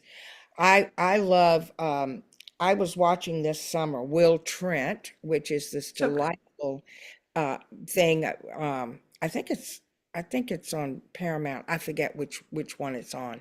You know, about a detective who is so awkward, and gosh, he does a beautiful job. I'm looking at, that kind of thing. I love to watch PBS. And why do I love that? Is the actors are so brilliant. They Yeah. just that when they pull back, and yet, so for Classically me, trained. Right. classically trained. So I sit and I go like Yeah. this and watch them, and They're not TikTok stars. They're they're classically classic, trained. yeah. Yeah. And you know what? It's a beautiful thing as an actor. I would say check out all these different things so that when you, and who knows when you may get into that you may get into a room with a director who loves this kind of thing, this kind of deal with English actors or whatever. And wouldn't it be great if he says, you remind me of so and so, who happens to be somebody that you watched on PBS? Right. And wouldn't it be great? There's a point to what I'm saying. And wouldn't it be great if you said something in that actor who you love so much, who you found out your director also loves, say it in a voice that he would use? Oh Cary my Grant. Right. I mean, we never know, right? Yeah. And you're doing something real, and because you believe it in your heart that this person is a wonderful actor or whatever, right? I think the whole thing is, this is such a joyful thing to be doing what you're doing. Yes, there's some incredible highs and they're not so great lows. But you know what? What else would you be doing that captures your heart and your soul? Right. And I think that's where you make that decision, and only you can make that decision. Yeah. You're working to become the very best and honest and real person that you can be behind the camera. Excuse me, in front of the camera. Right. I love that. How many of And you guys are feeling the passion that she has? And you see now, even in the last hour, why you are success. You live and breathe this industry and you lead with your heart. And I really want to say that because nothing pisses me off more than talent who have been lied to, cheated on. If I hear one more 9-9 or Barbara's on, you could star in Marvel. No, you can't. Those castings are not available for you to submit to. That is not how the business works. And I don't know if you saw, I was going to send a screenshot to you, but James Gunn just called out 9-9 recently. He's like, what the hell is this bullshit? We're not casting for Guardians of the Galaxy. It's done. It's a wrap. Like, this is bullshit. Stop preying on these people. good. And I think it's brilliant. And I really want to thank you for coming on today, and Haviland, obviously, who we love. And I know. it's just, you are who you surround yourself with, and you do have choices, guys. If you want to try to reinvent the wheel and go take classes and pay for photos and join every website, that's awesome. Like, please go. Or you can work with the best in our network. This is, Haviland and I have been friends for like 15 years. We met at CBS Radio. You gotta get in front of the right people. And I thank you so much from the bottom of my heart. And Oh my God, I love you so much. this. I love this, and I hope that everybody. Look at Deneen. She's like, something I love out you of it. too. I love you too. Mwah, mwah. Have We a had the best wonderful time when rest we're of the together. day. You have some more things for the rest of the day, right? Yeah, we yeah. do. We have a lot coming up. It's going to be amazing. Yay! Okay, we'll have Yay! fun. I Well, we hope love to see you. your faces. Thank you, Bye. Cynthia. Bye. Bye. Did you guys love that? How great was that? So fun. So scale 1 to 10. I mean, so many people want to get into show business, but you see, she almost wants you to become a star. Like, she loves helping people. I know. I heard her look saying, "Oh, you with the white shirt." I was like, "Oh, who's with the white shirt?" Yeah, and I'm I was so like, excited. somebody said like, "Oh, can I get your email?" She doesn't give out her email. That's not how it works. She trusts companies like us. This is why you're here on boot camp. We're going to go over something really extraordinary that we're doing, but I mean, getting a chance to work with somebody, she casts Academy Award winning movies. This isn't like she's not your friend to text back and forth and email. That's not how it works. There's a vetting process. She And pretty much started Denzel Washington. Yeah. Has anyone ever heard of Denzel? I've heard the name before. I mean, Yeah. I could tell you stories about him. Like he's like, for me, he's like the Tom Brady of acting. Anything he's in, you're just like, yes. Sign me up. Yep. I'm there. Like Clint Eastwood. Yep. And it's not, and the thing is it's not because I'm a fan. It's because his work ethic and his why are so Yeah. important. So we're gonna talk a little bit about that, and then we're going to the Denzel tier. Don't stop. He's also really, really easy on the eyes. I'm gonna just put it out there. Anything he does, it's not even so much he's just getting off on his looks. He's just a brilliant actor. Every scene, you're just like, Yeah. he don't play. He don't does play. not. And I love, she didn't talk about it today, but I love when she goes up to bat with Denzel and he's like, hey, I want to bring my friends to be in this movie. And she's like, and she stands her ground. And I think that's why she's so respected in this industry, because she doesn't take shit. But I'll tell you what, we're only going to bring her the best. And we're very honored that, when it comes to people trying to get into this industry, when you have people on this type of level giving back on a Sunday, giving back to help, like you just woke up today. Like, think about it. Like you woke up today, you're like, should I come on Zoom? Should I not? I saw this ad. I don't know if it's real. How many of you guys now, when you watch a Denzel movie or you watch something with, Ryan Gosling, or you're watching like some of the big, Remember the Titans, Glory, Selma, any major production, you're like, oh, wow, I'm already connected because of VIP Ignite. I didn't have to travel. I didn't have to go to Yale or Juilliard. I just woke up and I was at the right place at the right time. Yeah. But now your story doesn't end here. This is just the beginning of your momentum. story. We're going. And Ava, I don't know why your name is twice here, but you asked, I wonder how long he's been training. To this day, the greats always continue training. They never stop. They never stop growing. They never stop Al perfecting their Pacino's craft. still in class. Yep. So if Al Pacino and Denzel are still training, how about They you? want actors. All right. Well, Actors. Okay. I have some fun stuff to get you guys ready for our next presentation.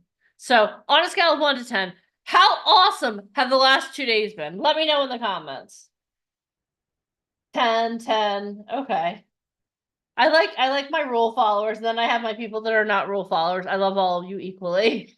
Solange's like, she said 1 to 10, so I want to do a 10. And then other people are like, I can't stop at 10. All right, guys. This has been an amazing 2 days. You've grown so much. How many of you feel the growth? I promised you at the beginning of the day yesterday that if you were all in over the last 2 days, that you were going to be a completely different person than you were when you logged on to Zoom. Even for my people this morning, if this is the first day that you're on here, I want to know in the comments, how much have you grown? How much have you learned? Like what are some things that you're going to start putting into practice right now? Okay, because you know what? You in a few minutes are going to be given the opportunity to go to Hollywood. Now, some people go to Hollywood and they're like, oh my God, I'm going to go see the Chinese theater. I'm going to see the Hollywood sign. I'm going to see the Walk of Fame. My first stop is always the Coffee Bean and Tea. Oh my gosh, my favorite coffee in the world. Okay. But we're not going to Hollywood to be tourists. Okay. We are going. Robert's like, listen, I do not show my excitement, Deneen, but this is my excited face. You know what? I should be a stand-up comedian. How many of you would come see my comedy show? Joe Ray's like, me. Okay, John Connolly. Thank you, John Connolly. Joe Ray might too. Kent Sanders, he's like, yeah, Deneen, I don't think you're funny. I said your name though. Ray Day, you have a great look. Like you are so engaged. Like you're like all up in the camera like this. I'm like, ooh, I love this guy. This is amazing.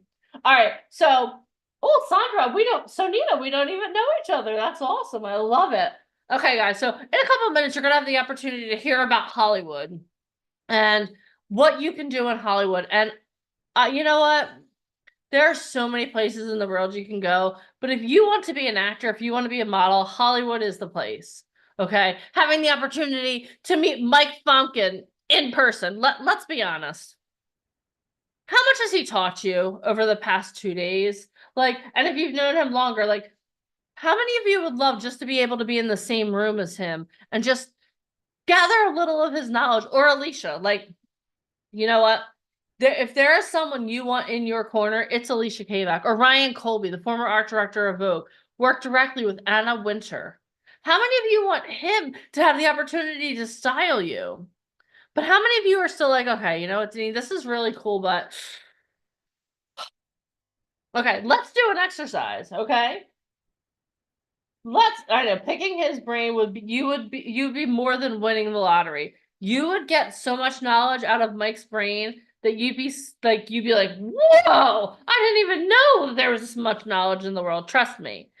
But I want to do a little exercise with you guys before I bring Mike on to talk to you about going to Hollywood. Is that okay? You all know that this is going to be something where you have to, I don't know, stand up. Everyone stand up. Brady's like, okay, I'm standing up, Denise. I'm listening. Let's do it. Everyone, hi, Adriana. How are you? Okay, everyone stand up. Okay, Marjorie Cleveland, to say the least. Right? I've learned to have structure, discipline, and don't hold myself back. Be useful. I love that. Discipline is not a 4-letter word, but that's not what we'll talk about that in a minute. Okay, what we're going to do right now is we're going to stretch. Okay, I'm going to pull myself back here. I want you to stretch your hands as high as you can go. Stretch as high as you can go. Okay. Are you as high as you can go? Okay, good. Pull it down. Now what I want you to do is I want you to do this. I want you to stretch just a little bit further. Just a little higher than you did before. Okay. Let your arms go. Now I want you to go just a little bit higher. See if you can go just a little bit higher. Awesome. Okay. Here's my question for you. How many of you stretched higher on the third time than you did on the first? Why? I asked you to stretch as high as you could go on the first time. Why? Let me ask you why. I'll answer it for you. Because you know what? There are times in your life where you need someone who sees that you can go higher than even you do. Okay? How many of you need someone in your life who sees the potential in you and doesn't ask you, doesn't demand, just encourages you to go a little bit further? How many of you need someone like that in your life? Type me in the comments. Type me in the comments. That's what we do. The whole thing about VIP Ignite is we're not here to scare you. We're not here to like yell at you and scream at you. We're here because we see the potential in you. We know that you're here because you made a decision. You could be anywhere else in the world right now, right? There's so much going on. You could be Wimbledon's over. You can't be watching that anymore. But there are so many other options that you had. But you made a conscious choice this morning. You said, you know what? I'm going to do something for my future self. I'm going to wake up this morning. I'm going to get myself ready. I'm going to go to my computer or go to my phone. I'm going to open up my email. I'm going to click on find that email where that Alicia Kavak sent me that message to get on Zoom. I'm going to click on that link and I'm going to join that call. And then not only did you do that, you've been here and you've been taking notes. You've been drinking water. You just stretched higher than you thought you could. And I want you to know that every one of those decisions that you made was one of the best decisions you've ever made in your whole entire life. Why am I saying this to you? I'm saying this to you because every decision you've made today has led you to this very moment. And there is a version of you 5 years, 10 years, 15 years down the road that is looking back on this very moment and saying, thank you, Ray J. Thank you, Joe. Thank you, Kent. Thank you, John. Thank you, Lee. Thank you, Brian. It's so unusual that I have all men on top of my screen right now. But thank you. Thank you for all the men that are present and accounted for. Thank you, Faith Ann. Thank you, Reginald. Thank you, Sheetal. Thank you, Kingston. Thank you, Carol. Thank you, Bonnie. Your future self is saying thank you because you show up in this moment. Because you're gonna have the opportunity to make some decisions in the next 20 to 30 minutes. And I want you to think before you make that decision, is this something my future self is gonna say, or because people who take massive action get massive results. And Mike's going to talk to you in just a few minutes about an opportunity to go to Hollywood, to have the opportunity to sit down with agents, managers, casting directors, to have photos done like he described earlier, to have Ryan Colby style you, to have Alicia, myself, Mike, get you ready. He's going to talk to you about all these opportunities. But here's the thing. We have almost 100 people on this call. We don't have that many spots left. I think we only have like 15, maybe 15 spots left. Okay? And we are super selective. Did you know? Hold on. Yeah. Did you know that we actually reject more people than we accept? And I'm not saying this to scare you, because if you're listening to the sound of my voice right now, that means that you're someone who's dedicated. You showed up. You're still here. You want to do something amazing. Okay. So Mike's going to come on in just a moment. He's going to talk to you about an opportunity to go to Hollywood. At the end, he's going to drop a link. Jemima actually is going to drop a link at the end of his presentation. And you're going to schedule a time to talk to myself or Alicia. And We're going to be super selective because we are well respected in the industry, and it's not about a credit card. And I want to say that anybody thinks that this is a sale, I'm going to say this right now. We have everything to lose if we pick one wrong person. yes. So So we're going to put you through an interview process, and you're going to have to tell us why you think that you should come to Hollywood. Okay? But can I tell you guys a secret? Can I tell you a secret? I'm rooting for you. I'm rooting for you because I know that you're still here. I want you to be one of my success stories, one of the people that I talk about, one of the people that Alicia talks about on her calls. I want you to be one of the people that we celebrate. Did you know that we love to celebrate the success? Have you guys been following along VIP Ignite's social media? We love to celebrate success stories. I want you to be one of those people that we celebrate, because you know what? I know not a lot of you are being celebrated for doing this. Okay, I know that because I know what it's like. My dad thinks I'm insane. He's like, "Girl, what are you doing today?" I'm like, "Yeah, Dad, I'm going to be hosting a boot camp for all these actors and models." And he's like, "Oh, okay. Call me after." He doesn't understand. He's not celebrating the fact that I'm doing this. But you know what? I don't care, because I'm celebrating you, because I told you guys that I know on this call there are people that are going to do amazing, amazing things. So let me ask you guys a question right now. Given the opportunity to travel to Hollywood, to do amazing things, how many of you are all in already? Yeah, you don't know all the details. How many of you are all in? Type all in the comments. Kane's like, "I'm already in, Denise. I know you are, Kane." All in. Awesome. All right. So with that thought in mind, knowing that you're already all in, is it okay if I bring Mr. Michael Fonkin to the stage to explain to you exactly what we're going to be doing in Hollywood in January of 2025? If that's, here's the thing. I need you guys to show me just how excited you are to hear this. I need you to show him when he turns on his camera. I want him to see a group of people that are so freaking excited that you're like, "Come on, Mike, hey, finish. I just want to go." I want to see that excitement. I want to see that life, because you know what? That's how excited I am to see you in Hollywood. How excited are you to see us in Hollywood? Let me see in the comments. I'm so ready. Oh, and hello, Michael. Oh! All right. If you guys are ready to hear all the amazing things that we're going to be doing in Hollywood, and you're ready to show up for your own success, type Mike in the comments. Christina's like, "I'm not typing Mike, I'm typing. Let's go." All right, everyone. Let's give it up for the one and only Mr. Michael Falcon. And I'm going to be waiting to see you in Hollywood. Hey guys, how's everybody doing? All right, what a great day today. Thank you. I'm gonna go over everything for Hollywood right now. You have the opportunity to schedule.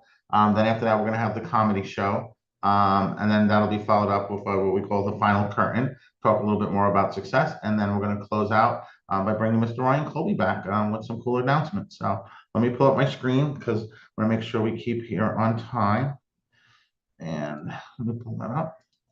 All right, so this we like to call Camp Hollywood 2.0. This is going to take place January 2025, so just in about 5 months. There's a whole process for those of you that are brand new to get you prepared. So trust me, 5 months will go by really quickly. But the great thing is, I think what makes the company really successful, as far as the success stories, is the preparation that goes into the talent prior to the event. And it's something I don't really see anywhere, not at the level that we do. Having the opportunity to work with people like Bobby Finaro, Haviland, Ryan Colby.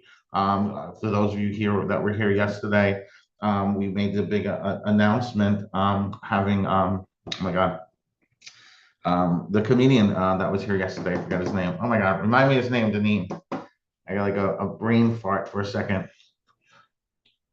But anyway, it's just being able to work with these like really, really amazing people consistently, getting prepared for the photo shoot. So this is Camp Hollywood 2.0. It's a limited offer. So I'll go through everything with you guys.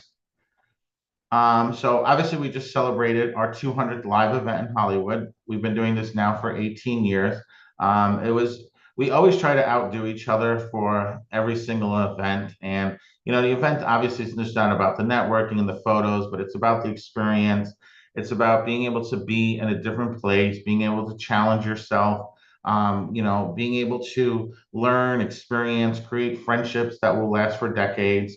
You know, the talent that we work with, you know, I'm literally still in contact with talent from the very first event. They work in the industry. A lot of our talent from our early events now have come back and have spoken at boot camps, have come out to events. They work now full time in the industry. And it's, you know, it's an amazing life to be able to have that type of experience with people, being able to see their growth over time. So, you know, it was a momentous event, our 200th live event. Again, we've been doing this for 18 years. And, you know, what better way to start the new year than to kick it off with going to Hollywood? You know, our two largest events that we ever do are in New York and Hollywood. And to be able to go back to Hollywood and start the year off right, it's going to be an amazing experience for a select few people. So, obviously, again, when we do these events, everything we do is very prepared, making sure the talent have a very understanding of who they're meeting with, being prepared with their monologues, being prepared for posing, being prepared with resumes, everything that you need, being able to build what you're currently doing to prepare you for being able to sit down with some amazing people. You know, here's kind of a little sample, some of the people we had at the last event. Obviously, Haviland, she's, you know, full-time out in LA, so we would love to have her at the Hollywood event 2.0.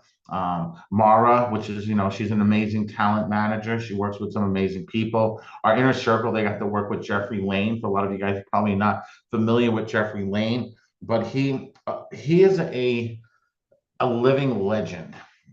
Like in Hollywood, he handles PR, public relations for some of the most iconic stars that have ever lived. Like the stories he can tell, the people that he's met. There are just these people you meet in life that just literally are life-changing.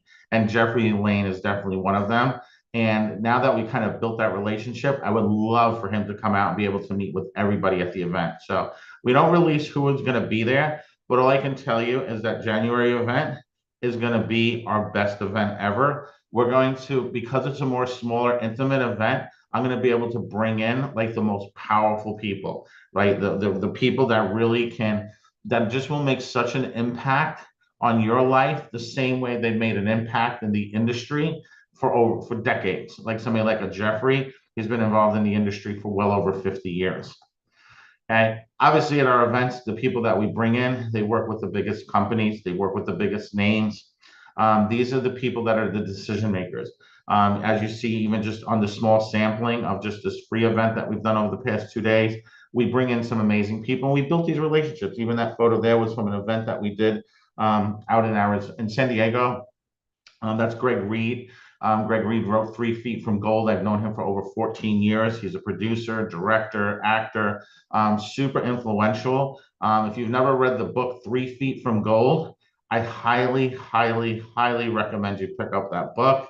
Even if you have to borrow it from the library, Greg Reed, 3 Feet from Gold. It's an amazing book. He's a part of the Napoleon Hill Foundation.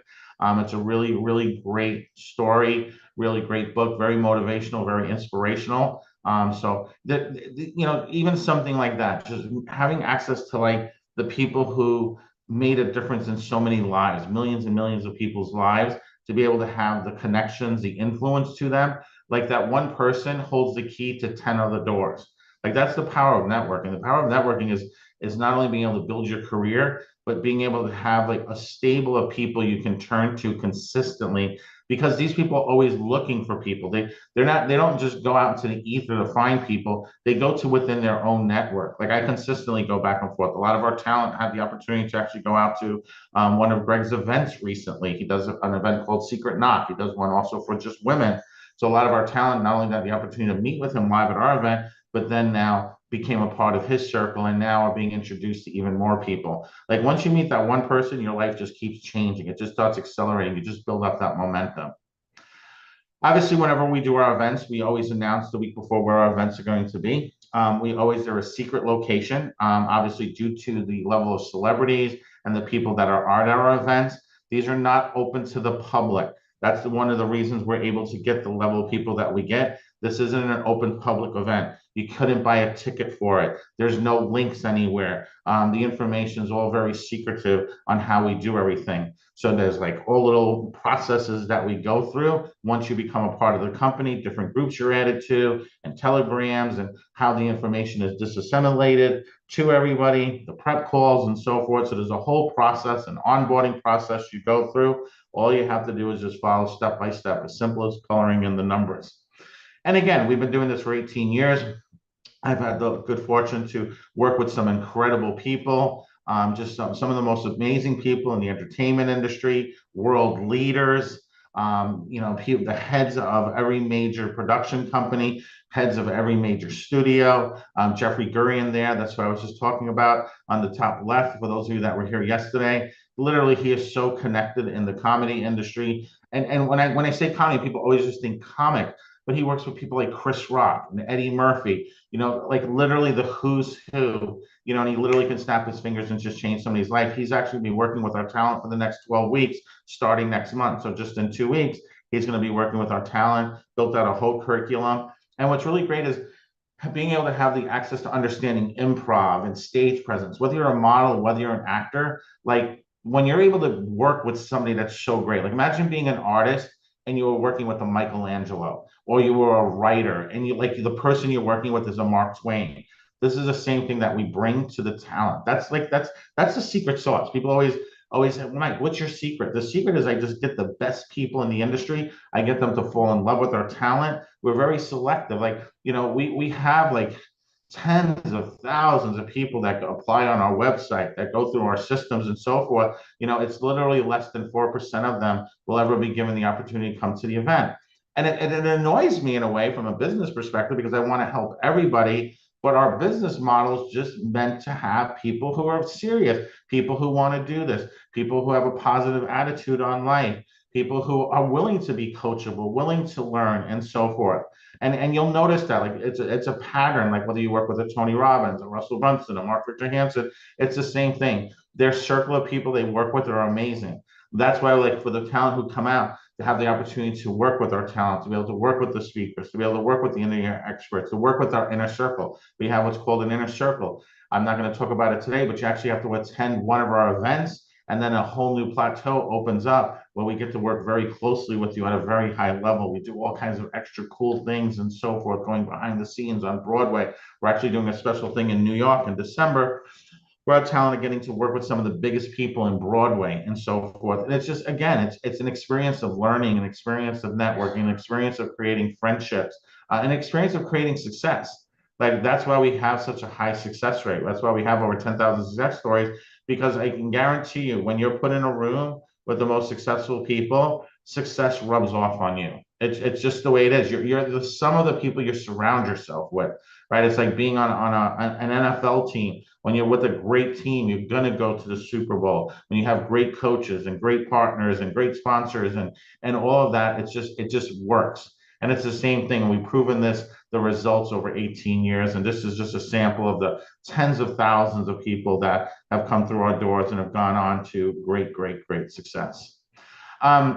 All of our photo shoots, we talked a little bit about having the right photos.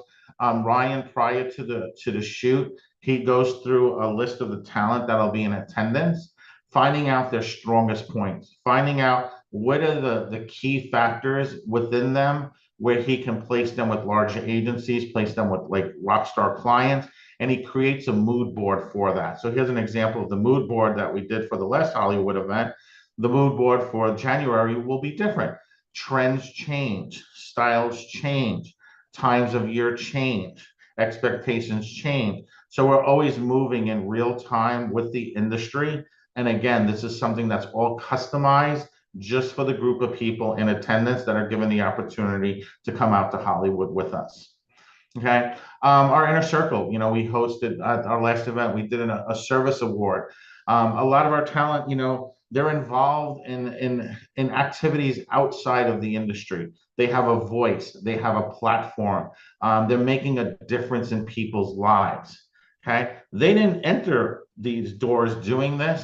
As they surrounded themselves with these great people, they were able to elevate their lives, their businesses, to be able to give back to others. So we recognize that not only in how they help influence and impact the world, but how they also impact and influence the talent that they work with on set. You know, we have different certification programs. We're doing one in Atlanta for people who are interested in working behind the scenes, being a production assistant, right? Being a production assistant, being able to work on set with casting directors, producers, being able to handle all that. So there's so many opportunities that open up once you're accepted and become a part of our very first event.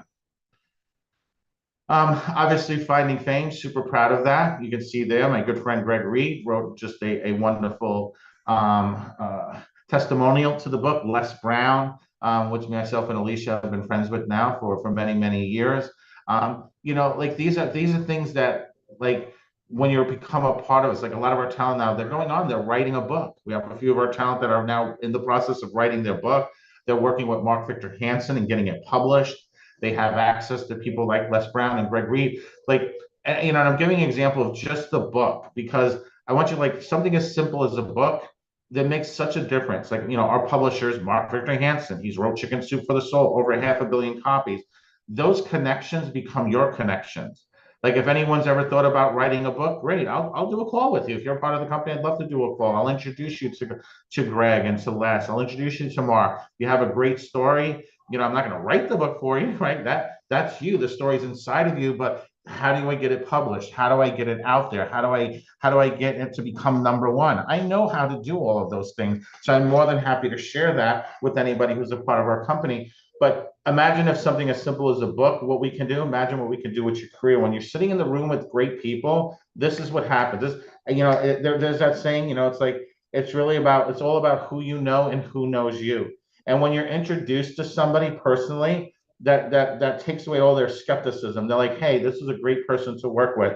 This is somebody we recommend. You know the answers to the questions. You know how to present yourself. That's what makes our success so accelerated. You know, even graduating from Harvard School, you know, Yale School of Drama can't compete to our talent because of the fact that we're putting our talent in front of the right people who show them the right steps.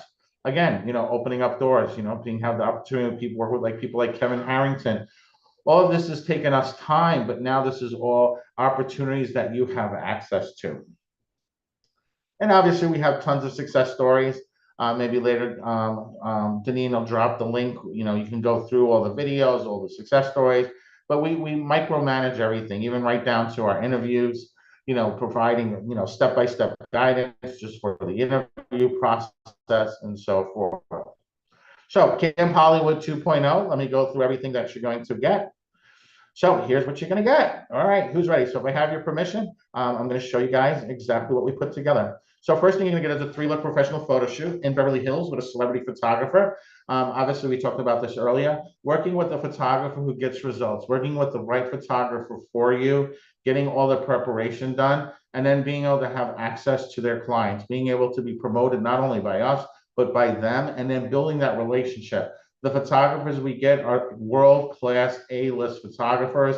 These are some of the best people in the world. They've booked covers, they've booked major magazines, they work with major celebrities. So being able to have access to them is an amazing thing. But when you work with somebody at that level, here's the greatest thing of all, is they have the appreciation for the art, and you're now the art. So they're going to work that much harder because their reputation is what's standing behind. Your photos is their creation. That's why our photos come out so well. That's because they're so precision, so laser focused on getting the job done perfectly and being able to customize each angle, each shot, each look, each style, each color, lighting for each and every talent on a separate basis. Obviously getting to work with Ryan Colby, celebrity styling, hair and makeup, spending the time picking out your clothing, having the right makeup artist there, making the slight changes and the adjustments. He's there on set overseeing it. He's the former art director of Vogue magazine. He's been in this industry for over 40 years. Okay. Camp Hollywood competition. So this is something that's unique, something that we're doing. And this is the reason why this is a smaller scale event, because of the exclusiveness of this. But we're going to have the opportunity for our talent to perform their monologue. You're going to be prepped and ready before arrival. Even learning how to write your own monologue and delivering it personally and perfectively, like a perfect rendition, understanding tonality, understanding beats, understanding delivery, understanding your character, creating your character, and you're going to be able to perform it live on stage in front of Hollywood's elite. Okay, there is nothing better. Bobby spoke about this yesterday, being able to perform live on stage. And there's some of you, yes, you're going to get butterflies. You're going to get, you probably have butterflies in your stomach right now just thinking about it. Okay, but listen, you're going to learn how to make those butterflies fly in formation. Okay, I'm going to tell you something about speaking from stage. You will always get butterflies. Tony Robbins gets butterflies. Denzel Washington gets butterflies. Everyone gets butterflies. They've just learned how to get them to fly in formation, and so will you too. The moment you step on stage and you don't have butterflies, means you shouldn't be speaking anymore. It means you lost the passion, you lost the fire. Butterflies means you're going to do a good job. You learn how to overcome that, and you learn how to use them to your advantage and so forth. So this is going to be an amazing opportunity. This is something, again, we've never done anything like this, not in Hollywood. We've done similar things in New York, and there's so much fun, and there's so much when you come off a stage, the feeling, the euphoria that you will go through. It's like literally like walking on fire. It's going to be a tremendous life-changing experience. And then being able to have the results right there, being able to sit in front of a panel of some of the most powerful people in Hollywood, being able to snap their fingers and change your life is going to be absolutely amazing. And then we're also going to give you what's called the A-Lister Inside Playbook Access, virtual monologue and performance training. So everything that you need to know prior to the event, we're going to be doing live Zoom calls. We're going to be doing live Zoom trainings.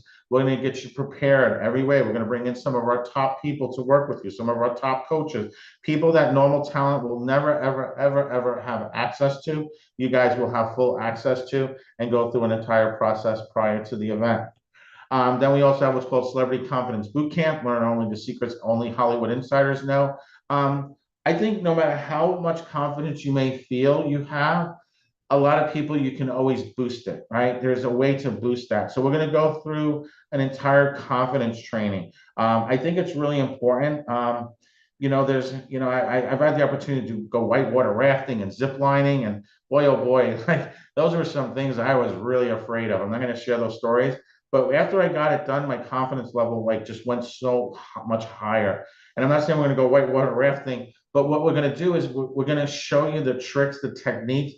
We have some people that work with some of the most powerful leaders on the planet. And this is something brand new. This is something we've never done. But I have access to people that work with some of the most powerful people in the world, specifically on this, on body language, on confidence, on being able to be that person when you walk into a room.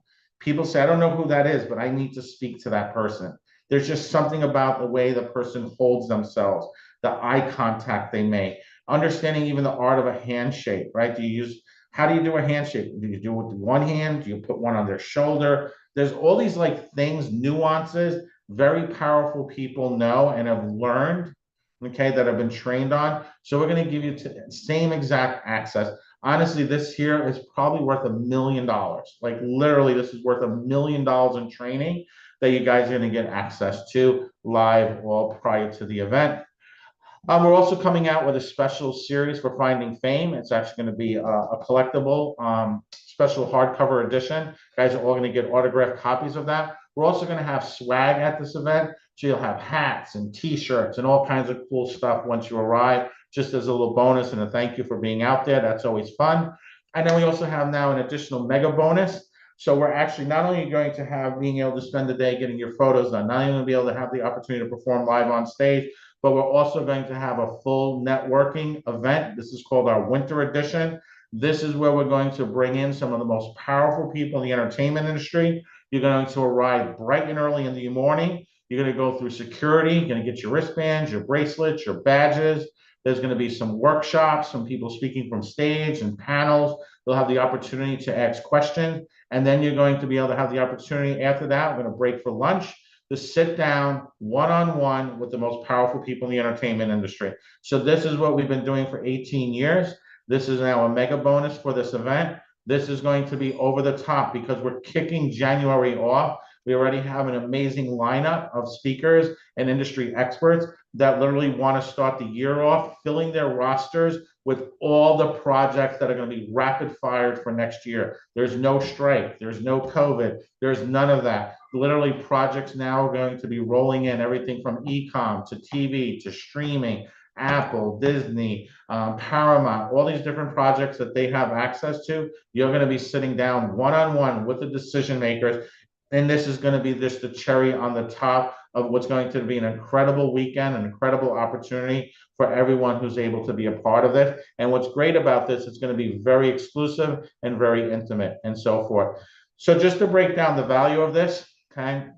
So for Camp Hollywood, January 2025, 3-look professional photo shoot, Beverly Hills with a celebrity photographer. Value of that's $24.97. Celebrity styling, hair and makeup, $9.97. Value. Camp Hollywood competition, perform your monologue live on stage in front of Hollywood elite. We're going to get a whole black box theater. Value of that's $49.97. The A-listers inside playbook access, virtual monologue, performance training, $24.97.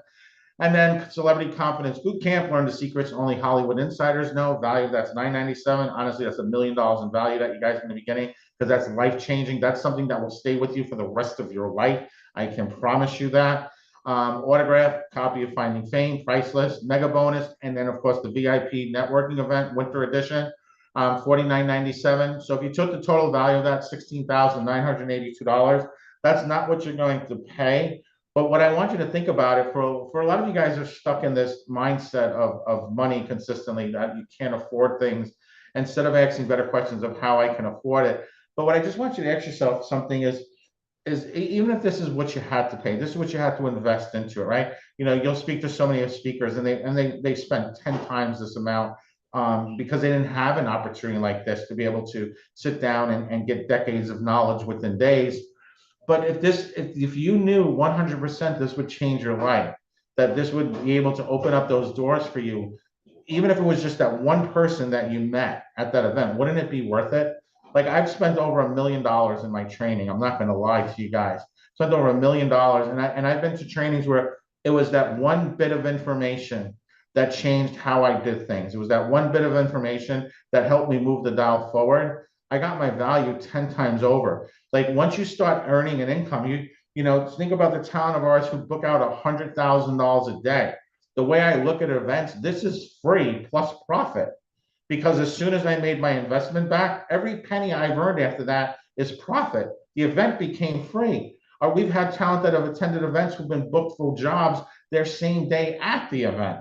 Okay, so this is not something, and it's a building process. It's not just you're showing up and throwing the dice. You're going through a preparation. You're creating relationships. You're learning a process to become successful. Okay, so now you're gonna get the 3-look professional photo shoot in Beverly Hills, celebrity photographer, celebrity styling, hair and makeup, the Camp Hollywood competition, which is gonna be so much fun. Perform your monologue live on stage in front of Hollywood's elite. A-list to inside playbook access, virtual monologue, performance training, celebrity confidence boot camp, learn the secrets only Hollywood insiders know, the autographed copy of Finding Fame, plus now the VIP Hollywood networking event, winter edition. So this is the main event. This is it. This is like the Super Bowl. This is something we are starting 2025. We're starting our next 200 events. We're going to outdo even our last event. This is going to be an incredible experience for everyone's there.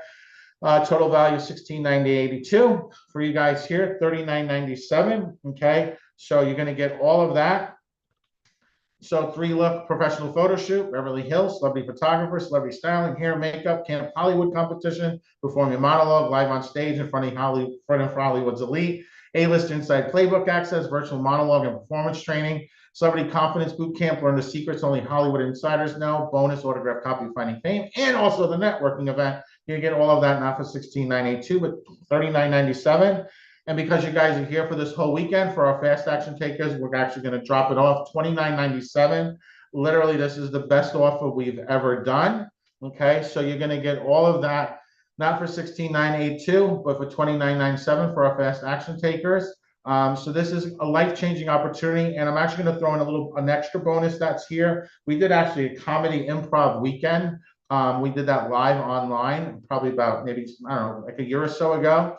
I have access to all of the content for that. So for everyone who's a part of this, I'm going to give you guys that. So it's a pre-recorded event that we did. It was a 2-day full event. So you guys are actually going to get access to that. I'll load that up in school. Deneen went over that yesterday, but we have like our own like online portal where you'll get access to the recordings and content, your schedule and so forth. And then for everybody who's a part of this, not only will you have access to all of this, but you're also going to be signed to Truth Management. So we will actually become your mother agency. So you'll actually be a part of the agency. So now you'll be able to say, hey, you have representation. You'll be able to change your social media to being represented by Truth. So anybody who reaches out to you on a go-forward basis, all you do is you say, great, just reach out to my agent. They will handle everything. So you don't have to worry about all these like weirdos and creepy guys and stuff like that. And it also helps elevate. So you'll be able to change your social media. You'll be listed on the website and so forth. So everything that you could possibly need to be successful, we will take care of for you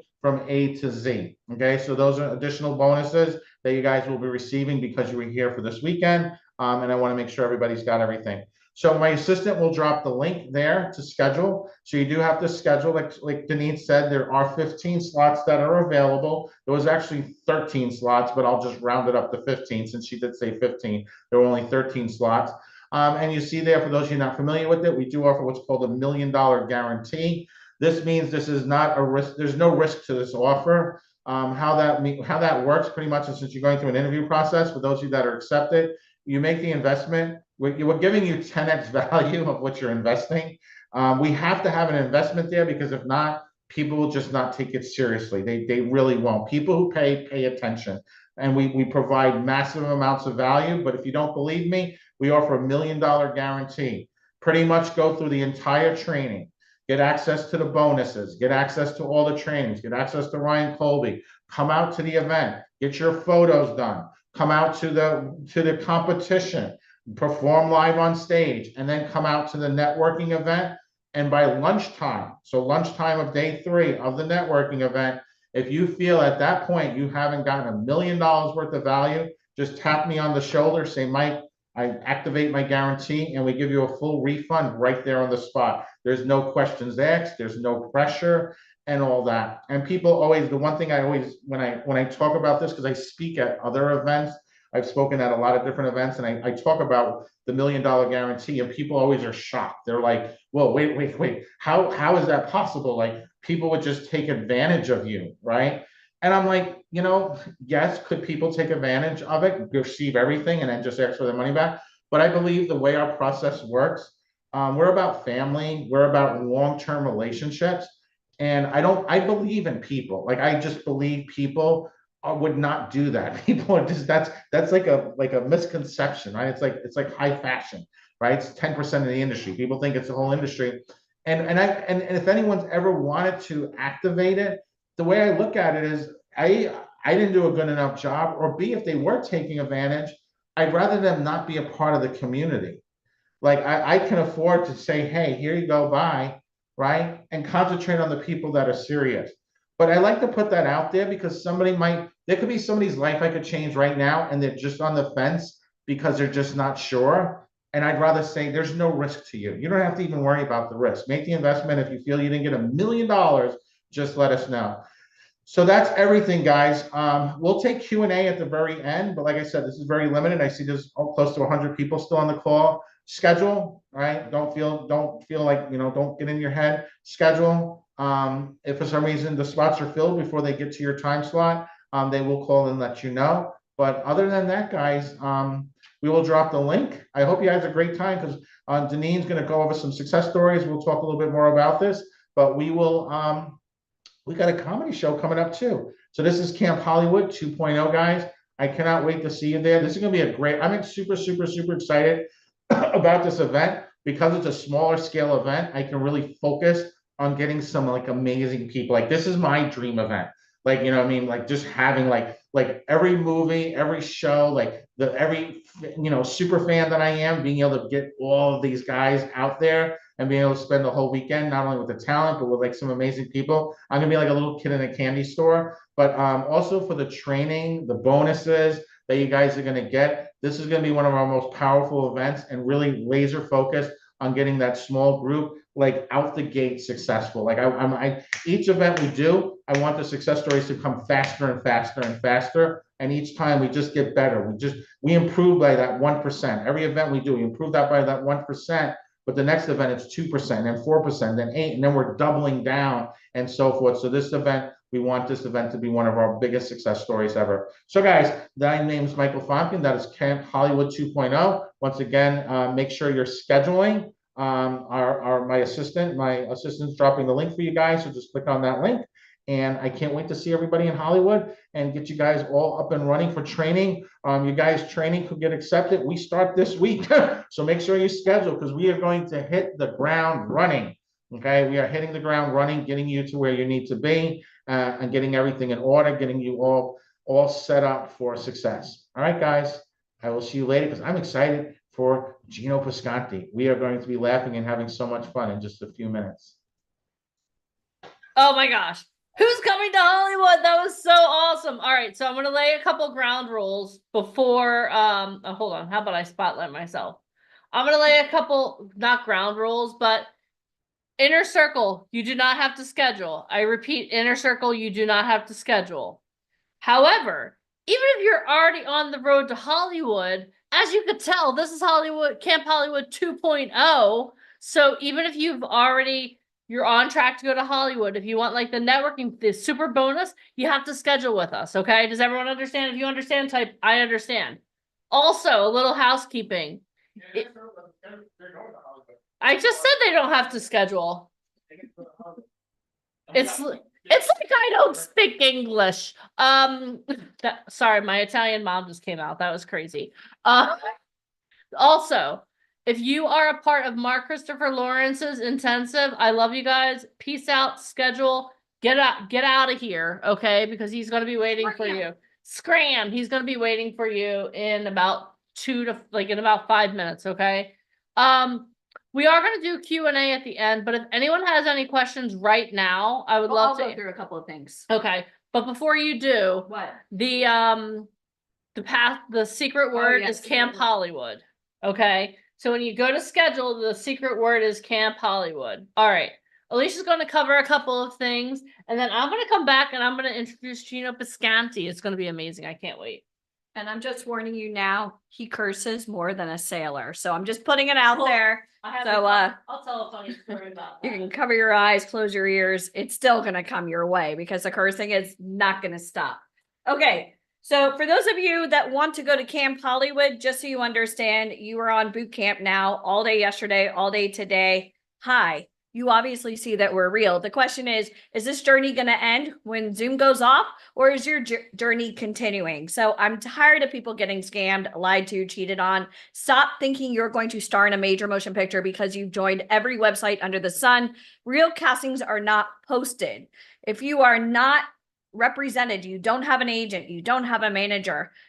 Again, we're going to go through exactly what it takes here at VIP Ignite on what it actually takes to get into this industry. But how many of you are tired of wasting time and money doing this half-ass and you're ready to get face to face with some of the biggest names in show business? If you're ready for face to face, type face to face in the comments. Let me see. If you're ready for face to face, type face to face. Because listen, Backstage, 99, they all want your credit card. You cannot work with Cynthia Stillwell on those websites. Those are not legitimate castings. It's extra work. You are not an actor. You're part of the scenery. Okay. So if you want to be an extra, awesome. We're looking for stars. How many of you guys want to shine? Shine bright. Anybody here want to walk runways, be in magazines, TV shows, movies? So the choice is yours. Again, I'm not here to sell it to you. When you actually go through an interview, I'm going to ask you, why would I even want to take you? Now, for those of you that have already joined our company, yay! Hollywood 2.0 is brand new. Today is the official launch. We just added the networking portion to it. So for those of you already scheduled to go to Hollywood and you want to talk to us about being able to access the networking day schedule, you have the link. Now, I do need to make a couple of things known. When you go through your live one-on-one interview, number one, I need just every single person on here to type, I can make my own decisions. Here's why. We have direct access to some of the biggest names in show business, and I would be so embarrassed, not just for you, but for me, that I allowed you to go network on this type of level. Maybe they want to book you for a TV show, a movie. I don't know. I need to ask my mom, right? I've had men in their 40s tell me that they have to ask their mom, and I'm like, oh my God, grow a pair of balls. Like, let's go. So I need everybody to type, I can make my own decisions. You were on a boot camp. It was all day today, all day yesterday. Obviously, you see the types of people that we have. Don't ask opinions from people that are not in the industry. You're going to get to meet people live and in Hollywood. So I want you guys to think about this. If you got a chance to sit down even with just one person, let's say a Cynthia Stillwell, we already know that she works with some of the biggest names in show business. If all this did was, you are live. Are you kidding me? So especially, you guys know my background. I invest in a lot of Broadway shows. We've worked with Sigourney Weaver and Vanessa Hudgens. And, you know, I love it when people go to these very prestigious Ivy League like drama schools. I love it. Oh, you went to Yale. Wow. And I'm thinking to myself, oh my God, so much money, right? How cool is it that we've had people go to the VIP Ignite events and get opportunities with having little to no experience, just because with our virtual trainings, we get them where they need to be so that when they get a chance to sit down live in front of an agent or manager or even a top casting director, they are ready. They're able to stand on their own. How many of you guys love that? If you love that type, I love it. Now, at the time of the interview, you are going to have a choice. Now, if you're scheduling, I'm going to make this very clear. You're scheduling with intent that you want to go to Hollywood. So do not schedule just to have us review your headshots or to listen to your monologue. You're only scheduling with intent to join the program. Our tickets are coveted. We only have 50 spots, especially since you're performing live on stage. We just now offered the networking portion. Mike and I had a long conversation because we originally had Camp Hollywood where people were going to get photos and they were going to get a chance to perform. And I want you to be able to sit down face to face because that's where the magic happens. And so we just added that third day, and it's going to be amazing for those of you that qualify to go to the event. But since we're starting with some of the virtual components immediately, at the time of the interview, you have two choices if you get chosen. Now, you never pay for an interview ever. But if you are chosen to go to the event at the time of the interview, you must be able to either A, pay for the ticket in full, or two, hold it with a deposit. Okay. So I want you all to type, I understand at the time of the interview. Please do not waste my time and say, well, I really want to go, but I don't have a job. I don't have a credit card. I don't know how I'm going to do this. I need you to already have a plan. Does that make sense? Because if given a chance to go to Hollywood, and let's say you live in Georgia, let's say you live in Texas, let's say you live in Florida, if you are investing money to get in front of the right people, I need to make sure that you also can invest to come back if they're giving you opportunities, right? Does that make sense? So decision is final at the interview. And again, you're only interviewing with us with intent to join the program. So how many of you guys want a ticket to Camp Hollywood? If you do, type, I want a ticket. And again, those tickets, they're quick. They're like Taylor Swift concert tickets. They go very quickly. I don't care if you could pay for it in full, but I need to know at the time of the interview, I don't want to hear, I don't have any money. Anytime somebody says that to me, it's like nails on a chalkboard. Here's why. I'm not Starbucks. I'm not like Apple iPhone. My services are not for sale. One of the reasons why we get such tremendous people that work with us is because we're trying to reduce the liability. I will never put somebody face to face in front of somebody of this type of caliber unless I know A, they can make their own decisions, and two, I don't give a shit about any of the drama going on in your life. I care about, can you make it happen? So I need to know very quickly, how many of you guys want a ticket?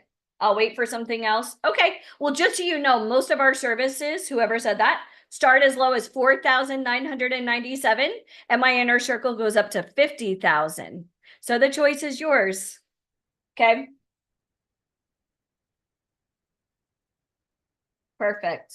Okay, good. So that's the link to schedule. Now, just so you know, as soon as the Zoom call ends today, so does that link. So we're only looking for serious people that want to take action. If you are not serious about getting into this industry, I mean, why? Why did you come on this call? Why were you here the last 8 hours today, 8 hours yesterday? Well, I mean, what are you looking to do? If you are trying to reinvent the wheel, listen, you don't have to go through me. This is what I want you to do. If you're not going to go through me, this is what I want you to do. Go move to New York City, go move to Los Angeles, join every website under the sun, try to network with people of this type of level. Go do it. Or you can come to us. Again, 6 Tony Awards, 38 awards. We have the #1 book right now on Amazon. I know Denise mentioned, I was just on Kevin Harrington's new show on Fox Business. Kevin Harrington's one of the sharks from Shark Tank. There's a reason why these people align with VIP Ignite. We've also had Howard Stern's old studio. That's how I met Haviland and Cynthia Stillwell. We've opened the stock exchange. We've been featured in Forbes, Entrepreneur Magazine, Huffington Post. There are so many scam artists, especially, and I want you guys to think about this. When you are trying to get into show business, a lot of times people aren't thinking with this, they're thinking with this. And I really want to help people who want help, but I need to know no excuses. I don't want to hear any drama. And I know I saw somebody posting in there about payment plans or being a single mom. I totally understand. Believe me, my kid was acting crazy earlier today. But I don't ever want that to be a hindrance. I want to know that you're going to show up. Not show up for me, but show up for yourself. So I need to know that you can make it happen. So the secret word, is Camp Hollywood. Camp Hollywood. So I want you all to make a pledge to yourself. This is not the end of your journey. If anything, it's the beginning. Some of you, maybe we got away with some of the misconceptions. I mean, we now realize what agents are looking for, what it really takes. You can't do this industry on your own. You cannot just join websites. I think you're going to get these types of castings. For those of you maybe running out to get photos, what are you doing? Who are you even working with? And even when you get those photos done, did you dress yourself? Like, do you even know what agents and casting directors are looking for? And then where are you going to post your pictures? On Facebook and Instagram so your friends who aren't in the business can tell you you look great? That doesn't even make any sense. We're going to create the right place at the right time, but we need to make sure you are ready. So at the time of the interview, you have to be ready. We extend an agreement to you. You're signing it right there with us. You're holding your ticket. I don't care if you could pay for it in full or you need some type of payment plan, but I need to know that you are able to do that at the time of the interview. If you understand that, type agree. Because financially, if you are not able to do that, please do not waste my time. I'm going to say, listen, you got a 16-hour call for free. Hope you enjoyed it. Hope you got some real, just knowledgeable tidbits of information from some of the biggest names. This is going to be like the pinnacle of your career. Well, I remember I spoke to a casting director that works with Denzel. Yeah, but other people that are going to Camp Hollywood are going to get a chance to meet her live. Right? Does that make sense? Okay. So if you are planning on going to Camp Hollywood, again, early bird gets the worm. Today is Sunday, so scheduled for Monday or Tuesday. But we're really, really, really excited for Camp Hollywood. And we just did a big event out in LA man, what was it? Last month? Last month. And usually when we do events in LA, they're once every other year. We'll kind of lasagna it, as I call it, with New York, because those are really the two big meccas in the country. Atlanta obviously is an A-B level market, but New York and LA are always A. And the reason why we're going back to LA, and this was a choice I really fought for, because I felt as though there were so many people that went to the Hollywood event, the one that we just had, and we had some tremendous success stories that came out of it, but they kind of just that I really want them to keep the momentum. We also had the writer producer of X-Men, Transformers, and Wolverine, and Bumblebee. Oh my gosh. How many of you guys would love to sit down with the writer of X-Men and Transformers live and in person? And he came out and he spoke to our talent and he was just answering all their questions and giving them some really helpful insight. I want you to tell me if, as a business owner, right? Let's just say I called on any of you and I'm like, hey, John Norman, you met the writer producer of X-Men. If I were to offer that service, what would you even value that at? Somebody tell me, what is the value of that? Somebody type it. What is the value of that? And John Norman, I'm going to take you off of mute because I know you had a chance to meet him. I texted you going, where are you going? He's coming right now. Get your butt back into this event space. What was that like, John Norman, to be able to sit down with the writer producer of X-Men? It was priceless. Just hearing him tell a story from when he began as a kid and his thoughts and dreams and all the struggles he went through, all of the times he was turned down, and he just kept going at it and was finally able to break through and get his story told. This is him. And now look where he's at. Yeah. After all that, he just kept going, persevered, didn't take no for an answer. And he got to meet Caden. Yeah. But did he answer all of your questions? Like, he talked about writing X-Men and he talked about reading about the Greek gods and kind of how he created Bumblebee and working with Michael Bay.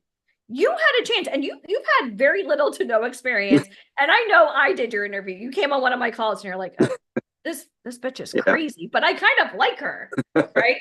How was your first event? It was fabulous. I learned a lot, got a lot of feedback, talked to Mara. She was great. Now, Mara, for those of you guys, I didn't have Mara on this weekend because she's traveling, but Mara manages Hayden Christensen. Some of you guys may know him, Anakin Skywalker himself. She also manages Taylor Lautner from Twilight, a whole bunch of the cast from This Is Us, Gossip Girl. She managed Chase Crawford, and you got a chance to sit down one-on-one with her. And actually, last time she came on Zoom, she said, hi, John Norman. What's that like? Yeah. You live in like Terre Haute, Indiana, right? Like you're in the middle of nowhere. Yes, Terre Haute, Indiana, yes. And right, nowhere. And now you have like Hollywood elite that know who you are. What does that mean to you? Gosh, it's hard to explain. I mean, it just feels it's priceless like everything else. I mean, it's not something you run into every day. It's just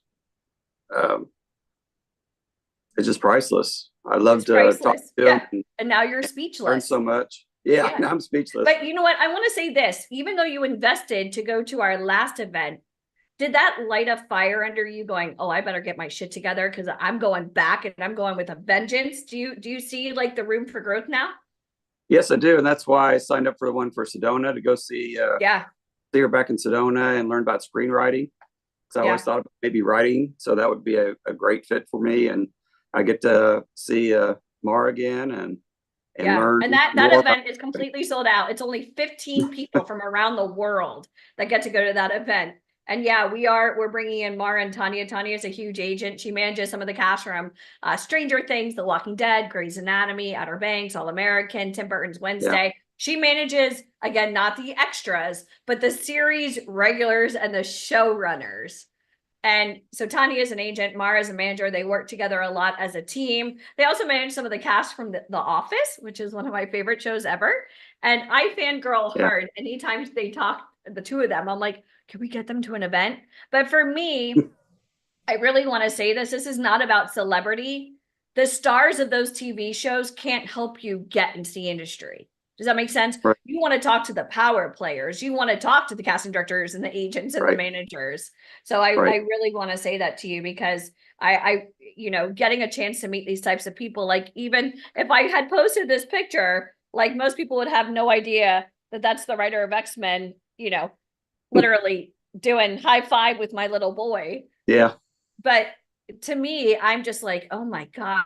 And he's a friend of ours, which is how we're able to build those types of relationships. So I'm going to say this, and this is not about arrogance, but Mike and I have invested millions of dollars in this business between our Broadway shows and our movies and the book and living in New York and LA and having many offices in New York City and Miami, and really just to build these types of relationships. And then Right. for somebody just to invest $2,997 and get access.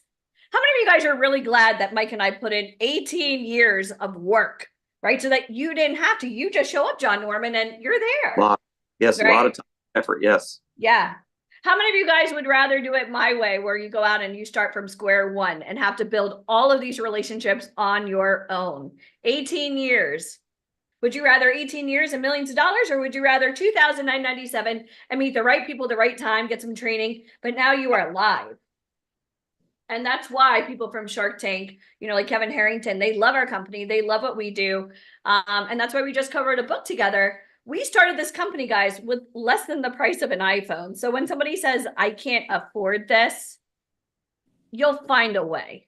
Does that make sense? Even if you had a payment plan, you will find a way to make this happen. Because if you're on this call right now, it means you're searching for modeling or acting opportunities. There is nowhere in the world that does what VIP Ignite does. We've had the head of casting for all of Warner Brothers at an event, and we don't sell tickets based on who's coming. You kind of just show up. We give you the secret list. Obviously, we saw yesterday at the Trump rally, like there are crazy people everywhere, and it doesn't matter where you live. But a casting director, an agent, even a celebrity, they walk with caution, especially now. Like you're not going in live for open calls anymore. Everything is virtual now. That's kind of how the business is. And it's not necessarily because of safety, but because they found a better way to see more people. Does that make sense? Right. So even Cynthia Stillwell saying, she sees 500, 800 tapes. What makes you stand out? Right? What makes you stand out? And that's a question I'm going to ask all of you. If this were your dream and you were at the right place at the right time, are you going to make excuses or are you going to take action? Because John, you and I had conversations. You're like, I really want to do this, but financially, right? I'm not putting you. I've had other places ask for 20 grand. Yeah, I totally understand. And I will work with anybody if they show me they're going to try. Right? We have everything to lose, especially with our $1 million guarantee. Yes. Like, come on, try me. Even if you're on the fence, try me. Right? I'm going to put you in front of the right people at the right time, but I have to make sure that it's not about a credit card. If you are not right for this company, you're going to get rejected. And we're going to say it in the nicest way, like, hey, reapply. But I want you to think about this as a business owner. And Mike kind of alluded to this, but as a business owner, yes, we want everybody. It would be so much easier just to put a link and people put in their little credit cards. Yeah. But then we would have no idea who's showing up. And as a business, especially since we are trusted and loved by some of the biggest names in this industry, it's not worth the risk for us. Does that make sense? So I kind of want to say this, and I know Michael hates it when I say this, but as a business owner, and I'm going to say this just pure heart, but I want you guys to take this in and really listen to these words. If I pick everybody, oh, it's a scam. They pick everybody. But if I don't pick you, I'm a bitch. Long live the bitch. Because we are going to protect the company. We are going to protect the integrity of what we built. How many of you guys understand that we're going to be very selective about who's going to have proximity to people that it took us 20 years to build this relationship? Right? Yes. So that's that. Well, it's always fun to see you. And I like calling you out You too. because, I just like to see your face. Did you see my little boy earlier? And I love the Yes, fact that I we did. and got pictures together. It's Last so time. fun seeing him. I know he's having a good time. And we're heading out to Vegas. When is it? Next week? Yeah. Next week. Okay. So that's it. All right. Well, I'll see you guys. We have our next guest speaker coming up. Okay. Perfect. All right, guys. So we have our next guest speaker coming up. I'm going to bring Deneen White over. I'm going to go grab some water. because I already know that the next guest speaker, I have to drink water now because if I even try to drink with him, I'm gonna spit it out. And there's too much camera equipment Yeah, here. that would be a disaster. And Mike Fomkin will freak. Okay. All right. All right. First of all, who's going to Hollywood? If you're going to Hollywood, type Hollywood in the comments. If you're going to Hollywood, type Hollywood in the comments. I want to see. I want to see. Victoria, I know Victoria. I see that you and I are speaking. I'm so excited. You already wrote a thank you. So thank you for being grateful. I appreciate that.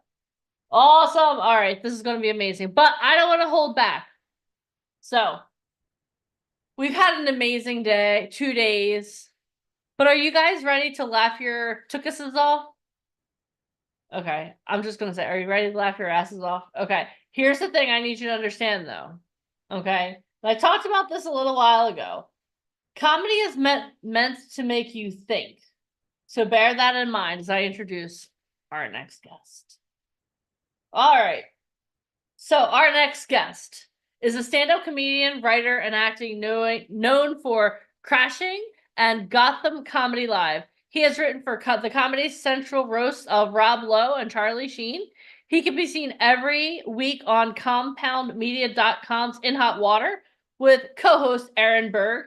He was born and raised in the absolute glorious city where I happened to work when I was younger, Vineland, New Jersey, and now calls New York his home. Everyone, give it up for Gino Visconti. Hey, Hey, how the hell are you, Gino Visconti? Oh, yeah, there you go. There you Did go. let anybody on this call? Hi. Did your agent approve this, Gino? Thank you for banging on the hood of my car to wake me up this morning, ladies. Really meant a lot. I had a long one, but it's good to be here. How are you, ladies? Oh my God, it's Good. amazing. Good to Good. see you. Yeah, and So- Deneen, did I know that you used to live in Vineland, New Oh, I never lived there. I worked there. Yeah, where did you work in Vineland, New Jersey? Okay, so there is this little health food store. I don't even remember the name of it, but it's right on Delsey Drive. It looks like a Called it Haars. looks Haars. Was that it? no, it was the other Damn it. one. Oh, I was trying to do a magic trick for these people that are all muted. Okay. No, Okay, go on. it was the other one. And actually my really good friend, like my spiritual mom, got me the job there. And that's where I learned everything I know Some about hooker. the health. That was some hooker. Just ignore. Hi, Won her a Keanu! card game.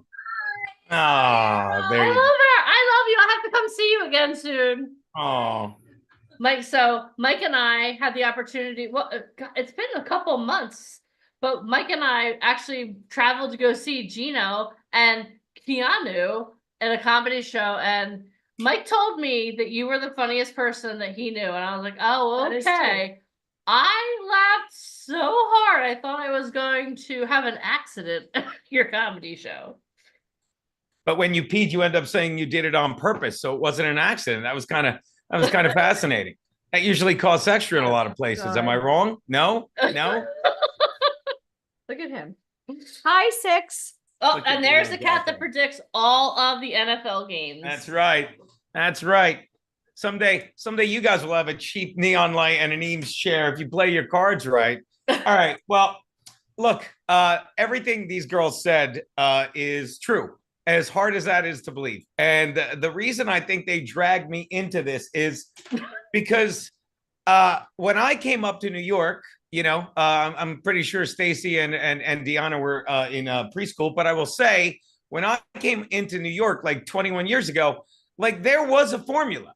There was a way to do things. You would come up to New York and you would say, all right, let me, as a comedian, I'm sure there were forms for an actor, but like any performer, any entertainer, I'm like, all right, here's what you do. You get to New York, you got 10 good minutes. Okay. You get on you get the 10 good minutes, you get past at some clubs, you get seen, you get an agent, you go to a festival, then you get a late night show and you have some meetings. It's that simple. That is dead. That has slowly withered away.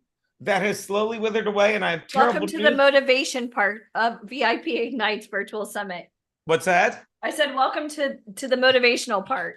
It No. is dead. It is gone. It is But it's dead. true. And Yeah. let me tell you why that's the best news you can possibly hear. Okay. Because you're going to get work by being talented. You're going to get work by being good at what you do.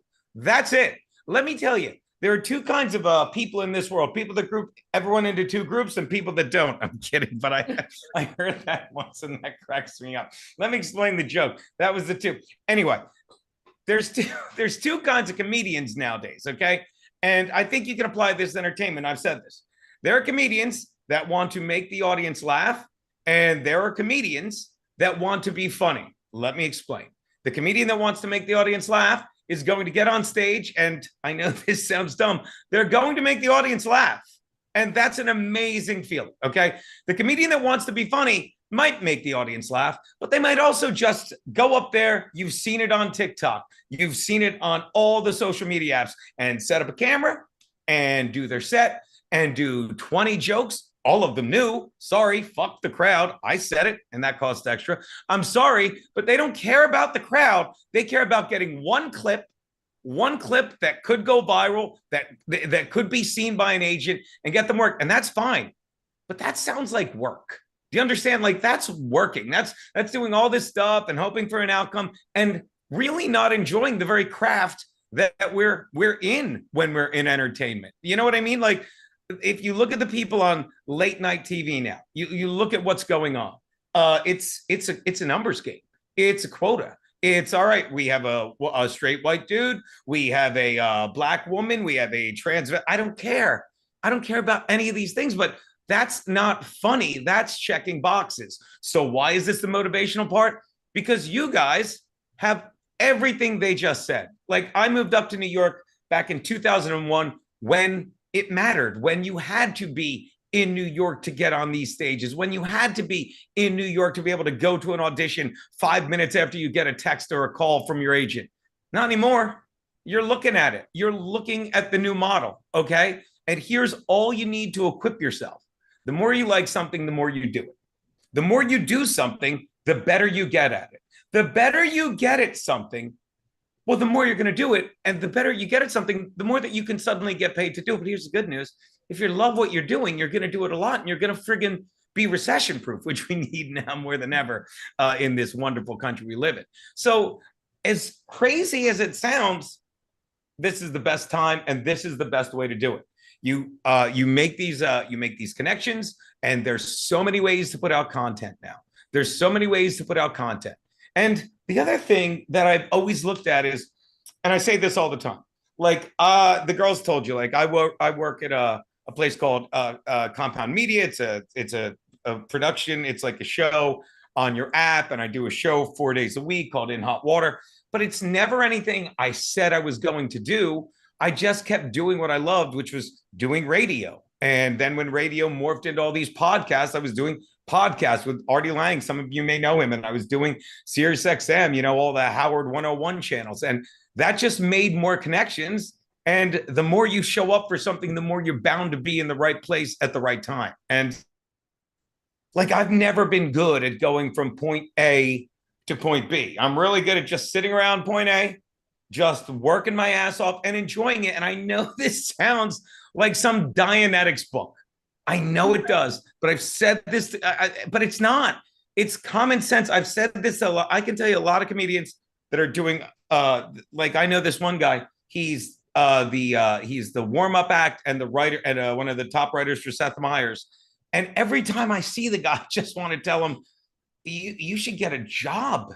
You should get a job if you're going to work this hard, because you could get a job and make money and have benefits if you're going to work your ass off just for the money. But we are lucky enough, and I would think you guys would not be here.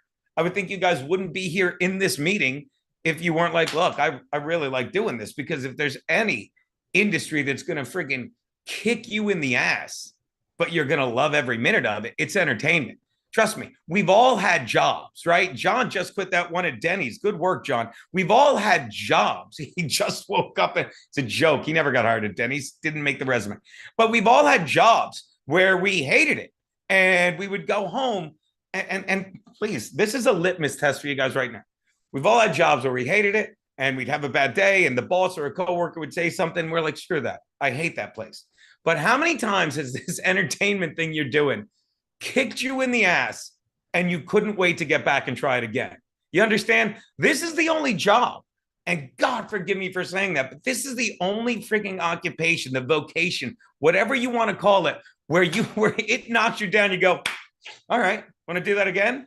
Want to do that again? Like the first time I ever did stand-up comedy, it was so long ago. It was in Wilmington, Delaware, and I was signed up for an open mic night. I go on stage, and I had lived in Delaware 10 years. So I bartended all over. So I had all these people come out. I had all these people come out to see me. And I did 10 minutes of whatever the hell I said that was not funny at all. It wasn't funny. It was the first time I ever got on stage. But every single thing I said, people laughed at because they were my friends. And I didn't realize it. I was so naive. I'm like, I'm great at this. But I'll tell you something. Fast forward to a month later, I get up on stage in Philadelphia, Pennsylvania, in front of a crowd of people I don't know. I do the same set, and obviously, I eat my ass on stage.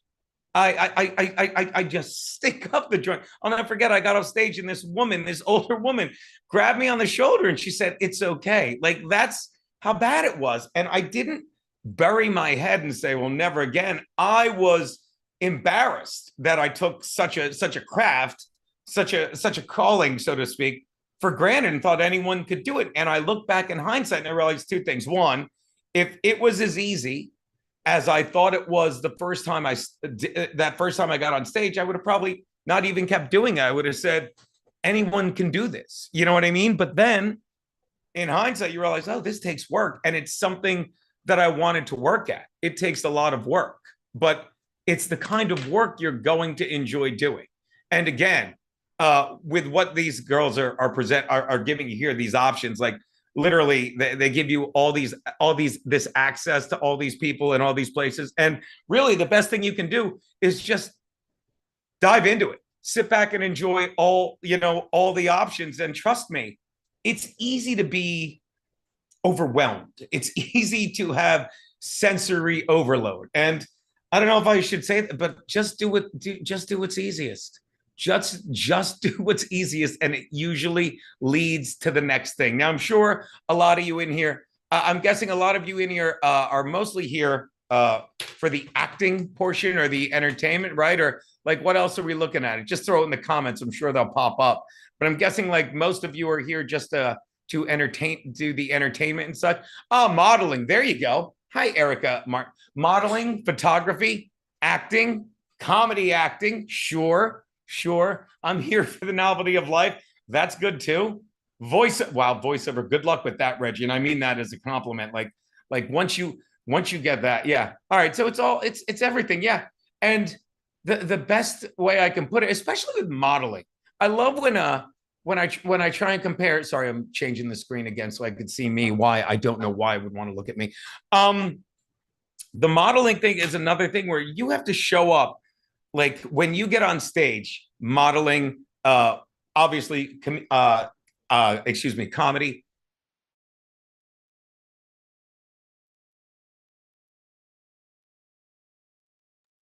Gino, we can't hear you. Hold on. Please hold. Where'd I go? Did I There mute? you go. Okay, we can hear you now.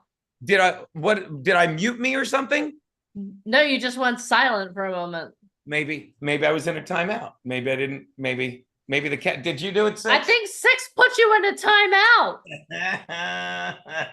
She got so big. Look at her. Oh my gosh. She's an elegant, angry angel, aren't you, baby? She's actually a prop. I'm gonna tell the story about her. I was just getting to that. Did I? How long was I out? For like, you were out for like 10 minutes. No, just like for like 10 seconds. It's like I had a dream. You were there, Reggie. You were there, Deanna. How long was I out? Just Auntie M. I can feel your look, Six. We can't hear you again. Hold on. Last one too? Nope, you're back. I wonder what it is. Because I literally just got a new setup here. And if it goes out again, let me know. Okay, I will. I'm here. But how bad when it goes out, what's it doing? You just can't hear me, but I'm yapping? Yeah. That's got to be annoying for everyone involved, just to have to look at me chatter with no sound. Anyway, when you're modeling, when you're doing stand-up, like and I'm sure when you're doing acting and everything, there's an energy. You know, you feel the energy, and that's something that we all need to remember, because I don't want to use oh, hello, Eleanor Keener. I don't want to use a goofy word like empath, but the people that get into this, like, really feed off the energy of other people, and it's amazing. And don't knock yourself down, because that's why a lot of us.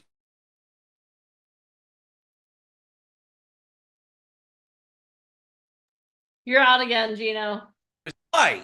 I don't know. If I knew, I have no idea. I'm gonna my sound, plug it back in. Okay. Test 1, 2. We can hear you. Scarlett, yeah, that's what it was. All right, if it goes out again, I don't know. Maybe I'll log back out and log back in. I don't know, but I really do apologize, guys. This doesn't usually happen. I know. Normally people can hear me, they just choose not to listen. This just what I'm doing seems terrible.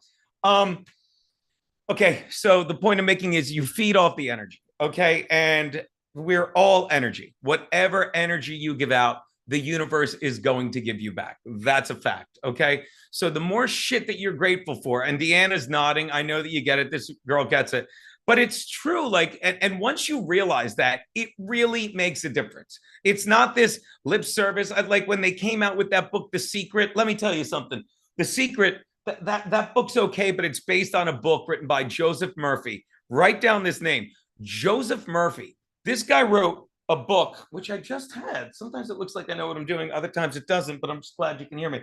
He wrote a famous book called The Power of the Subconscious Mind, okay? And I tell every class or every group, whatever you kids want to call yourself, that I work with, it's a book I stumbled into once. You can listen to it on YouTube if you're lazy like me. I don't have the attention span to read like I used to. It's sad.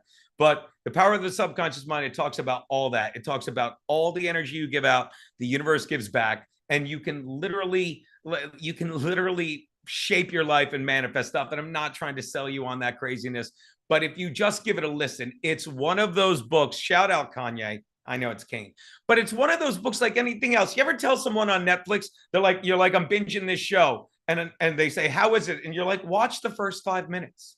If you watch the first 5 minutes, you're going to be like, wow, Reggie was right. This is a great thing. You'll be like, nah, Stacy's an idiot. I'm not going to watch it. If you listen to the first 5-10 minutes of that audiobook, or read, God forgive me, I think you guys are as lazy as me. Or if you read the first 10-20 pages, trust me, you will either be like, oh my God, this echoes everything I fucking ever thought, or you'll be like, this guy was trying to sell me some kind of snake oil. But I'm telling you, it's all energy, okay? And whatever energy you put out, fucking the universe gives back. And just be grateful for every stupid gig you get, every audition that you fail and learn from, every person you meet. And suddenly that's the ride. That's the ride. Because let me tell you, this is, if you're really, I have terrible news. A lot of you are going to commit to this for the rest of your lives. And it's going to be the best, stupidest, funnest, most insane ride ever. Like I have, it's me and my brother in my family, and he's the greatest guy alive. And he's what's the word I'm looking for? Unlike you people, unlike me, he's a normal person. He's a normal human being. He has a job. He has a wife. He has 2 beautiful children. He has a wonderful house in Jersey. And sometimes I'll hang out there and I'll look around, and I'm not trying to sell you on this, but I want to know if this echoes in any of your brains. I'll sit there in that house, hanging out with him. And by the first day, I'm like, this is great. This is wonderful. And then by the third day, I'm like, if I don't get out of this cage, if I don't get out of these 4 walls, this huge fortress holding me in, and get back to New York, where I can tell people, where I can tell my jokes and be creative and, and just live from one day to the next. I mean, that's how I am. And I'm sure a lot of you people are like that. You're like I'm sure a lot of you people, I wouldn't doubt, yeah, I'm going to go crazy, Christina. And I'm sure a lot of you people, am I wrong to think that you're in here and this isn't like your first gig? Like I've said this, I've lived many lives. Okay. I graduated from college. I got a job at a bank. but it was a bank in Wilmington, Delaware. It was, I always say it was less like Wall Street and more like office space. I worked there 7 years. And that was another thing where I'm like, what am I doing? What am I doing? It was boring. I didn't like it. Then I said, screw it. Started, I backpacked through Europe. I started bartending. And next thing you know, I'm telling jokes and I'm bartending and I'm living in Delaware. And this is just a story about me, but I'd be curious if it applies to like a lot of, or any experiences any of you had, because it was a turning point. This is a phrase I still use to this day. I drive kind of nuts with them. Like, I never want to be full of shit. I don't want to be full of shit. You know, like we say a lot of things, and if you say what you mean, you know, that's another one of those books, Don Miguel Ruiz, you know, be impeccable with your word. It's one thing to say things, but when you say, the more shit you say, and the more that you mean it, you really do speak words into action, the power of I am and everything. And you never want to sit there and be like, everything I said, I'm full of shit, because you have to live with yourself. And this was the point where I've been doing stand-up in Delaware. And if you ever can, like Wilmington, Delaware, what a place to live. You are literally 20 minutes from Philly, an hour from Baltimore, 2 hours from New York City, hour and a half from DC. It was great for doing comedy. So I'm doing comedy, I'm bartending. But the thing is, I'm saying I live 2 hours from New York City. If I don't, I can sit here and tell all the people in Wilmington, Delaware, I'm such a comedian. But if I don't pack up my car, drive 2 hours north and try it up there, then I'm full of shit. You know, and these are the moments where you have to call yourself out, because people are going to push you and you're going to meet all kinds of people in this biz, and trust your gut and your gut's going to be wrong a couple times and people are going to screw you over. I'm not saying the worst thing in the world, but there's going to be people you trust and they're going to turn out, you know, to not have your best interest, but you are going to form bonds with people that you will look back 10, 15 years later and be like, I can't believe I was lucky enough to bump into this person. I can't believe I was lucky enough to meet this person. Now I'm, you know, I'm working with this guy. It's happened to me countless times, but I think you're going to have moments. I wish you have moments where you have to call yourself out and be like, am I full of shit, or am I really going to do this? Do I really want to be an actor? Am I really committing to modeling? Or is this just something I wanted to say to my friends? You know, because I'm like, oh, I'm pretty funny. Oh, I'm, you know, I acted in high school, all that stuff. But I think a lot of you people will have those moments. And the other thing I was saying earlier is, you know, I had this moment where I'm like, I got to get out. I got to move on. I've got to get on to the next lifetime. And I wouldn't question, I'm sure a lot of you, and I'll even go so far as to say, I hope a lot of you are in here and not as a first try, you know, as all right, I did this, or maybe as something in addition to what you're doing, you know, but you're like, yeah, am I full of shit? Kane, you definitely are. I checked. I didn't want to say it, but Deneen told me, said that Kane guy's full of shit. But I think a lot of you people are probably coming over from another place where you had a job and you're like, didn't work out for me. Don't want to do it, you know, and you just go all in and say, let me just try this. I always want to try it. Well, there's as much as the world is getting divided. Everything that's dividing the world, that's breaking the old model, it's an advantage to you now when you have access to things like this. Because I say this all the time. Although I'm not a huge fan of the YouTube, it's a great tool. There's no reason with the YouTube. I don't care what you're in, modeling, acting, comedy, anything. You get a YouTube account or a Rumble account if you want to do the edgier stuff, but you just get a YouTube account and you stream, you make content, you put it out there. I mean, I'm a little older, so I know a lot of the kids are on the TikTok. I know a lot of the people are doing Instagram streams and stuff. But if you want a consistent following, you know, that you can even get monetized if you get good at it, you go to the YouTube. Now, don't get me wrong. This is something I always point out, and I can't stress enough. After COVID, I don't care what side of the world you're on with that, but no one will disagree. That was the beginning of separating us. Okay.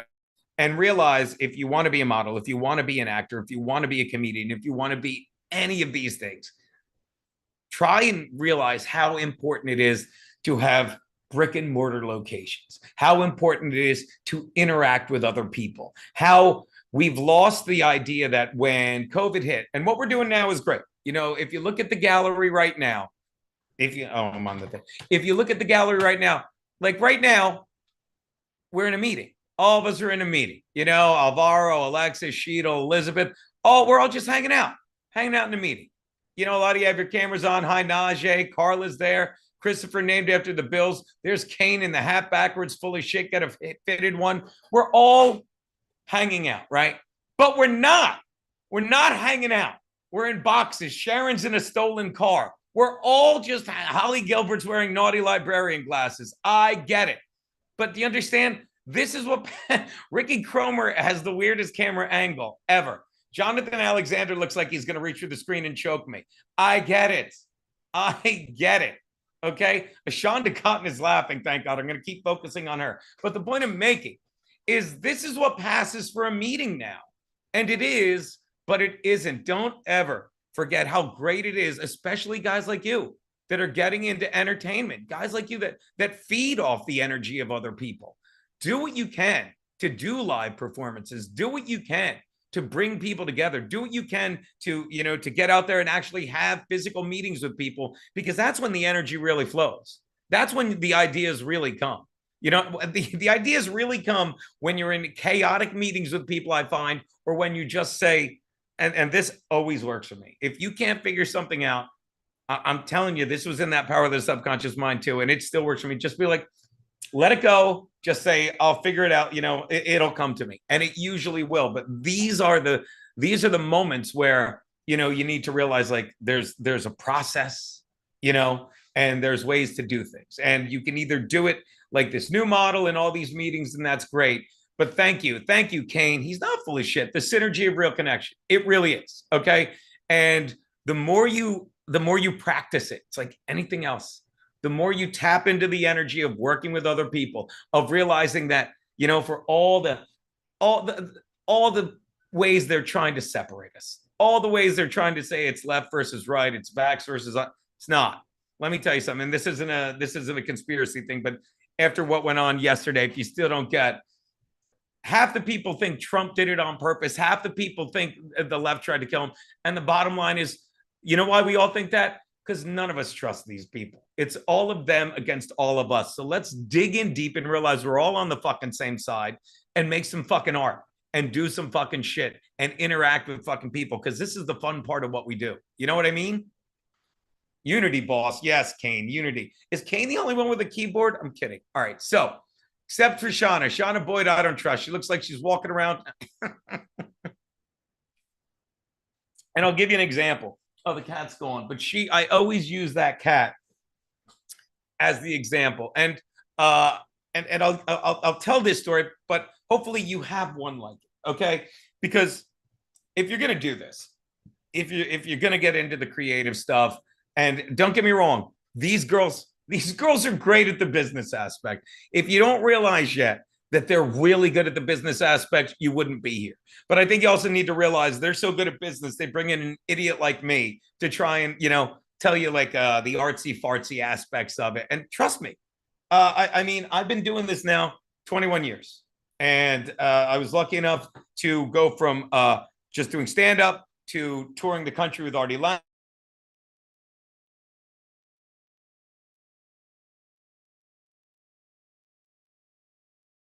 Getting out there. Really? Did I go out again? Wow, I wonder what that is. Back? You're back. You're back. I can hear you. I wonder what that is. I apologize, guys. I just got a new setup and I thought it'd be really good, but apparently there are some glitches.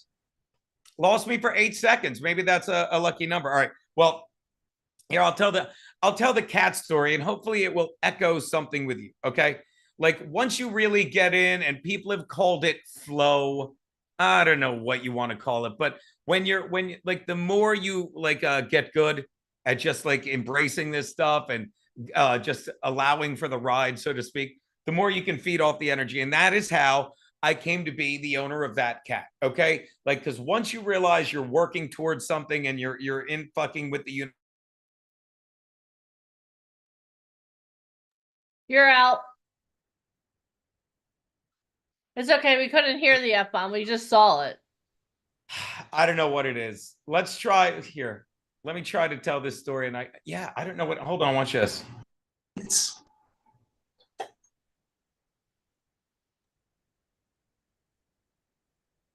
Can't hear you. Now, Yes, now. I can't apologize. Has this ever happened before, Deneen? Never once. No, I'm stunned. No, don't be stunned. I got a brand new setup and everything. I'm like, this is going to be great. And of course, it's not. Well, you know why? That's because you should have seen what we went through yesterday getting this set up. It's like technology. I love technology until it sucks. Like, yeah, I turned on one app too soon and nothing worked. And Mike said, I was like, Jesus. I just turned on, I don't know, I turned on the computer, so. Well, I'm sure I'm saying something stupid those every 8 seconds of silence. So it's probably working out, probably making you look better for having me, because I'm pretty sure. We love having you. You're full of a lot of life and vibrancy. And did the microphone go out when I said they're lizards and they live underground? Did the microphone go out when I said that? They're all saying yes. When I said we faked the moon landing, was I on? We're on the Deanna's nodding and it's concerned me. She's like, "Oh, we know. We don't." When I said the Earth was flat, are you getting this? No. We can hear you, so I don't know. That's a shame. So I came to own the cat because this is the thing. I was subletting an apartment in East Harlem. Okay, subletting an apartment in East Harlem, and I come home one day and I go to the window. Right, and I hear some woman screaming from across the courtyard. So I live in New York. I watch a lot of SVU. I think I'm going to see a good rape, right? Like there could be a bad one. And I go to the window. I get there. Thanks for getting that, Stace. It's a joke. I go to the window, and there's a woman screaming. And I'm like, what's wrong? She's like, there are kittens down there. And before I can say a word, a voice from above, not a la Reginald, a voice from above, could have been a la Indian guy, 1 floor up. I don't go up there. It smells like cabbage or something. So he goes, thanks for getting that, Rich. He goes, yeah, I have cats from the last litter. And the woman's like, they've been there all weekend. And the guy's like, yeah, this cat has cats all the time and abandons them. So the woman's like, yeah, can you go down and get them? So now I go down the fire escape, right? And Allah comes down with a giant box. And I get down there. And sure enough, there are 5 kittens, 4 black ones. They're not doing anything, Reggie. And what? And 1 white kitten nervously clutching his wallet. So what I do, I take the 5 kittens, I put them in the box. And as I'm walking away, there's a 6th kitten. That is that cat 6. And she is meowing like crazy. And I pick her up and she clings to my neck. And the guy, Allah, whatever his name, he goes, he doesn't say you should keep that kitten. This is one of those moments.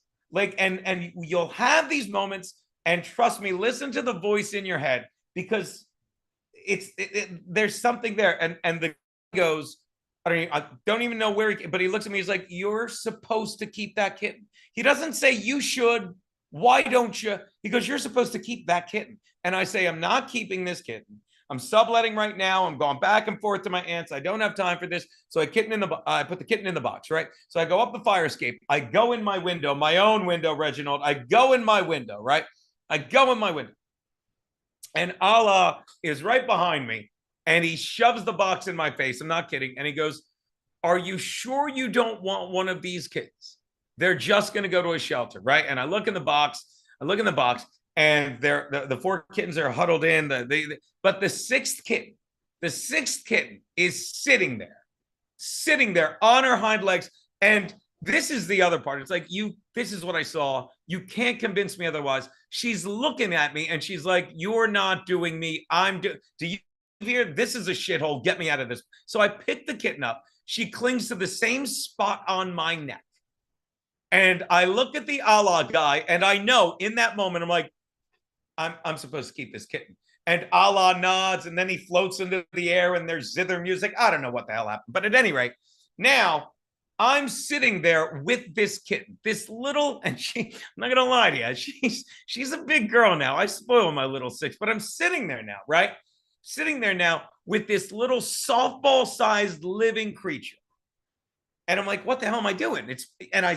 So I call my ex-girlfriend, right? Who's a veterinarian and a bitch, an absolute bitch. So I call her up. Second part's important, Shauna. You know I'm right. I can tell by the way you're shaking your head. I can tell you know I'm right.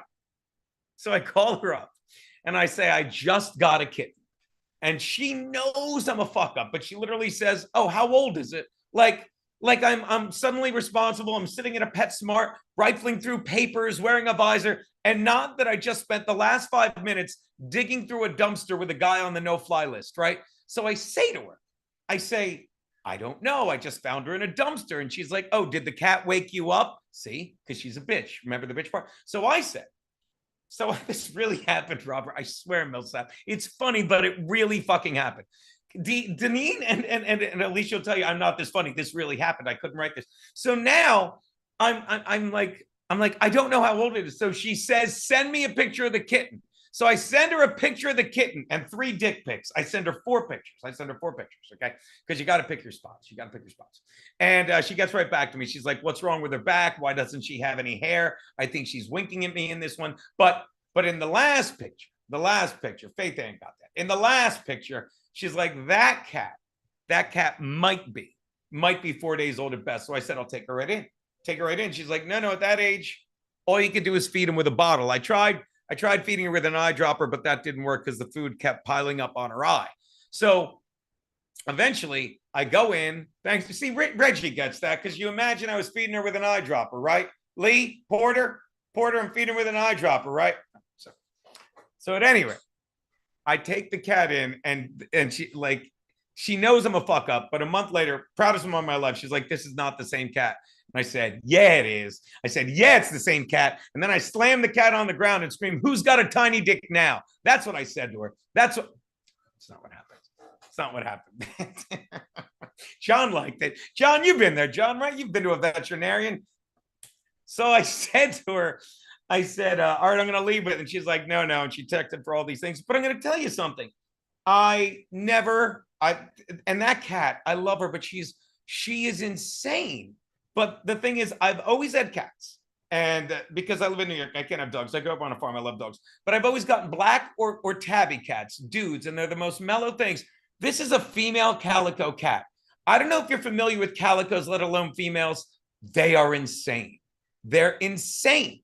This cat, and this is the thing, this is the most loyal cat I've ever seen in my life. She still friggin' yells at my fiance. She's like, get away from. But the point I'm making is with this story, other than my ex-girlfriend was a bitch, I'm kidding, is that things find you. And then every decision I've made, just because of that cat, probably led me to where I am, led me to in this apartment, led me to being where I was when it put me in place to get the show I did the past 8 years. Probably put me in, I wouldn't have had this apartment where I met this girl if I did. I literally got this apartment for that cat. When I finally got a place, I walked in here, it's got windows at each end. I'm like, this is perfect for the cat. I don't need much. So I guess the point I'm making while my mic is still working is don't second guess yourself. You're here for a reason. You're good people. And I'm going to say that again. You're good people.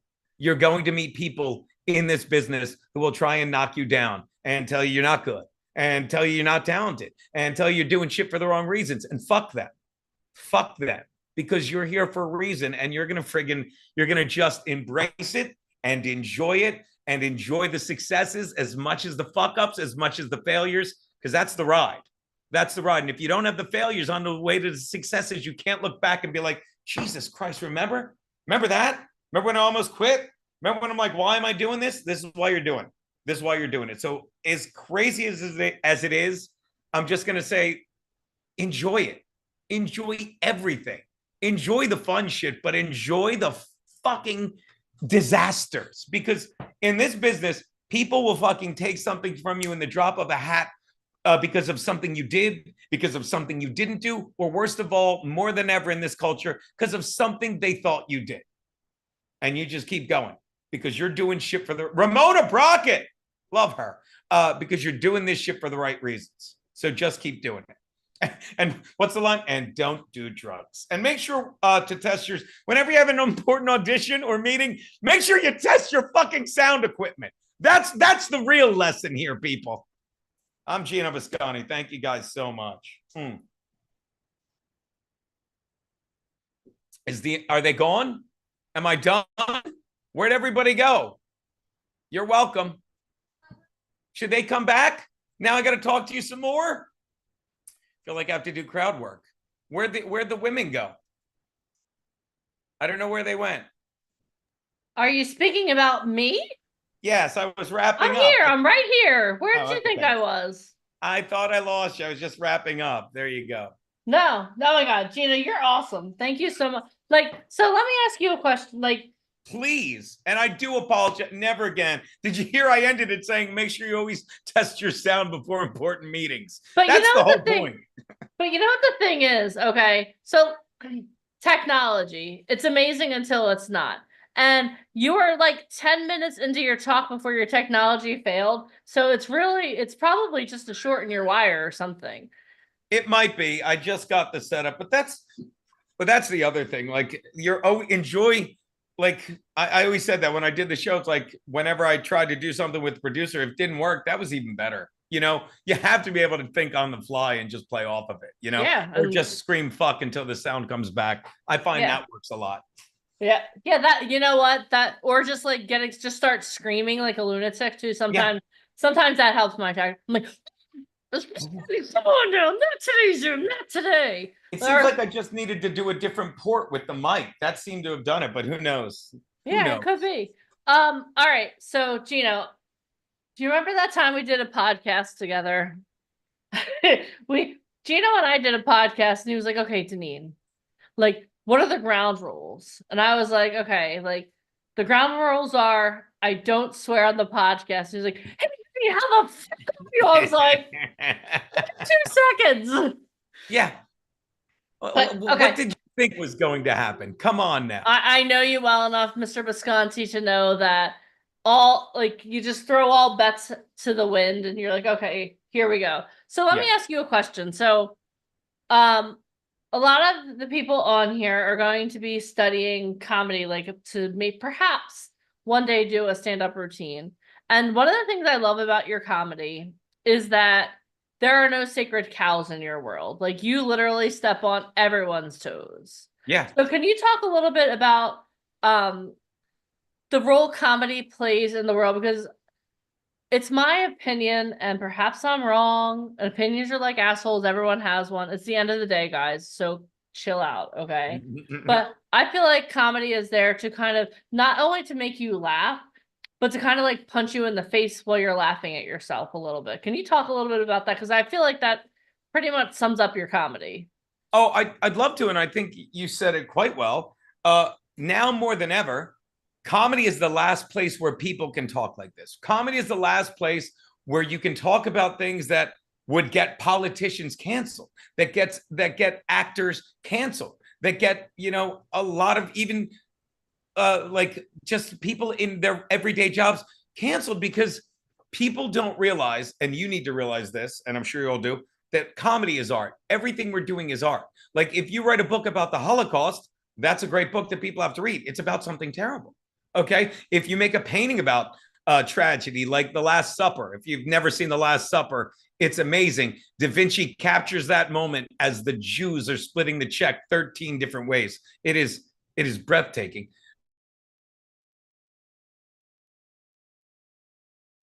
Apparently your audio does not like it when you step on sacred cows. Oh, come on. I wonder why I did that. And it's back now. I can see that. Yep. But they're trying to cancel comedians because of exactly what Deneen said. It's like, well, we don't like to hear that stuff. No, too bad. I don't like to, like, do you understand the stuff you see on TV now? The stuff you see on Jimmy Kimmel, the stuff, and no one's watching it, but the stuff you see on late night TV, the stuff you see on Comedy Central, it's not laughter, it's clapter. It's people that are being controlled and looking at an applause sign. And I don't mean like some kind of, you know, Clockwork Orange thing, but think about it. They're sitting in an audience, they're waiting for the applause sign, and they're just doing this. They're saying, okay, yeah, that's likable, that's harmless. That's not what Oh, you're out. Never again. Never.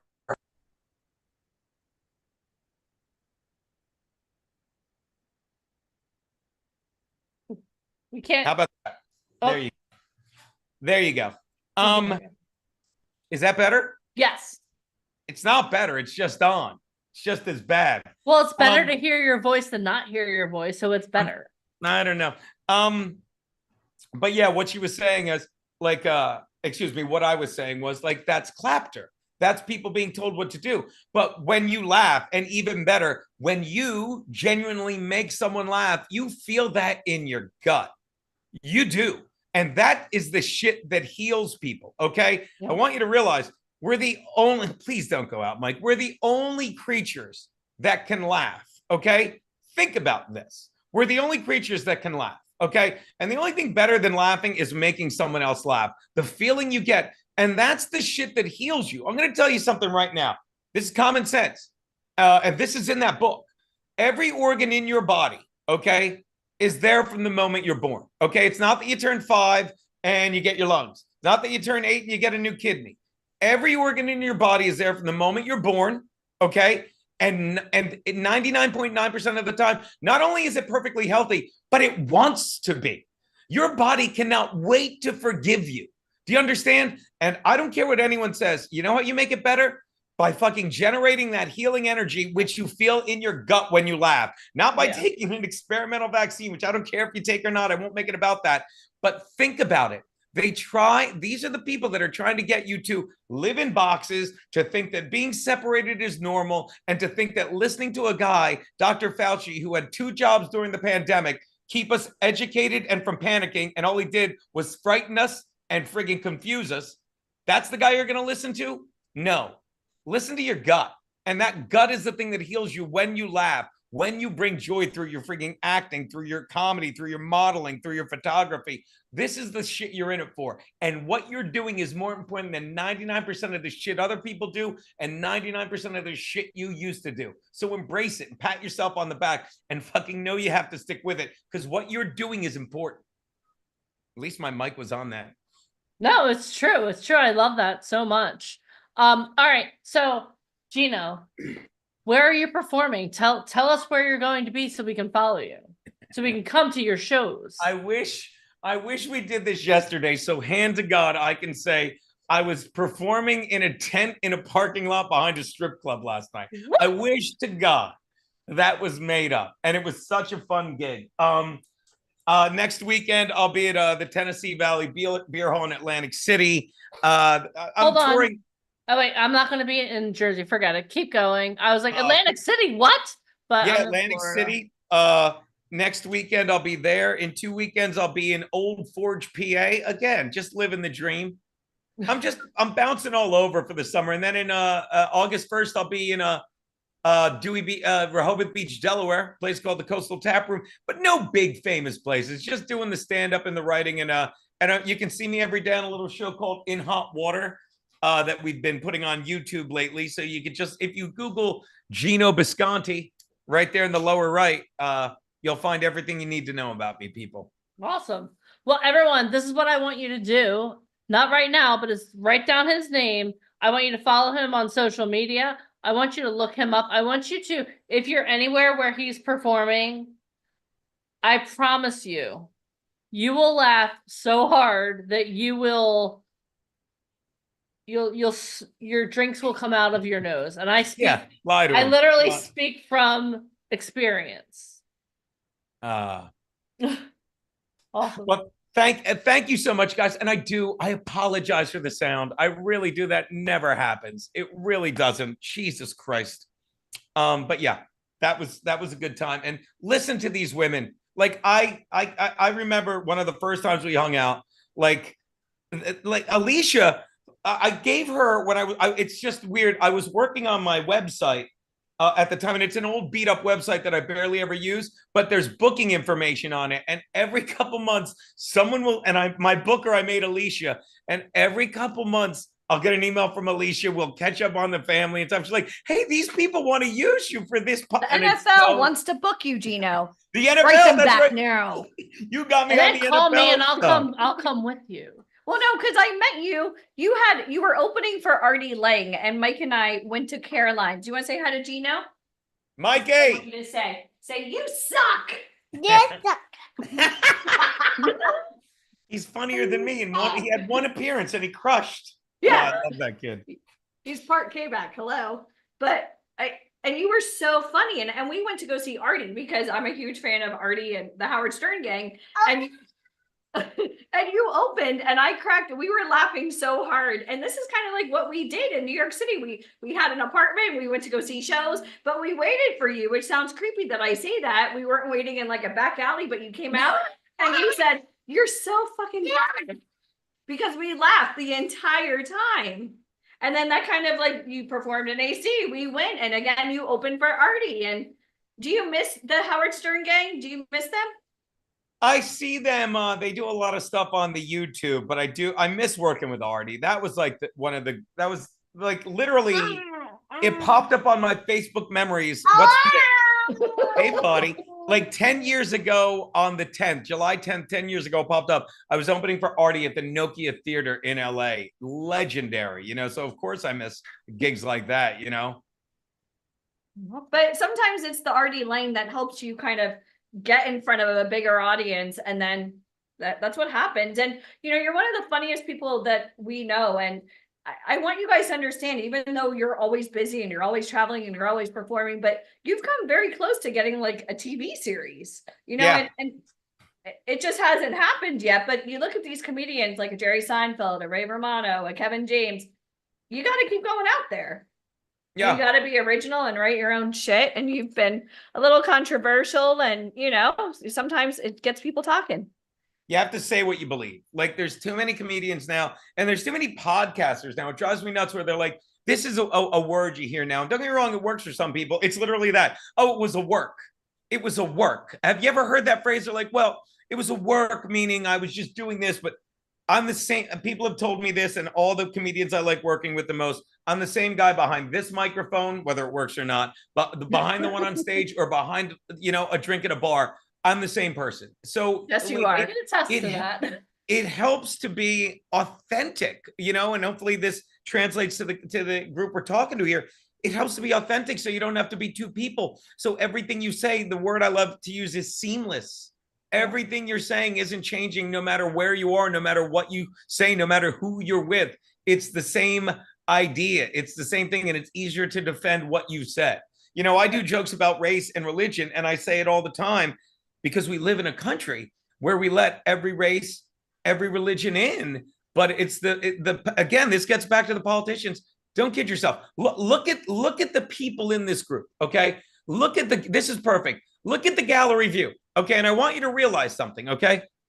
We have politicians right now telling us we're racist. You understand? Politicians who have been wealthy their whole lives, who live in gated communities, are telling Gino Bisconti, Reginald Holmes, Deanna Draper, Piomi, however you say that name, Garcia, Najee, look at all the colors in Robert Millsap. We let him into the country. He's fucking ticking. Look at the diversity here. We love you understand? But these are the politicians that are telling us we're racist. People that hang out every day, every religion. But these politicians like Nancy Pelosi and Joe Biden, who probably had an uncle who owned a slave, he's so old. These are the people that want us to think we hate each other, and we don't. Although Ricky Cromer looks like he was in Charlottesville at a rally last weekend. But everyone else, thanks for getting that, Ricky, means a lot. So understand that. This is why we can joke about it, but politicians don't want us to joke about it, and they make everything racist, okay? They made COVID racist. Do you remember? Yeah. They made COVID racist. They said, COVID, remember you called it the China virus? And people are like, you can't call it that. It's a virus that started in China. They're like, you don't know that. It could have started when someone ate a bat. Did anyone think the virus started when someone ate a bat? Jonathan Alexander, do you think it started when someone ate a bat? No, nobody eats bats. Black people don't even eat bats, Jonathan, and you guys love wings. So I don't want to hear. Thank you, Najee. I needed you to like that, Laguerre. Thank you, baby. This is why we put them towards the end of the afternoon.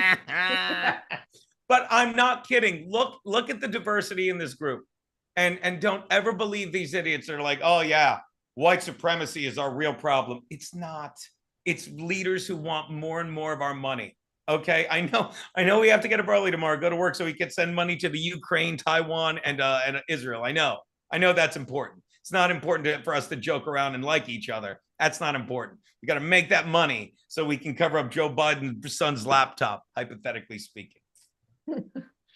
All right. Gino, this has been amazing. You know, that's what I was waiting for when you started talking. I knew you were very easy today. We Easy were like like- Sunday morning. And we were waiting for, I said it's gonna be like the Disney fireworks when you're least expecting it. Boom, boom, boom, boom, boom, boom. So thank you for the grand finale. We appreciate that. Of course. Awesome. And Gino is available for any type of birthdays, Children's bar parties. mitzvahs. Just text his Just agent. text his agent. I'll get you Get me a deal. I'll get you a deal. We'll get you a deal.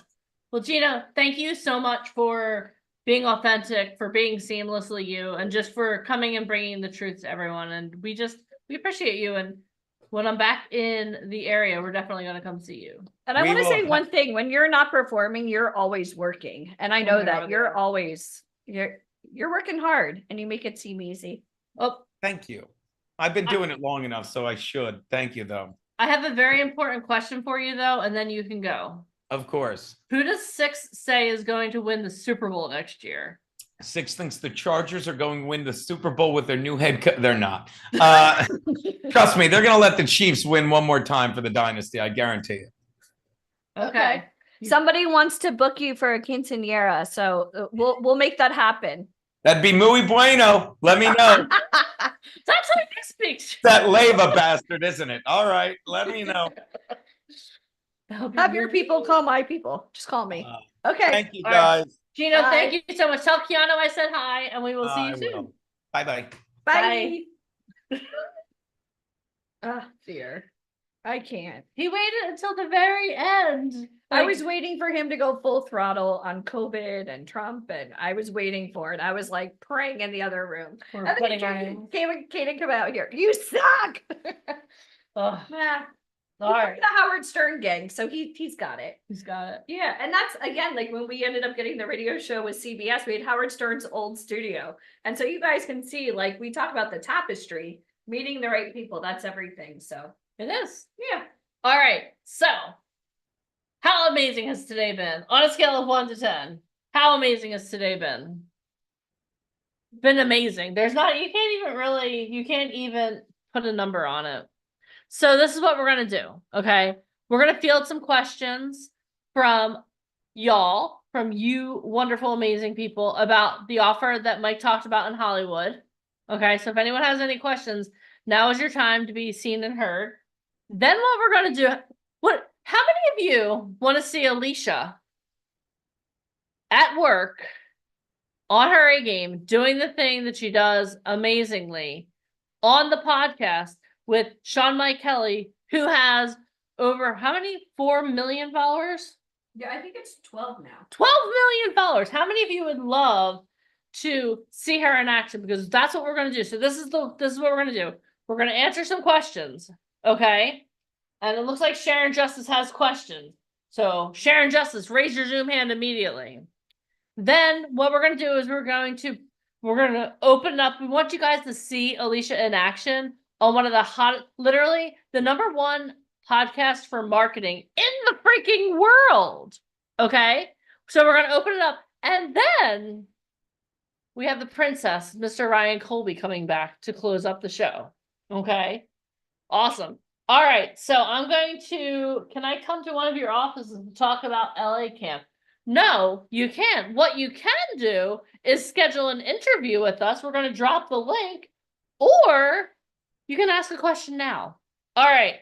Alicia, I'm letting you take over. Are you ready? I'm ready. Are you guys ready for this? I don't fully understand. Well, that's what we're going to talk about. Okay, Alicia, here you go. Okay. So I'm gonna go here. I'm gonna share the screen. Don't leave.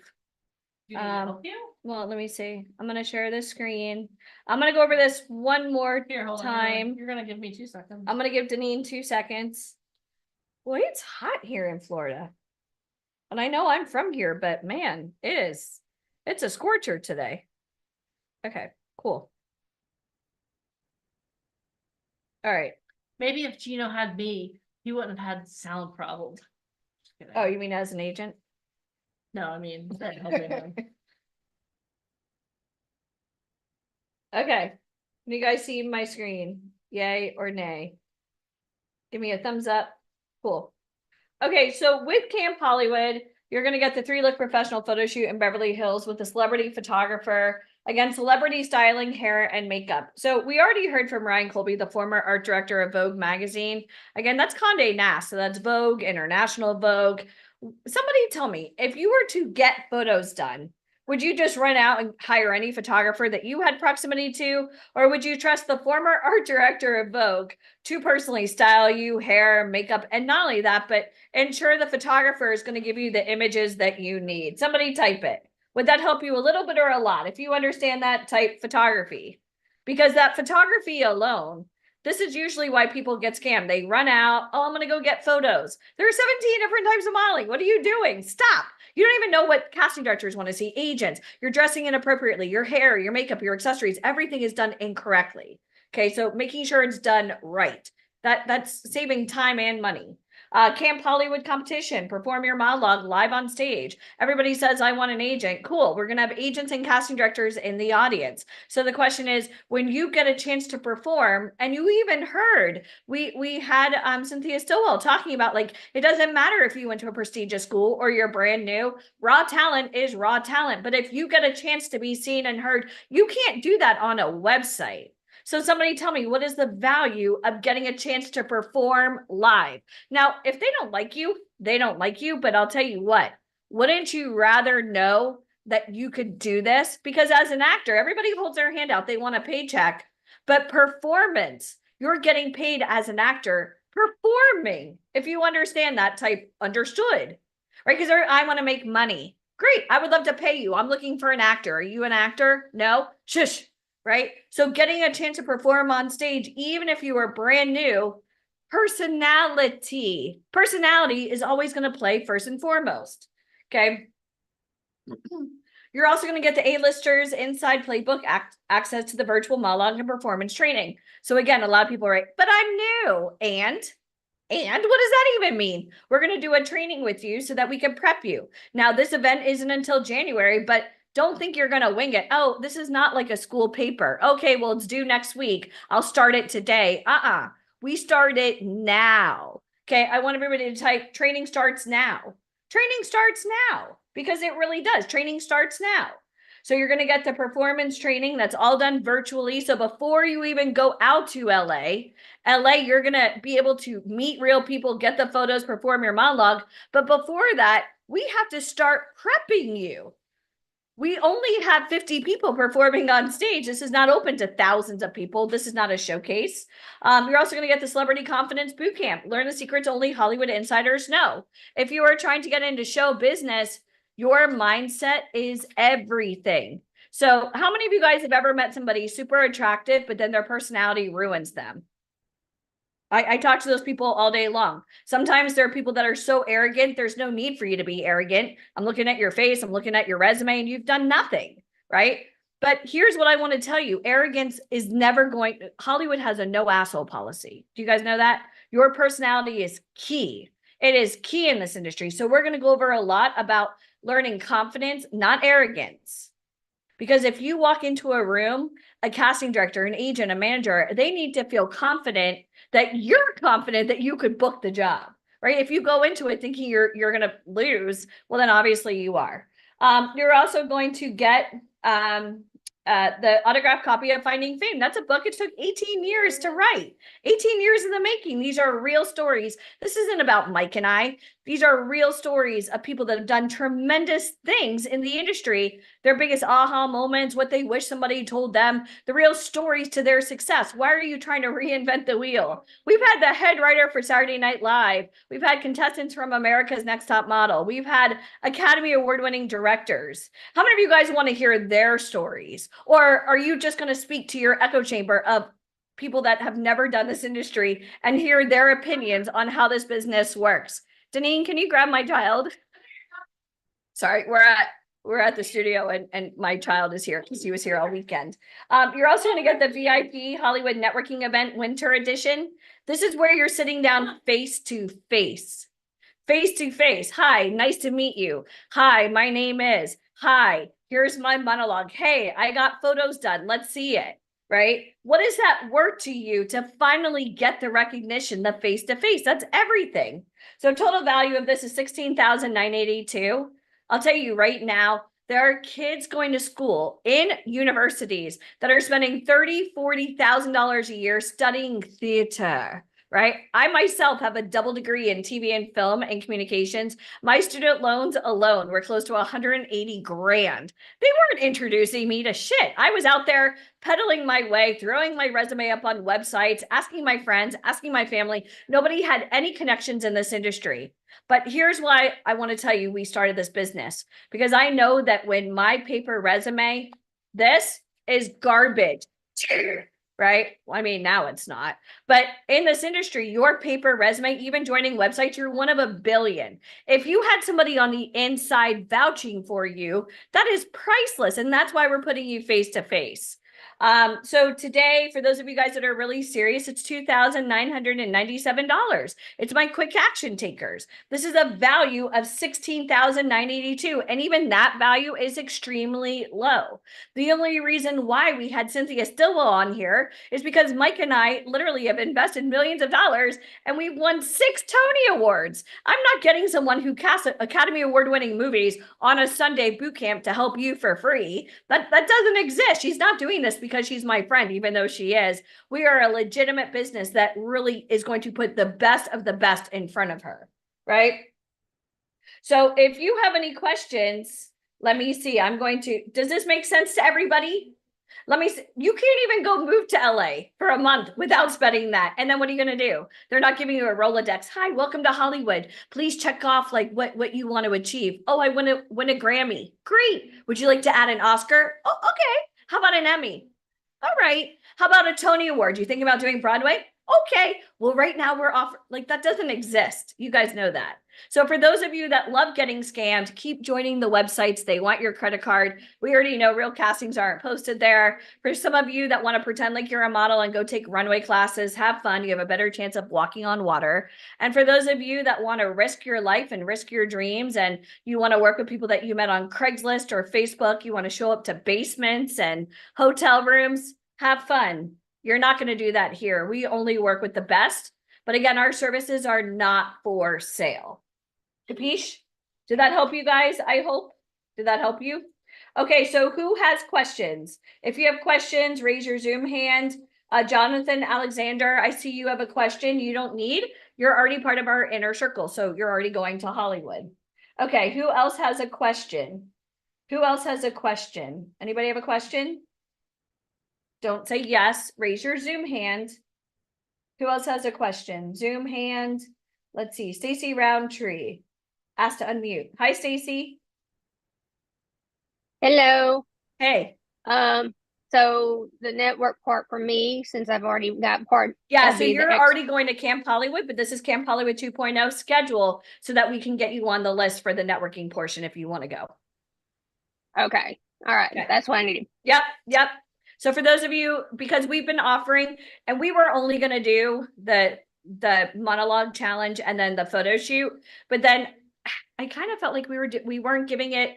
I didn't want to go to Hollywood half-assed because I want people to sit down and have real conversations, because I know when you get a chance to perform live, like if you know me, like I'm a complete introvert. So like I joke around when I'm on stage, but outside of Zoom, I'm like mommy, and I'm super like conservative and very relaxed. And I mean, well, I shouldn't say relaxed because you could tell from my demeanor, there's no relaxing, but you're on. And so like when you're at your monologue challenge, you're going to be nervous, you're going to be chatty. And then afterwards you're gonna be like, woo.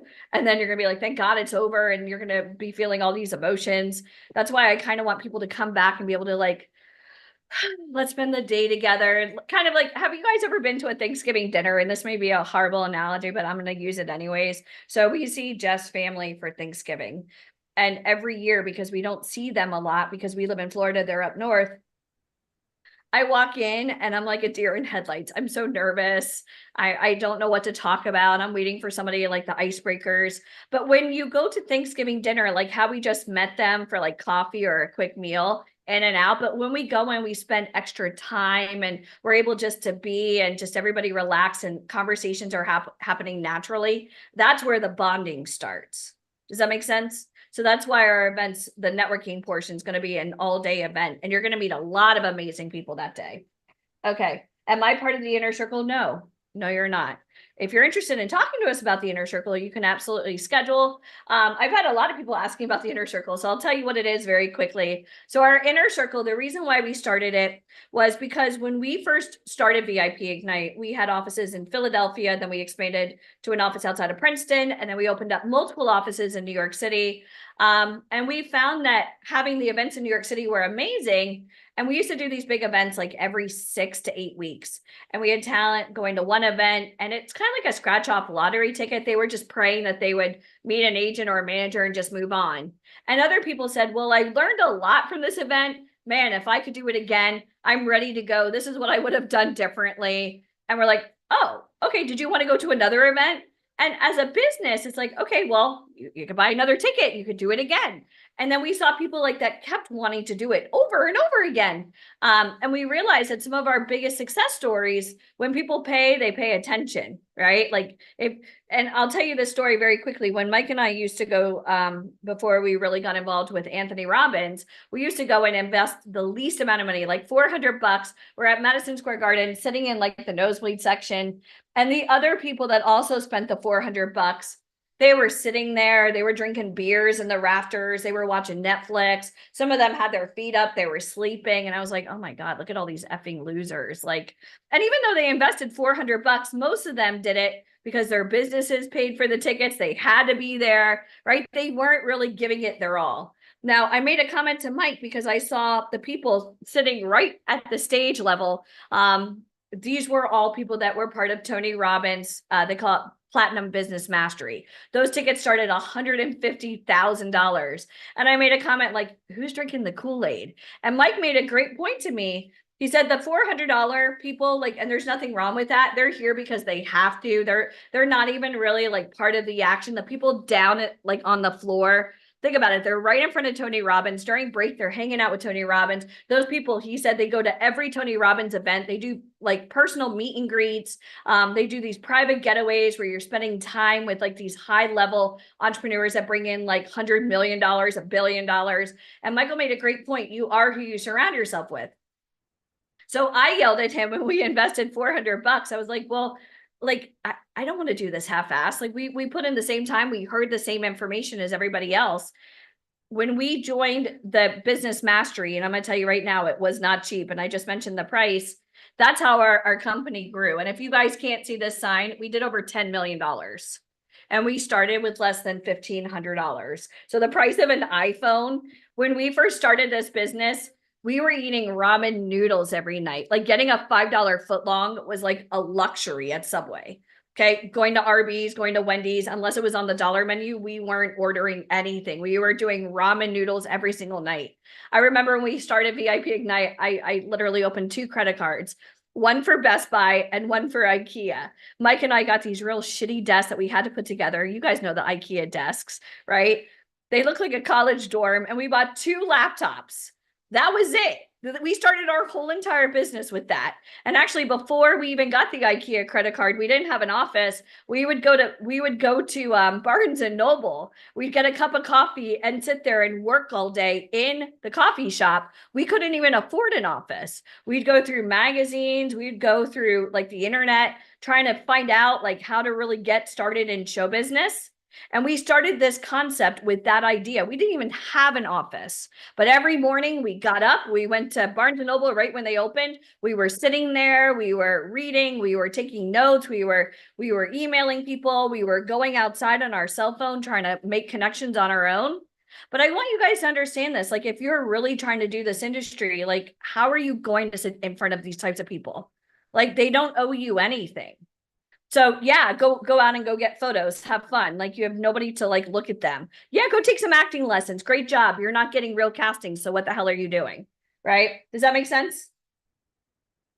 So with the inner circle, that's where you get to go to all of our events for 2 years, every event we do. So think about it. I'm going to just put this into perspective. So you guys can see now our one event is three grand. Our inner circle starts at 30,000 and people look at me like, oh my God, that's crazy. Is it? 30,000. That is like nothing in this business.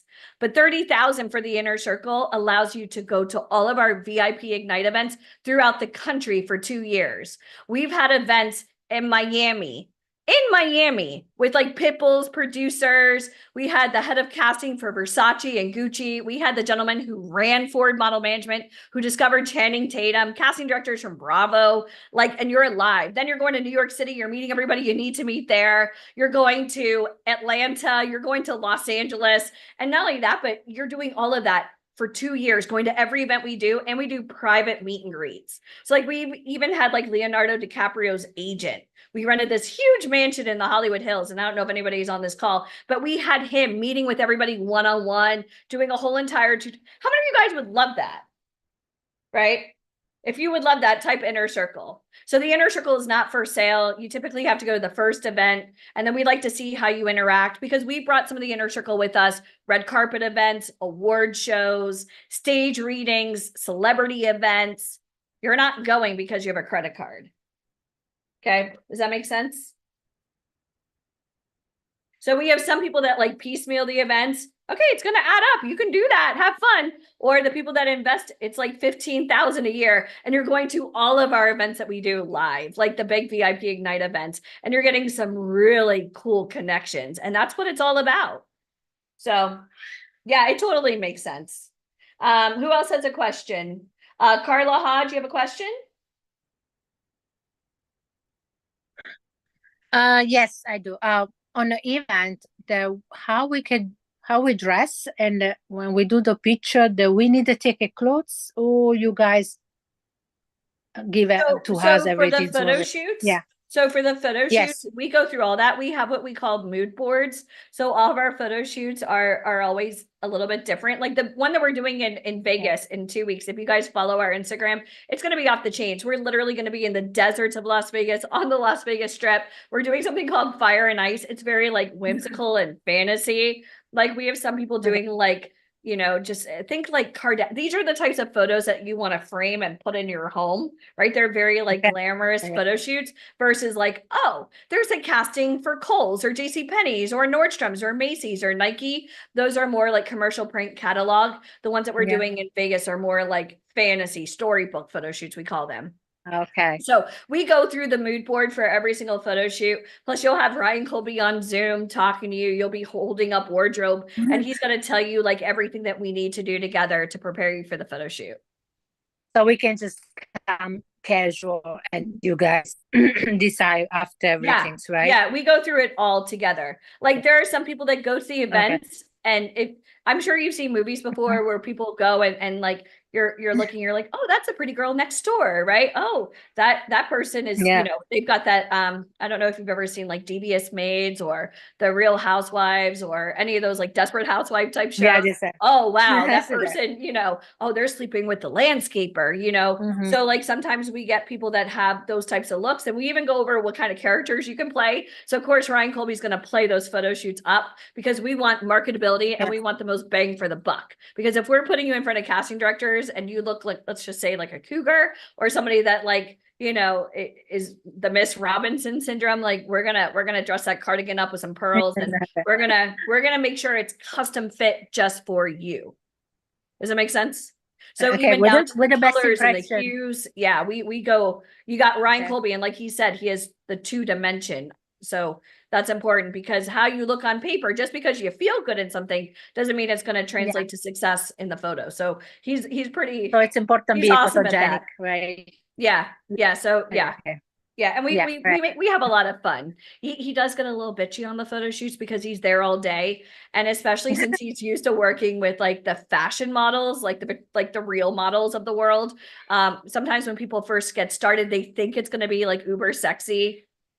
It's work. You know what I mean? You're a model. So even like when our talent have booked like these huge jobs and they're 60 changes of clothes, like you may get paid thousands of dollars, but you're getting dressed like very quickly. You know, it's not about like dancing and doing Yeah. selfies, and it's not glamorous. You're getting the photos based on what they want to see. Mhm. And so it's exact photo shoots, which means like he's literally writing a prescription as to hair, makeup, styling, even how the photographer, how they're shooting you, the angles. It's all based on, I hate to sound like this because I'm sure he's on here, but he does have a great vision and he knows what he's doing. And I don't want him to like let that ego go to his head, but it's true. He's the best, which is why we have him.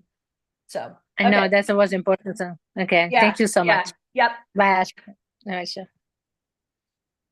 Yeah, he says he doesn't like it when people just don't get it. It pisses him off. The number one thing, it's people that can't pay attention or listen. They can't like follow directions. If he says sit here, that doesn't mean like, oh, there's a Starbucks, I'm gonna go like Uber Eats. Sit there, because God forbid you're not there when he calls your name and he's like, okay, we gotta go. We're doing some smoky eyes and we're doing some big bombshell hair, like you're, you know, gonna be in the new Austin Powers remake. Whatever it is that he's doing, Yeah. he has a rhyme and reason. So that's one thing I'm gonna tell you right now. Okay, who else? Ramona. Thank Yep. Ramona. Hi there. How are you? I'm good. How are Nice you? to meet you. I hope my TV isn't too loud. No, Can you you're hear good. me? Nope, All you're right, good. I can hear you. I have a very projected voice, and it was No, that's great good. to see Gino. I met him a couple of years ago, and I'm so happy he was on here, and he Oh, screamed good. my name, which was blessed. But anyway, so here's my Yeah. background.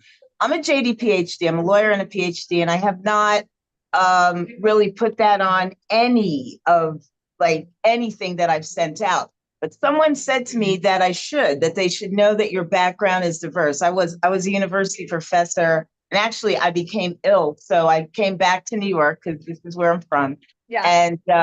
And you know, so that's one of the questions. The next question, am I a bad girl? Because I wasn't able to stay on this for 48 hours this weekend. We weren't on for 48 hours. It was 8 hours yesterday and 8 hours today.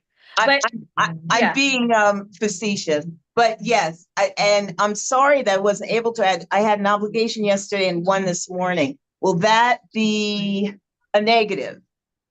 Well, I mean, typically what our team will do, because they're overseas, is pull a report and they'll show a couple of things. One, were you on the entire duration? Two, even when we ask questions and it may sound like super childish, like, do you like me? And people are like, yes, right? When we're asking questions, especially since we're on Zoom and you're not like face to face in my office in front of me, where I could read your body language, you do get like an interactive score, which I'm sure you can imagine based on Zoom.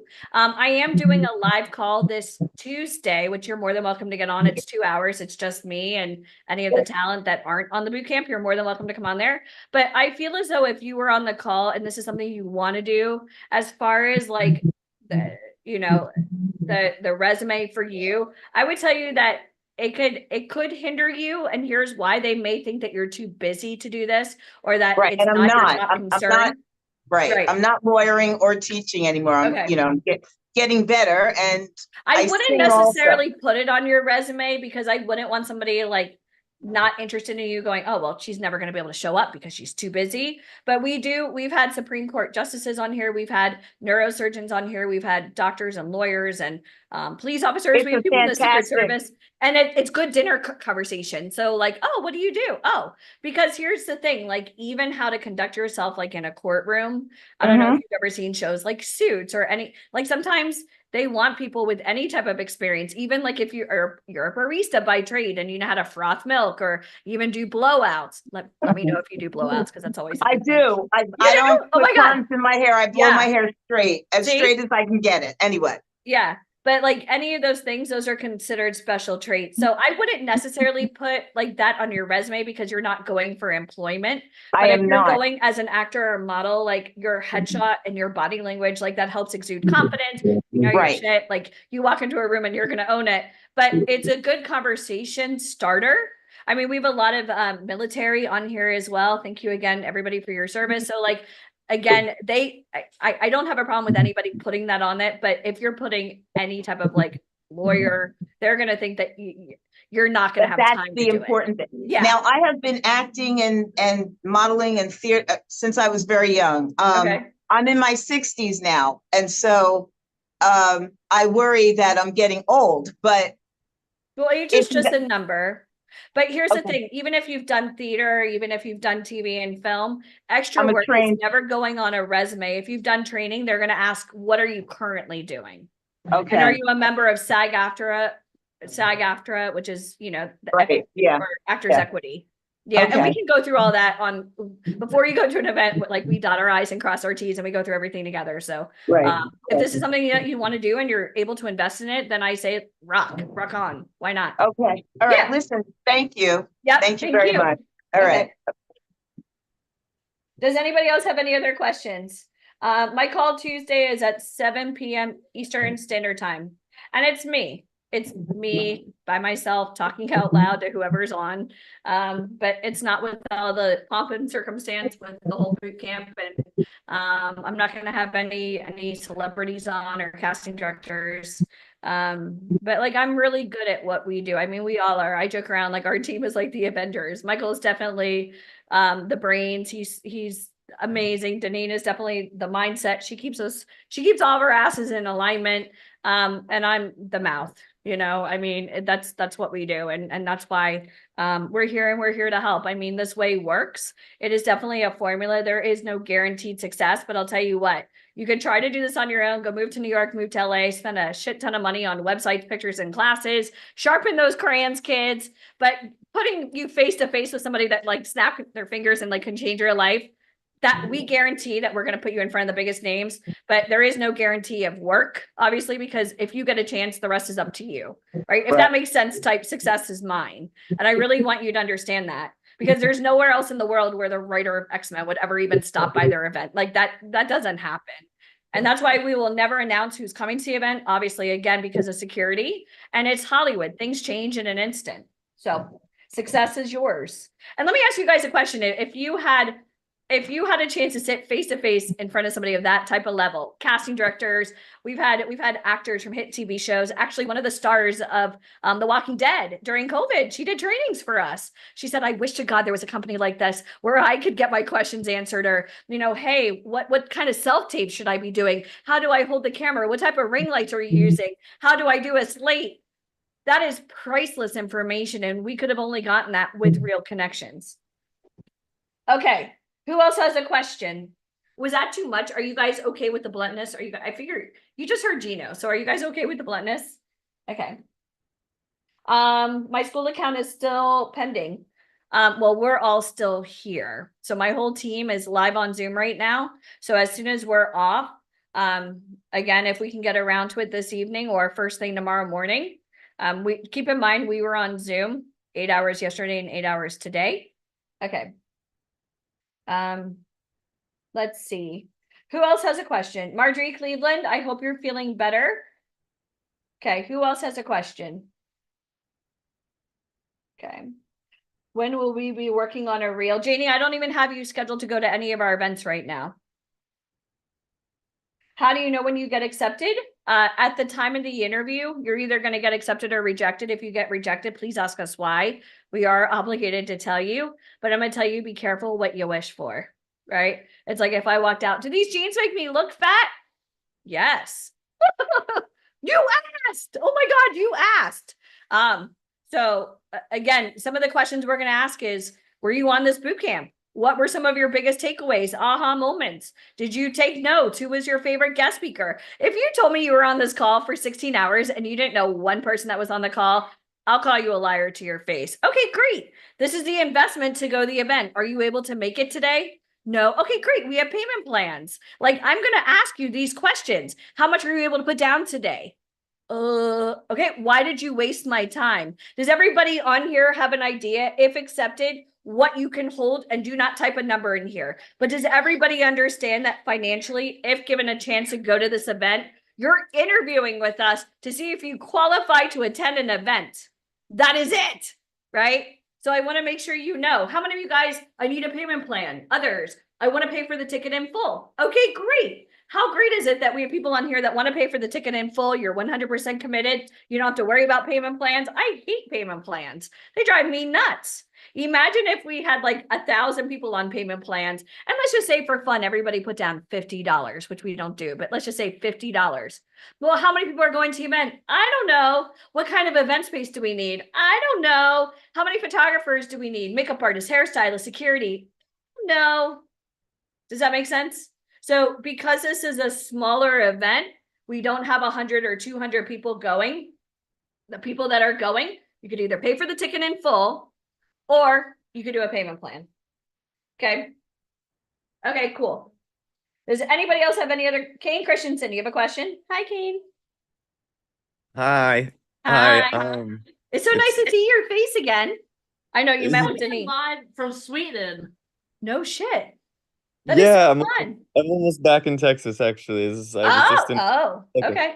So you are going to 6-day Camp Hollywood, but you're not part of Camp Hollywood 2.0 because we just rolled that out today. So schedule. Okay. Yep. Okay. Yeah, Tomorrow at like 11 a.m. Sorry, I just work here. it's okay. I'm just here to work, so I Oh, totally okay, get good. Well, I'll help you if you help me. Okay, good. it. Deal. We got you. Okay, good. All right. My perfect. question was, Yeah. how does one go about creating a reel? We Kane can, Christensen, we got you. we got Oh, you. okay. We Fantastic. know some And- people that literally book some of the biggest TV shows ever, and we have some really. How many of you guys would love to like get real training on how to do a proper reel and have like real Yeah. Hollywood cameras taping you? If you would love that type, I would love that. I So would when you love do that. your I'm interview typing. with us tomorrow, we can discuss that option. Yep. Okay, cool. That's what we do. Yeah. So I'll be around for the call, and thank you so much for the opportunity. you. And this call has been phenomenal. Like absolutely. Good. What was your okay? Ready? I'm interviewing you now because Deneen met you before. What was your biggest takeaway? Who was your favorite guest speaker? And you don't have to say me because I'm here. You could say me though. It's You cool. could say her. Well, I'm actually gonna say Gino because he just lit me up with the comedy and the beauty and just like the connection of the realness with the universe and the energy and the networking, and it was Yeah. just like it was just speaking to my soul and my heart. So yeah. Good. Yeah, and he, as quirky as he is, he knows his stuff. And I mean, some of his stuff, like you can't hate him because he's a comedian and everything he's going to say, he's wanting to get a rise out of people. But he has been at the Friars Comedy Club. He's written for some huge people, and he's well respected in the industry. And that's what it is. It's sometimes just those doors that open, and he's constantly working. And if you get a chance to go out and see him, I Oh mean, my God. just go out there, and you can text Deneen because I know you have our cell phone numbers, but like you can just say like I'm part of VIP Ignite, and he will freak out. So And Wow. beware, he will make fun of you too. Yeah. He used me as the butt of every one of his jokes when Mike and I went. I was like, Mike was like, let's sit up front. I'm like, I don't know if I can handle this, but it was awesome. yeah, that's fun. He already did. He was like, he's got the fitted hat on, and he was Oh, like, is he the only God. one with a keyboard? And I was like, am I talking too much? But yeah, it was great. It was amazing. Yeah, he's awesome. awesome, yeah. But again, he's part of the Howard Stern family, and he was opening for Oh. Artie Lang, traveling. I think where did what's that big hotel in AC? I'm thinking Vegas, the Bellagio, but the big one, the Borgata. Yeah. Oh, And that's that's like the premier hotel. I mean, It's like, the only good hotel. yeah, left in yeah, that's true. Atlantic I City. haven't been up there in a while. high class. Yeah. So Yeah, and to have the networks that y'all have Yeah. connections to is just such a dream. Like I'm so grateful that you spent the 18 years and all the money and all the energy and all the effort, and like your whole team is just beautiful. Thank you. Thank you. Thank you. And we also have the head writer for Saturday Night Live, who's part of our company. It's hard to get him to go to the LA events because of the show. But when we're in New York and we do an event, like he's done Zoom events for us, he always says, I'll come out for an hour. And then Mike and I are always like, we brought deli sandwiches. We got, whatever it is that we know what he likes to eat. So we're like, and he's like, I'll stay. And then like he has so much fun, and you see him hugging it out and exchanging Good. cell phone numbers. The head writer of Saturday Night Live, like, and I think Wow. about how many kids are like going to school at these expensive improv schools like Second City, and they're spending tens of thousands of dollars. They're all doing these it's just about face to face. That is it. That's the secret formula. But everybody says I want an agent, but are you even what an agent wants? And I know you're here and that you're committed. So I have a feeling you'll do okay. Yeah, you will. You will. Thank Um, you. Janie Bowers, yes, you'll have your appointment. I think it's tomorrow. So yes, you'll have your appointment tomorrow. So much love, y'all. Thank you. Bye, Kane. Can't wait to see you again. Janie Yeah, Bowers, great if to you're see y'all. scheduling, make sure you you guys, I'm going to tell you right now, I want everybody to type 856. 856. Everybody type 856, 3 magic numbers, 856. So 856, if you were on a call, whether it was 8 hours or 16 hours, and you scheduled an interview, understand my team sits there and I'm going to be taking interviews too. I will curse you out if you don't show up. You She understand? will. I will literally hound you. I will literally mention your name. You were on a call for free for 16 hours. You scheduled, like, you took up a spot from somebody who could not schedule an appointment. And just so you know, we don't reschedule. We don't reschedule. So if you're committed, if I said, hey, Kane, I need you on the set. We're doing the new Suit spinoff. Okay, I'll be there. Oh no, tomorrow doesn't work. Can I, like, you committed. You picked your own date and time. Like, you're showing up. Okay. And if you don't show up and you reschedule, for me, I see it as a sign of weakness. And listen, I have a kid, shit happens, but I want to know that you're going to show up. So 856, you're going to get a phone call or a text message. Sometimes there are even fun videos from this one, confirming. Just type, I will confirm. Like, do not avoid the call. If you get a text message, we all see text messages. And the worst is when I see you read them, I'm like, asshole. I know, They didn't even confirm. Like, you schedule an appointment, like, show up. Yeah, I will confirm. I've literally. I know had Erica people- Martin's going to confirm. Hi, Erica. It was Erica's birthday. Hi, happy birthday. For your birthday, we're not going to sing happy No, birthday to no. you. Okay. Christopher's holding firm. Okay, awesome. Okay, cool. 856. Yeah. So make sure if you schedule an appointment that you are committed and you're ready to go to the event if accepted, right?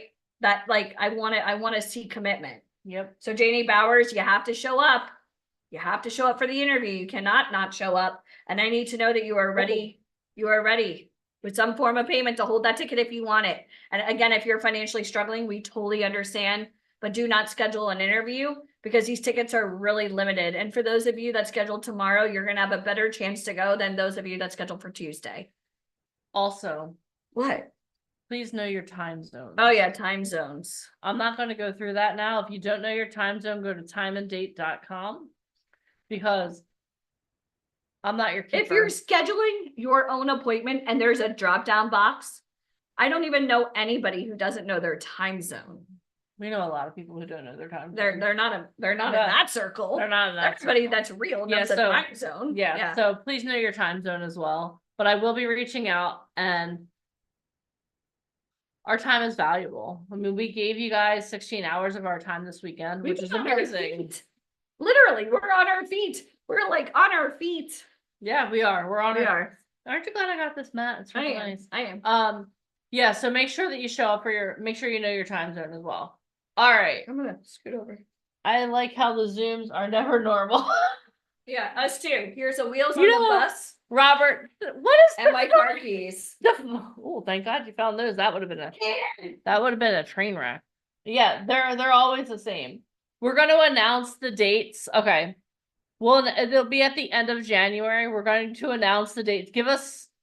We have Las Vegas, we have Atlanta, we have Sedona, we have New York for Inner Circle, and then we have this. So we'll be announcing the dates, but it'll be toward the end of January because Hollywood takes a little break during the holidays. So we need them to like come home and dust off the cobwebs and get started again. Okay. We want to make sure that when we're in Hollywood, the agents and everyone are back from the holiday break. So it'll be at the end of January.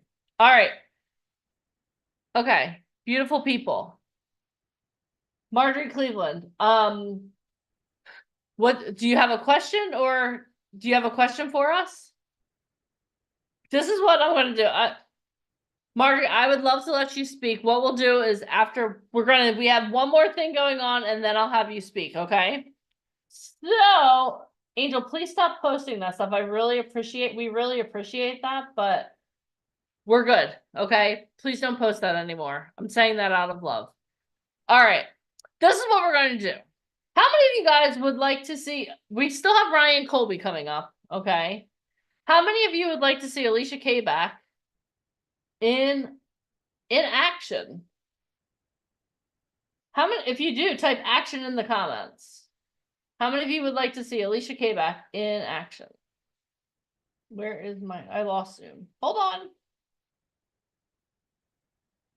Okie dokie. Ha! Hold on, guys. I lost Zoom.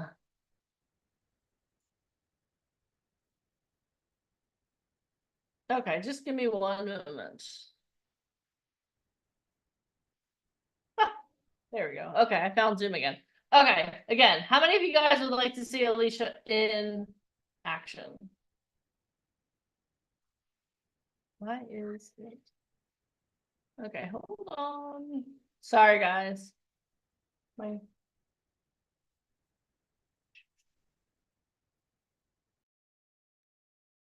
Okay.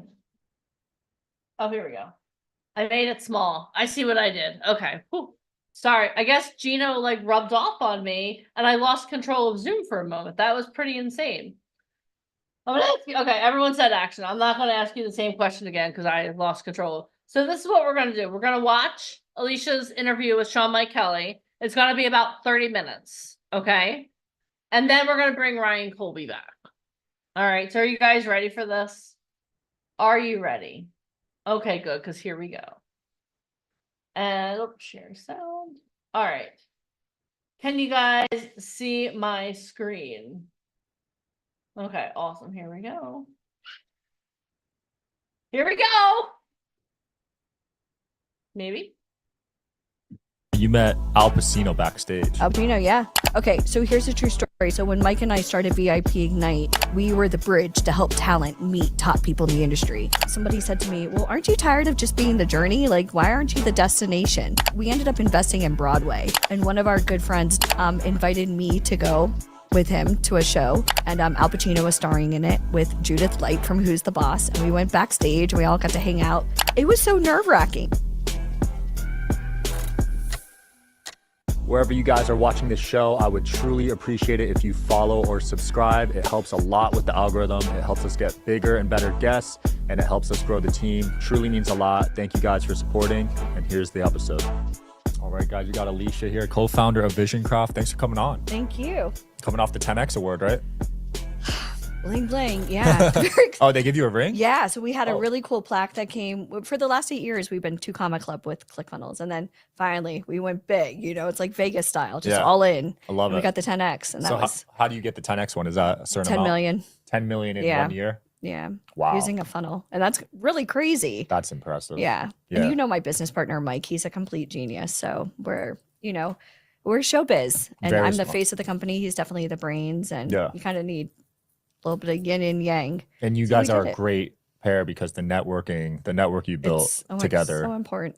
is insane. Yeah, well, when you walk into a room, you have to be able to own it, even without saying a word. Yeah. And I find that a lot of people, which is why we started Visioncraft, we've invested a lot of money to surround ourselves with greatness.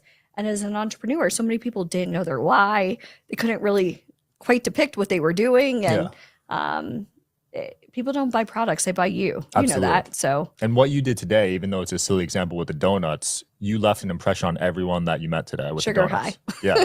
And that people probably I like never you just come for that. empty handed, like It's even just like dinner parties. $50, but Yeah. you just changed everyone's day and perspective Well, I on you. try to. It's a good conversation starter. Like, what are you going to eat? And, Yeah. So I just, anywhere I go, you just always bring gifts. I love that. Yeah. And thank you cards. That's a big thing. Of course. So, So Okay, 8 yours. years you were stuck at 7 figures. Yeah. And then what was that I hate to even difference? say stuck. It sounds so Right. like arrogant, but as a business owner, you always want to expand. And if you always do what you've always done, you're always going to get the same results. Right. So So what was that key? Was there a key moment? You remember scaling to 8 figures, what you did differently? I really just think, there's, I think with entrepreneurs, especially now, like between AI and everybody has a course and everybody has, marketing, I think we just really needed to kind of get back to our true passion, which is coming out here and meeting more people and not just sitting behind a desk all the time and just elevating, Right. Yeah, when conferences went away during the pandemic, it was It's weird. so sad. Yeah. Like it's hard sometimes to be around people again. It took me a few months, not gonna lie, because you don't see Yeah. anyone for 2 years. So Try working in New York City, getting pregnant, going to Florida, moving cross country, and working from home, like for the last 4 years. Like you went that's crazy. yes. It's a good thing I'm not an alcoholic, but you start going insane because you're like, as soon as you're done with work. My tradition is, because I work from home and I have a 3-year-old, Yeah. and my fiance is a stay-at-home dad, I won't just go into a conversation or go into mommy mode. I take a shower and I recalibrate to be like my true self. Yeah. Because you have your on-stage presence and then you have your, okay, we're off. This is me for real. Right. So Let's talk about the stay-at-home dad thing, because Yeah. that is a rare thing these days. Was that a planned decision? well, we got pregnant. Like we found out February of 2020, March, the whole world shut down. Yeah. And Mike and I were investing in Broadway. All of our Broadway shows were, we also own a mother agency with models and actors, and everything was just at a standstill. Right. And 8 months pregnant, I was like, you can't work. Like we're high risk, you know, like God forbid, like you came back and we couldn't get. So he quit work 8 months pregnant. And then we moved to Florida. And I was like, oh my goodness, I work from Zoom all day. Like, what are we going to just drop off the baby at New York? We're all over the place, but we get to travel with our son. Nice. And so I don't even like to say unemployed. He's the CEO of our home. Okay. You know, like literally he does so much. And I think that's also a reason why the company, not the only reason, but you have to be happy with yourself. Yeah. You know? It takes a mature man to be able to Oh do my that, I gosh. think. Because a lot of immature guys would not do that. And he's had a hard time between family and friends. Like, wait, what? Making fun of him, right? Yeah, like what? And it's not even so much about like power. It's just as a man, you're taught to provide, Right. and he does. You know, like, but we play our roles. Yeah. You know, and when I'm not on Zoom and I'm not doing my thing, it's, you know, Yeah. it's a good equal. You know, and that's important. Absolutely. How often Yeah. are you on Zoom? Every day. Damn. Yeah. So when we used to have the physical offices in New York City and Philly, I would be in every single office in the tri-state area, you know, doing live presentations. And Wow. then with Zoom, I think I've done like 4,000 live webinars. Yeah. And they're all unique. Like, No, I do live open calls Tuesdays and Saturdays for people trying to get into show business as Yeah. well. And that's kind of where Vision Craft came into play. And then I was doing live open calls and casting calls. And so I don't mind Zoom because now it's like, hey, as soon as I'm done, no traffic, no Right. people. But yeah, like Zoom is great. I mean, I love Zoom that. works. Yeah. are shows back to where they were pre-pandemic, you'd say? Yeah. Yeah. I think like, especially Hollywood has changed dramatically. Yeah. Back in the day, you had to live in New York, you had to live in LA, you were physically going into the studios. But now that everything is done on Zoom, there's more competition now than ever because literally it's the whole world is your competition, Yeah. you know? That makes sense. Yeah. Now we're in Vegas where shows are Oh, like, I hate- everywhere. I just paid Yeah. $250 for Absinthe. Have you been That's, to that one? oh my gosh, that's one of my favorites Yeah. at So Caesars. I was doing the math because we're entrepreneurs. Yeah. So I'm in the room sitting. They're and I doing see- all right. I'm calculating Yeah. the seats and I'm Okay. saying, wait, they're making $100K a night because they're doing And plus two everybody shows. has to buy the drinks because Right. they're there. They, and they you shove can't- those down your throat. Yeah. Yeah. And So they're that's making okay. $150K a night. Maybe. Yeah. And that show's so good. Yeah. It's a great show. It's nerve wracking. When It you're is. sitting on the front, you're like, oh, it's a please tight, don't fall on me. Oh my God. Because the guy like roasts people Yeah, at one point. yeah, it's So funny. I'm literally looking this It's like way. improv. Yeah. Yeah, don't pick on me. He got the guy Yeah. next to me and I'm Oh, like, good. oh, I'm not looking. Yeah. Yeah. Don't make eye contact. Yeah. Yeah. He's funny though. The show is brilliant. Yeah. And it has enough for everybody. But I don't know how they do it on those little stages. They should expand. It's so good. Yeah. It's Have so you been to good. the new one at the Win? No, Okay.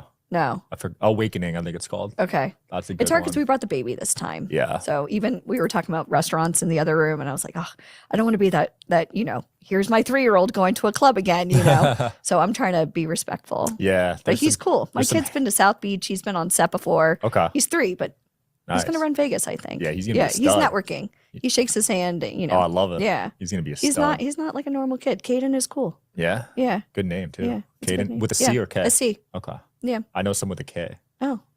Yeah. I know some Sean's with an H. Oh. How do you See? feel about that? I feel all right. You They're met not, some. they're not you. Yeah, they're Yeah. not. You met some interesting people. I want to Yeah. go through these one by one. So you met Al Pacino backstage. Al Pacino, yeah. What was that like? It was, you know, okay, so here's a true story. So when Mike and I started VIP Ignite, we were the bridge to help talent meet top people in the industry. And somebody said to me, well, aren't you tired of just being the journey? Like, why aren't you the destination? I'm like, well, I'm not an agent. And so we ended up investing in Broadway. And one of our good friends, Dan Loria, who starred in The Wonder Years, invited me to go with him to a show. And Al Pacino was starring in it with Judith Light from Who's the Boss. And we went backstage and we all got to hang out. And it was so nerve wracking because you see these amazing people that you like. I'm a film student. I love anything Hollywood, and Yeah. it's Al freaking Pacino. How do you like not like Freak freak out. out, Yeah, yeah. you know, or like try to quote his movies or go, it's such an honor. Legend. legend. And I walked up to him, and I don't even know like how quickly I grew a pair of balls just to be able to do that. I was like, it's just so nice to meet you. And he said to me, he said, before you even say a word, your body language says so much about you. Wow. And I was like, oh, thank you. And it was just so, because even as an entrepreneur, you know that. Like when you walk into a room, you're networking. Yeah, you have to set the tone. You could feel it. You can feel. Because there's some off days when you're at a conference and you realize not as many people are coming up to you and approaching you, right? Yeah. And you could tell also, like for us, because we're show business, like who's really negative, you know, where you're just like, oh, Posture. let's get the sage and cleanse this place after you're out of here. Yeah, I'm sure you've seen some weird But, stuff in that yeah, business. but they're like in a lineup. You're like, no. Yeah. I don't even want to see your, no. And it doesn't even matter about like their aesthetic or their physical appearance. It's just something about them. It's their aura, it's their Yeah, energy. Yeah, it's you their could feel energy. it. As I get older, I'm getting better at like picking up on Oh it yeah, too. there's a lineup and I'll show you how to, Yeah. it's hard. It's quick now. Yeah, it is quick. Yeah, within But minutes. a lot of people don't know it's them. Right. And a lot of times it's their echo chamber, their friends and family. Facts. Yeah. Yeah, that rubs off on you. Yeah. Yeah, you got to be real careful who you're friends with. Oh, it's everything. Yeah. That's my biggest fear. No matter what you do, like even raising my child, I'm like, okay, he's in preschool now. Who are the other parents? What do they do? You Right. know? Yeah, I'm at a good spot now where I don't worry about if they're talking about me anymore. Yeah. But before, I used to constantly think about that in high school and college. Because it weighs you down. Yeah. And I think that's one of the things that people worry about on Facebook because they're looking for that instant, you know? Yeah, Facebook's pretty toxic, man. Well, my whole thing with Facebook and Instagram is don't impersonate, be. So many people are so worried about what other people think of them. Yeah, Just be yourself. for real. Just be real, you know? Yeah, because at least if you get hate when you're yourself, you can't do anything about it because you're being yourself. Yeah. And So, sometimes haters are really the highest form of flattery because at least they're talking about you. right. You You need know? them. Yeah. You definitely need them. And like even in show business, like I'm damned if I do and I'm damned if I don't. If I told somebody the truth that they didn't have what it took, oh, you're so mean. You asked for the truth. Yeah. And so I find like sometimes this is why people get scammed, especially in show business, because they're so quick for the rainbows. And it's not. What are some common scams in the show business space? Oh my gosh, pay me money, here's work, pay me money, here's an agent, pay me money. You know, it's just Gatekeepers. yeah, you know, you get rewarded in public for kicking butt in private. Right. And you have to put in the work. Everybody says, I want an agent, or even what an agent wants. You know, I mean, look at you. You have a podcast. Yeah. It's amazing. Like one of your last, you know, viewers had like 4.5 million. Yeah. How many people have podcasts? How do you stand out? You know, and you have to find like those pain points. Like you have to talk into their language, into their heart, you know? Absolutely. That's why I've been able to grow because I'm reaching so many different Yeah. audiences. And it's good. Yeah. Yeah. You also met John Glenn and Neil Armstrong. Yes. These are like the craziest, like I joke around. This is like the craziest dinner party conversation. So I had a radio show with CBS Digital and it was really cool. And my business partner, who you know, Michael Fompkin, is a complete brainiac. And when we had the radio show with CBS, he was able to get press passes to go to John Glenn's, like, it was like the 50th anniversary or something crazy of the first whatever. And so Mike and I ended up going, and true story. So there was all this press there, like NBC, CBS, like real legitimate press. And here I am like, hey, I just have this like little talk show. Yeah. And it turned out that I wasn't feeling well. I was in the restroom and there was a woman there that couldn't figure out how to get like the mechanical sinks to work. And we started, I was like, oh, let me help you. And this just shows you always have to be nice. When we walked out, she said, oh, are you here for the John Glenn? And I said, yes. And she said, oh, come sit with me. And so I walk in and Michael's like, where are you going? It was John Glenn's wife. No way. It was Annie Glenn. So she waved hi to me and Michael's like, how did you do this? You were in the bathroom for 5 minutes. And I come out with like a friend. And later on, she's like, what are you guys doing for lunch? Would you like to join us for lunch? She personally introduced me to Senator John Glenn, her husband. Yeah. Then Neil Armstrong. I have pictures of me shaking hands with him. Wow. And That's yeah, a legend. Charlie First man Bolden. on the moon, right? Yeah. Holy crap. The That's head historic. of NASA, appointed by Barack Obama. I was hanging out with Charlie. Crazy. But like, you don't know who you're going to meet. Because you could have not helped that girl, I could have just like washed my hands and been like, okay, I'm Yeah. in a rush. which 99% of people probably Yeah. would have done. But I didn't. Yeah. And by the grace of God, I was like, oh, let me help you. And she had soap on her hands. What was I going to leave her? Like she couldn't figure it out. So I was like, here, Yeah. let me help. And just that one little act of kindness changed the whole trajectory of our company. I love it. I actually talk to all my Uber drivers I do too. Yeah, All the time. which people think is weird, but No. you never know. That's what they do. I found one guy who had a craziest story I've ever met, and I got him like a therapist and all this stuff. and Really? it just made Changed me his feel life. changed his life. Yeah. And he's coming on the podcast. But yeah, you Well, really that's never so know. fun. Yeah. There's some They crazy all, stories. everybody has a story. Yeah. Everybody. For And this real. is Vegas. Yeah. So Oh yeah. I can only imagine. Yeah. You also studied under Tony Robbins. Yeah. So we're part of his business mastery and his platinum program, man, talk about networking. People who pay attention. Mm. And I'll tell you, like when we first started going to Tony Robbins or even ClickFunnels, we would just do like that bare minimum just to get in, just to kind of see like what are they drinking the Kool-Aid? What's Yeah. going on? And we realized that when people did the bare minimum, they got bare minimum results. Mm. And one day I said, who's sitting in that front row? Like, why is Tony hanging out with them? Like, what are they doing? And when I started doing further research with Mike, we were like, oh my gosh, look at the revenue they're generating. Right. And he said, oh, that's platinum. It's like $100,000. I was like, that's crazy. And he said, is it? And by doing that and also joining ClickFunnels Inner Circle and all these other, high level, you are who you surround yourself with. Your network is your net worth. And Right. even being here today, I mean, just getting in front of the right people. Yeah, I've we heard just great signed a deal things. with Brian Tracy. Nice. We're going out to La Jolla next week. I was talking to Les Brown earlier today. Crazy. It's crazy. And it's Yeah. just networking. Absolutely. I've But heard- you got to know how to network. right. And that's the hardest. Some people join and then they talk shit about it because they're not actually networking. Yeah, and they're competing with everybody else and you're in your own lane. Yeah. That's a limited mindset. Yeah. And my feeling is even like Broadway, like we've won 6 Tony Awards with our shows. It's not about the awards. It's about having proximity and having proof and power. Right. That gives you authority, but you have to learn how to leverage it.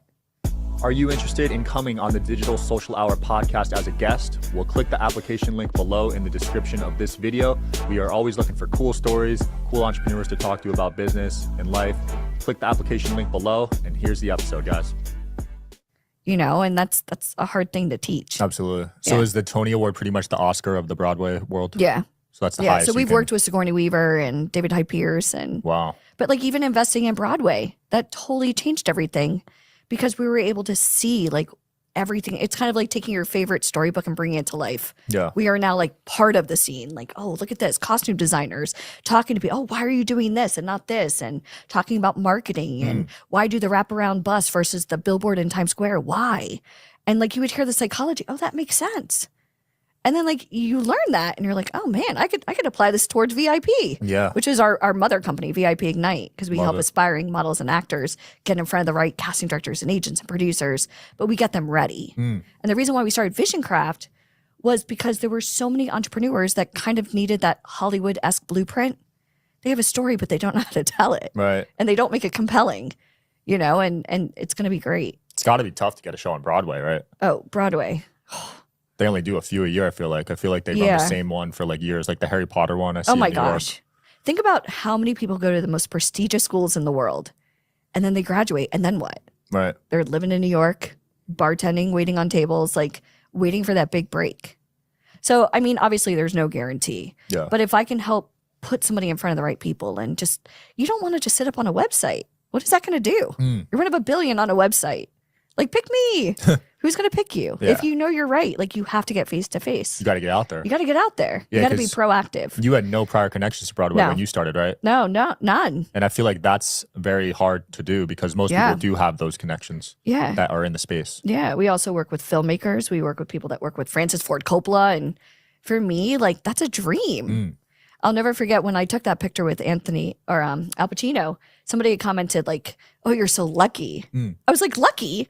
Are you like, I found like a quarter on the side of the street. Like, F you. This was all based on having the right connections Right. and building your craft and investing. We've invested a lot of money and time and Broadway and movies and just Yeah. to get even just in the rooms. You probably put in 10,000 hours before that point. Oh yeah, 1 million actually. Yeah, but like, and then I deal with people that are brand new. They least amount of risk, but they want the most amount to gain, Right. and they're not willing to put in the work. Mm. But they're so worried about impressing everybody. Do you see And that they in the want it. younger generation? Yeah. The instant gratification? I think Yeah. it's because of social media. It's a lot of social media. Because even on YouTube and TikTok, you're training your brain Yeah. to be rewarded every 5 seconds. Every 5 seconds, and if you don't see it, you start getting depressed. Like, what did I do wrong? Yeah. And you're just refresh. Yeah, it's crazy. Yeah. I can't wait to see the studies when they come out because it's a new form of entertainment, short Yeah. form, but it's definitely toxic. It definitely is. Yeah. especially TikTok, and everybody thinks that they're, you know, Yeah, they think they're hot. And Yeah. I even see it on me because I used to be able to watch a full podcast or movie easily, not check my phone once. yeah. Now it's tough. But Broadway's the same thing. When you're in a dark like theater and everybody's checking their phones, you're like, Oh, they're doing it in Broadway yeah, too? yeah, Wow, yeah. That's concerning. yeah, Yeah, it's 'cause crazy. Even Broadway, if they're penetrating that market, because that's an older crowd usually, Yeah, right? yeah. Dang. But you know, like when I went to school, so I studied TV and film and communications. Like I love the greats, like Alfred Hitchcock Yeah. and those long takes. Now everything is like Argo, cut, cut, cut, cut, because that's our attention span. Mm. Yeah. People get bored now, Yeah, right? yeah. So you got to adapt the shows. And that's why, like with Vision Craft, we're gonna do like 1 minute stints. What's your story? 1 minute. Let's hot button. Let's overcome it right now. Yeah. Because people, you got a minute. You got really 10 seconds. For real. Not even. It's like a first date. It makes sense because all Yeah. the shows I've been to out here, it's a 360 stage because people Yeah. just can't stare at the same thing No. anymore. Yeah, like absinthe. Yeah. It's pretty You're worried nuts. about everybody falling on you, you know, because it has to be like interactive now. Yeah. Like, are you awake? Let's go. Nuts. Yeah. You also got offered to fly with the Prime Minister of Israel on his private jet. Again, with networking, I ended up getting asked to MC the Israel Film Festival. Wow. And I was like, really? And it was kind of crazy. I was in New York and they needed somebody last minute. Somebody had food poisoning and somebody thought of me. So just even the fact that they thought of me, I was like, oh, really? Okay, sure. And yeah, he was in the audience and I got to meet an Academy Award winner who ended up becoming a friend. And she came out to our networking events and it wasn't about a rah, rah, rah, you can do it. It's like, no, let me tell you what I did. I need to tell you the story. Right. Because a lot of times people don't want to hear the struggle. They just want to hold it and pretend. That's you know? true. Yeah. There's a lot Yeah. of that almost because of social media. You Yeah. want to put on a show, Yeah. but people can see through it these days, I think. All day. Yeah. Every day. When you're just posting good stuff, I mean, it's not even relatable at that point. Yeah. And I feel like for me, like I sometimes get told like, don't put so much about your kid on there or here I am cooking. But I think people need to see like I'm not a magic unicorn, nor Yeah. is Mike. Like we work hard to have a great family and, you know, to be able to live the life that we live now. But they didn't see the blood, sweat, and tears for 18 years. You know, I mean, you get rewarded in public for kicking butt in private. Yeah. And I think sometimes you need to show people not like the struggles, but the, hey, I'm just like you. For sure. But if I know how to do it, like my service can help you. Yeah, You I know? agree. The modern day celebrity image of what it used to be of like an A-list actor not messing up, being Yeah. perfect is no longer appealing. Yeah, because you kind of need to see like the other end now, Yeah. you know? No, for real. When people only post where they vacation or whatever, Yeah, that's not making real money in life. cars. Yeah. I don't, Kardashians are cool, but there's a lot more to it, Yeah. you know? You It's got well plans calculated. for yeah. You got plans for more kids or you good with one? No, I'm good with one. Yeah? Yeah. One and done? I had my first kid at 43, so that was like a Wow. blessing. Yeah. 43. I used to joke around I was going to settle down and have kids when hell froze over. And I didn't mean that like literally, but I was working. You Yeah. know, you run businesses and you're in the office 7 days a week till midnight. During what time? I heard that's common with New York girls. They Yeah, wait till you their just 30s, you 40s. wait. And I think to myself, yeah, I probably could have gotten married in my 20s, but I'd much rather live my life and get to the point where now like we get to travel and I'm home every night for bubble bath night and Nice. story time and dinner and I'm there. Yeah. But yet we're doing all right, you know, Yeah. and I'm able to work from home. I couldn't have done it before. Absolutely. So God just had a plan and it was just to wait. I love it. When Yeah. was that first financial breakthrough? How old were you? When I was 19, I bought my first home. Wow. True story. That's early. Yeah. I used to, when I went to UCF in Orlando, everybody made fun of me. I would drive to Disney to go host, I wasn't a waitress, I was a hostess. Yeah. I'm making minimum wage, 30 minutes there, 30 minutes back, paying for tolls.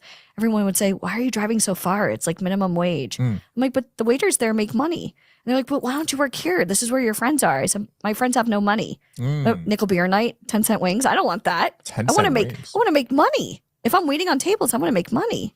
So I did what I needed to do. I hosted and I kind of proved myself. Ended up waiting on tables, and at 19, I bought my first home. All from waiting tables? Yeah. Wow. I was making $500 a shift at 19. Planet Hollywood, Disney, tourists. Dang. Yeah. Would you like that Coca-Cola in a souvenir glass for $20? Tipping well over Yeah, there. but think about it. Yeah. People that go to Disney have money to spend. And if you're going to work smart, you're going to knock it out. I made more in one night than my friends in 2 weeks working Wow. full time. That's crazy. But then when you become successful at 19 and you're buying a home, oh, you're an old lady now, you got a mortgage. and I would pick up shifts. I didn't go away for spring break. I'm like doubles because I knew there was so much money, and I Wow. would put it away. Do you So feel like you had to grow up kind of quick? Yeah, my mom got breast cancer my first year of college, Wow. and that was like really crappy because I was like, I had this idea of I'm going to join the dance team and join a sorority, and it's going to be fun, and I was like, oh no, I need to be able to take care of I don't want to have to ask for help, Right. and that kind of propelled me into I got to find a way to make money. Mm. I don't want to like fold jeans at the Gap or Yeah. work in a telephone call. So I wanted to do something fun. Mm. And I didn't have any waitressing experience, so they wouldn't hire me. So I had to prove myself. Okay, I'll get in there and I'll kind of figure it out. Yeah. And, and they ended up, hey, do you want to be a food runner? And that was the next step to being a waitress. Mm. But even, it's funny because now I speak from stage and I'm loud. Before waiting on tables, I was so quiet, complete introvert. Yeah. But when you work at a loud, high volume restaurant where you're like standing on chairs and it's somebody's birthday. But now it helps me when I'm in a room bringing donuts like, hi. Mm. Because before that, I would have just sat just in a corner Wow. or like waited outside. So that So job sometimes really, I got thrown into, Yeah. So that job really got you out of your Oh, comfort yeah, zone. Other very than the much so. money, it emotionally. oh, evolved. yeah. Yeah, That's for cool. sure.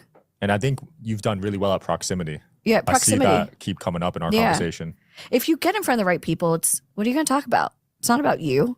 What are you going to bring to the table? Mm. How can I serve you?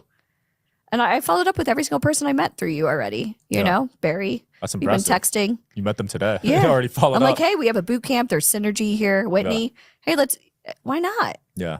That's Because so cool. I feel like we were put in that room for a reason, even though you're awesome. Yeah. Like success breeds success. Like, what are you doing? Absolutely. This is what I do. Oh, could I ever be of help to you? How can I serve you? And that's what I see with the podcast because I have Yeah. on the most successful people from their industry. But at the end of the day, there's so many commonalities Yeah. in terms of mindset. Yeah. It all is the same. Like even Randall, man, he was telling me about his kids. And it's just, I feel like you're not trying to prove anything to anybody. You just want to be happy at the end of the day. And so Yeah. many people just aren't. So what makes you happy? Mm. And there's a saying, if you love what you do, you never work a day in your life. Like Right. I'm out in Vegas for 48 hours. I love it. Yeah. Like I've been here all day. Like I could have gone sightseeing and why? This is like even being here for the last couple of hours, like could catapult, Mm. you're building connections. I love it. Yeah. Yeah. The location and time freedom we have is just amazing. It's amazing. Even if I were to only make like $100K a year, I think I'd still do this. You're okay. And you've Yeah. got a great woman in there who Yeah. I got Yeah. lucky. she's First awesome. date. First girl I ever dated. She's amazing. Yeah. Yeah. One and done for me there. Yeah. That's all you need. Yeah. Yeah. When That's you know, so you know. important. I mean, people, Yeah. especially guys, they like to, I don't know, you know what I mean? Like It's like Costco. We just want to sample everything Yeah. before we settle. Well, yeah. that's because of our generation's stances on dating these days. Yeah. I think they're scared of marriage and stuff. But I think if you can find somebody you're comfortable with and that appreciates you, regardless of anything else, that's everything. Yeah. And even for me, like even finding Jeff, like, oh my God, I don't even know where I'd be without him. Wow.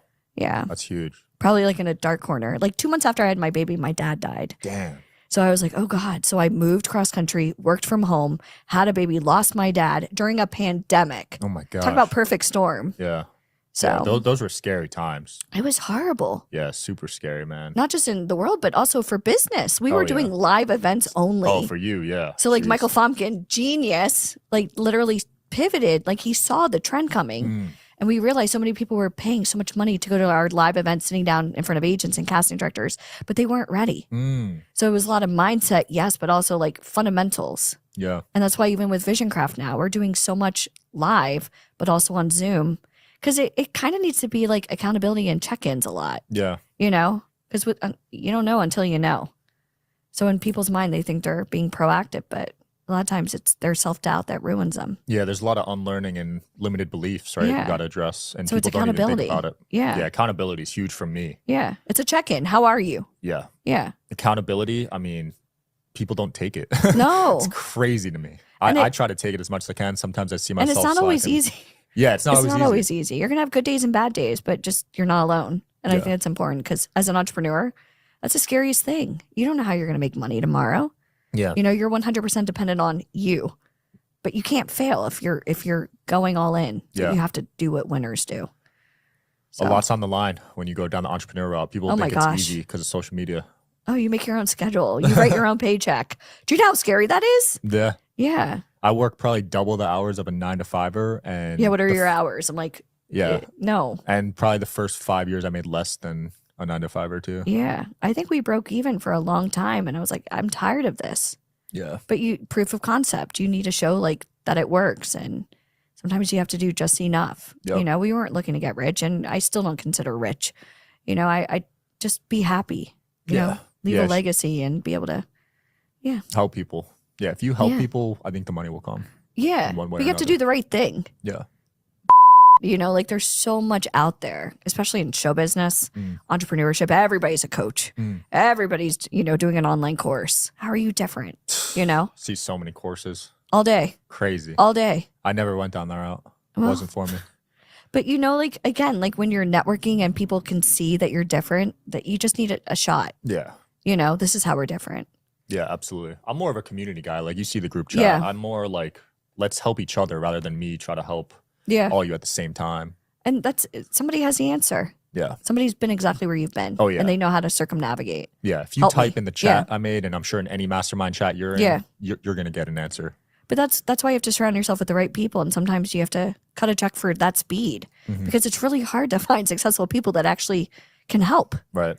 Why would they want to? If they want to take time out of their day to Yeah. help a random Who person. are you? Yeah. Yeah. Facts. Alicia, it's been fun. Anything you want to promote or close off with? Vision Craft, it's coming. It's going to be amazing. So if you're an entrepreneur and you want to get in front of the right people and be able to tell your story, because again, they're not buying their product, they're buying you. Mm. A lot of people don't know how to sell themselves. So Vision Craft, it's coming, and VIP Ignite for any All right. aspiring model or an actor. Put you Cool. in front of the right people. We'll link below. Thanks for coming on. Thank you so much. Yeah, It was of course. fun. That was Thank fun. you. Thanks for watching, guys. As always, see you tomorrow. How much did y'all enjoy that podcast? How cool is it to see Alicia Kback in action? Like being interviewed in the hot seat. She likes putting people in the hot seat. She was the one put in the hot seat. Did you guys love it? On a scale of 1 to 10, how cool was it? I highly recommend also that you go and you subscribe to Sean Mike Kelly's podcast because he has like the best people in the world on the podcast. They had Grant Cardone on. Do you guys know who Grant Cardone on? He's had some of the sharks from Shark Tank. It was just, and I flew out to Vegas. I mean, I wasn't paid to be out there. I flew out to Vegas just to be on that podcast. It was I didn't get compensated. Ooh, it's hot here in Florida. So good. Okay, good. Sorry, my little boy, as much as I love traveling with him, after a while, I was just like, oh. Okay. What are we doing now? We're waiting for Mr. Colby. Oh, cool. How do you spell his name? We'll post it in the school group. Actually, hold on. If Kate, you're already in school, so it's already in the school group. Or what you can do is go to vipignitelive.com/blog, and you'll find it there as well. And you know what? Would it be okay for my people that are still here? Would it be okay if we give you some free gifts? Would that be okay? Yeah, okay, awesome. So Jemima, I hope you are right. Oh, thank you. Very good, Jemima. Awesome. All right. So I want to be like Oprah for just a moment. Okay, so how many of you loved this weekend? If you love this weekend, type love in the comments. If you love this weekend, I want to make sure, first of all, that you can keep up with us. So we do have a newsletter that we publish once a week. And it's amazing because not only does it tell you what's going on with VIP Ignite, but there's also a lot of information in the newsletter about the entertainment industry, about like modeling, acting, music, like anything you need to know about the entertainment industry. So Jemima, she already did. She's so much faster than I am. Like everyone needs a Jemima in their life. Everyone say thank you, Jemima, in the comments, because when she's like, okay, hold on, I know exactly what's coming on here.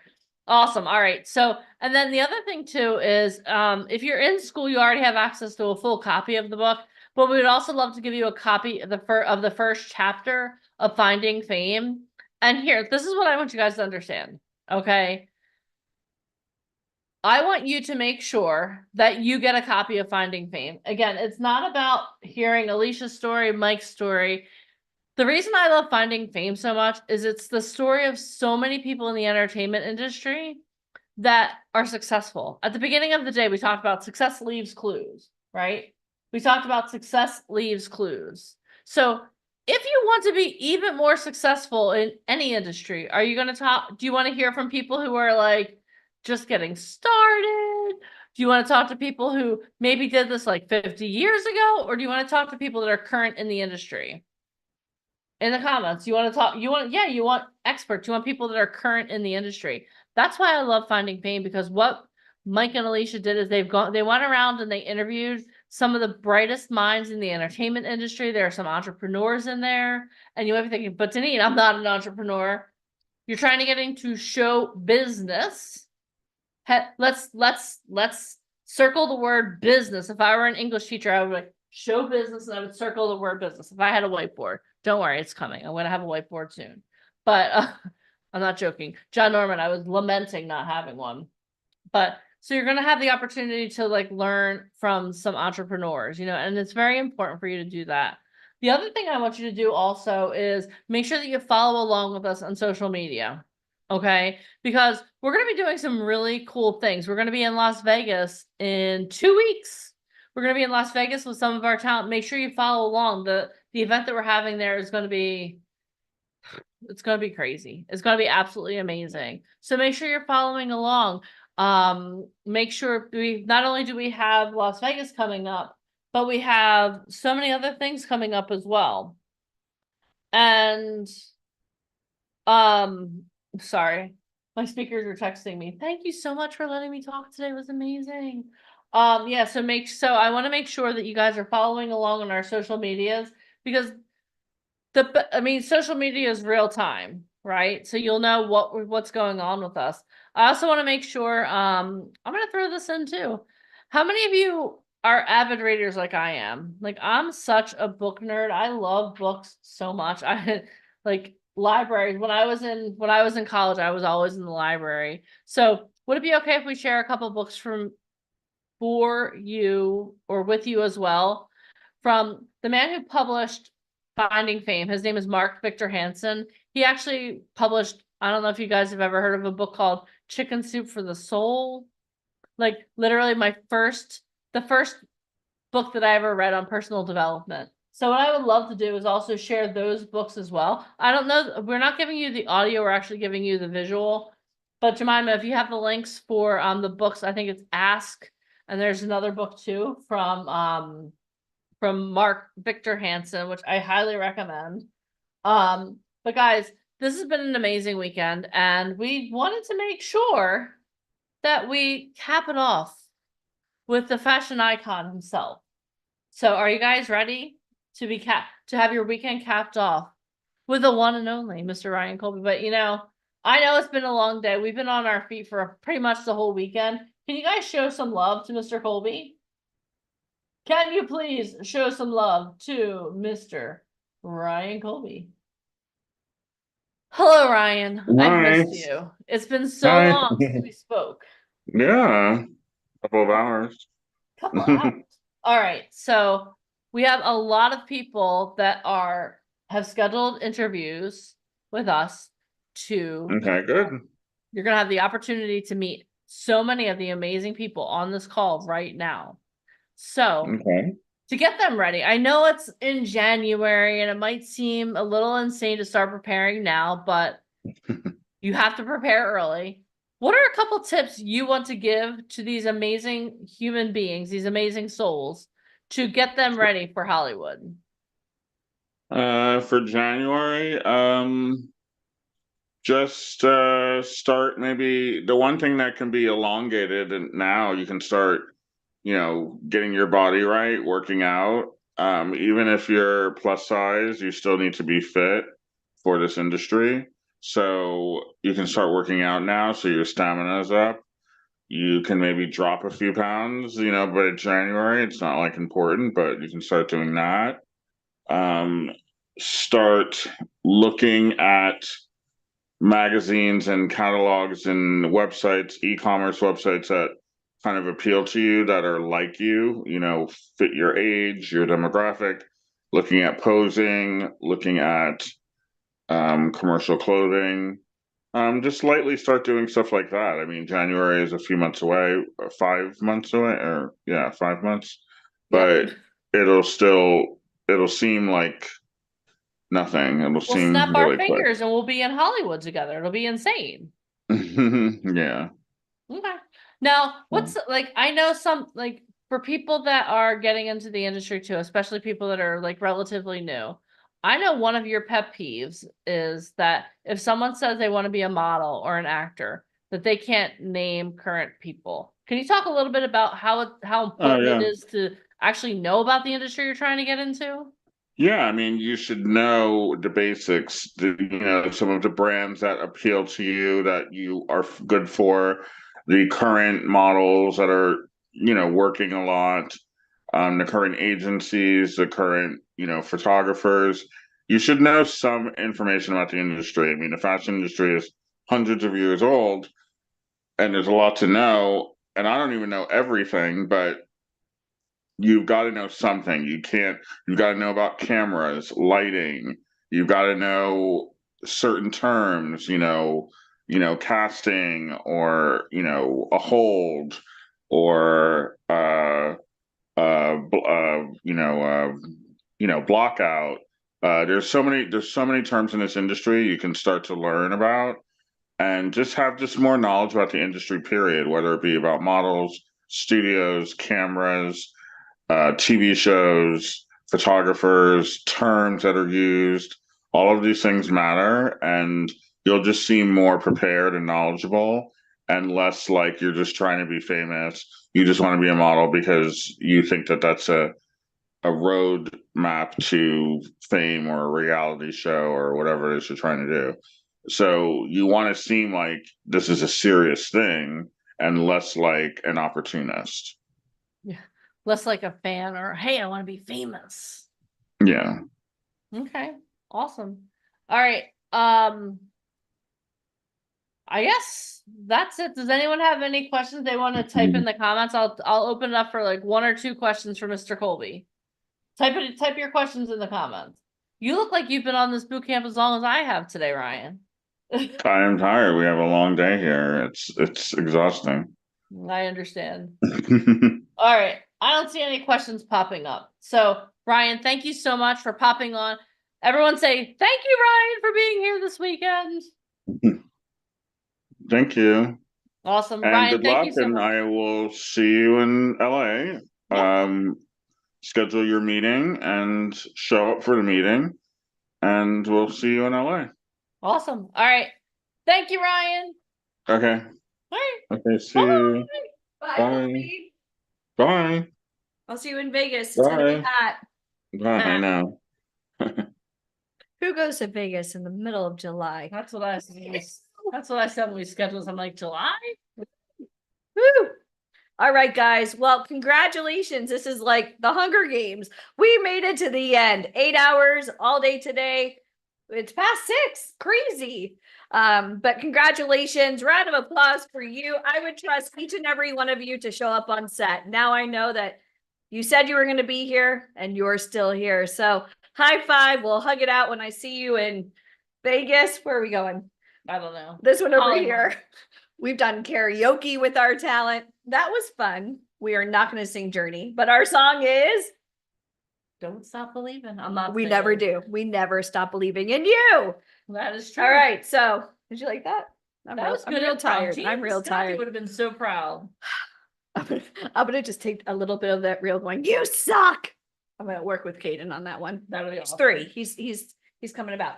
Okay, guys. So congratulations, you guys. Boot camp is done. We're gonna post the link one more time for anybody who did not schedule yet. Please schedule now if you're serious. I don't want this to be, I feel like we're boys to men. This is not the end of the road. Okay. I could start singing that one too. I'm gonna ready. do improv. This is not the end of your road. It is just the beginning. We're very excited to see you guys, whether LA is your cup of tea. It's in January. We are doing something very special in Atlanta, end of September. We've got a lot of really great events going on. And so many people have been reaching out to me about Inner Circle. What? How crazy is that? So Inner Circle, right now we are at capacity. It's only for a limited amount of people, but you may be next if you're interested in joining our Inner Circle. So you never know. And my Inner Circle knows how amazing it's almost like Fight Club. We just don't talk about it. Right. Yep. What happens in an Yeah. circle? Yeah. stays in an inner So circle. we're doing some really, really cool stuff. And again, for those of you that want to talk about your slates and your reels, just let's get you on track for an event and we could work out the rest because there's a lot of really cool stuff when you get to LA that we are working on. So well, I love you guys for being on and thank you. And I you know, this was a great time. Oh yeah. Yeah, Kane, we'll talk about that. Did you guys love it? I hope you loved it. They liked us. They really liked us. All right. So for my survivors here on Survivor Island, this is what I want you to do. I want you to go into the school group and I want you to write what your biggest takeaway was. Like, what is one thing, like, people who take massive action get massive results. And I already know this morning, I haven't forgotten that I wanted you to take a photo of your notes and put them in there. I want you to do that too. But people who take massive action get massive results. So what I want to know is what is one thing that you're going to work on that you learned this weekend? And let's post the link one more time for anybody who wants to schedule. Again, your live one-on-one interview. Again, remember, if you schedule, make sure you're in the right time zone. And 856, we're going to call to confirm. And this is something we're going to do. And we haven't done this in a long time. Today is July 14, 2024. Let's write a letter to ourselves for our future selves. And I want you guys to think, like, for me, if I can go back to all the days that I was crying, like, why the hell did I start a business? Why couldn't I just work for somebody else? Why? Right? But if this is your journey and this is really what you want to do, I want you guys to think about how you feel right now. The people that you've met today, you met one of the biggest casting directors in the world. You met Haviland from Broadway, and she's the voice of Raquel. You met Bobby from The Sopranos. You met the former art director of Vogue, and you didn't even have to leave your living room. How cool is that? But I want you guys to write a letter to yourself talking about how you feel right now and post date it for a year from now, because in a year, I want you to laugh at how you felt like this was going to benefit you, because after you go to Hollywood in January, like, people always ask, well, what can I do at the event? You want me to tell you the real answer, the unfiltered answer? And I know it's late, so I'm going to curse. Anything you fucking want. That's what you can do with the connections that you have. Anything you want. It is fair game. So understand, if you get a chance to sit down face to face in front of these amazing people, what can you get out of going to an event? The world, literally. The secret word is Camp Hollywood. Camp Hollywood. Camp Hollywood. All right. Camp Hollywood. It's Let's- coming. Yep. It's going to be great. You're either in it. How many of you guys scheduled already? How many of you guys not yet? Let me see. Scheduled, not yet. How many of you guys scheduled? Because I only want people that want to go to the event. I'm not here to sell it to you. It's not for sale. Like, you actually go through an interview and we've made this very clear. If you show up, it's not for sale. Like, we want to know that there's a reason why we're going to risk our business to put you face to face. Because I'll be honest with you, if you've ever recommended anybody for like a date or a job, or you put in a good word for somebody and they like effed it up, it's a complete embarrassment. And if you guys can't tell, I can embarrass myself. I don't need your help. So I want to make sure that if you're going to this event in Hollywood, don't bring the drama. Okay. Drama belongs on Netflix. I want you guys to know you are going and you're going to sit down with some of the biggest names in show business. And you have to start now. And it starts with this one, mindset. Huge mindset coach. You should have, one day we should talk about the time before I was getting wheeled in to go have the baby. And she was giving me mindset training. She's like, it's too late now. Cause I was like, I don't have to do this. I can give up. It happens. So Yeah, once we're going live on Fox, just little things. All right, guys. So if you have not had a chance to schedule now, because when we hang up, that link goes bye-bye. Yep. So Jemima, drop the link one One more more time. One more time. Round of applause for Jemima. Thank you, Jemima. Jemima's overseas.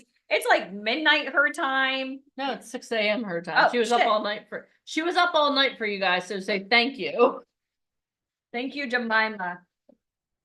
Okay, Eleanor. You know what? I like your honesty. I can't wait until that happens. That's awesome. All right, guys. All right, it's been amazing, We but love you. you don't have to go home, but you can't stay here. All right, I'm guys. tired. For the Buy day. me a Coke with some rum. See you in Vegas. All right, guys. Bye. Have a great night. Thanks for being here, and I can't wait to see your. Oh yeah, Stuff in letters. school. Yeah, letters Yep. to yourself. Yep, Your notes. it's gonna be awesome. Schedule now. All right, bye guys. All right, bye, guys.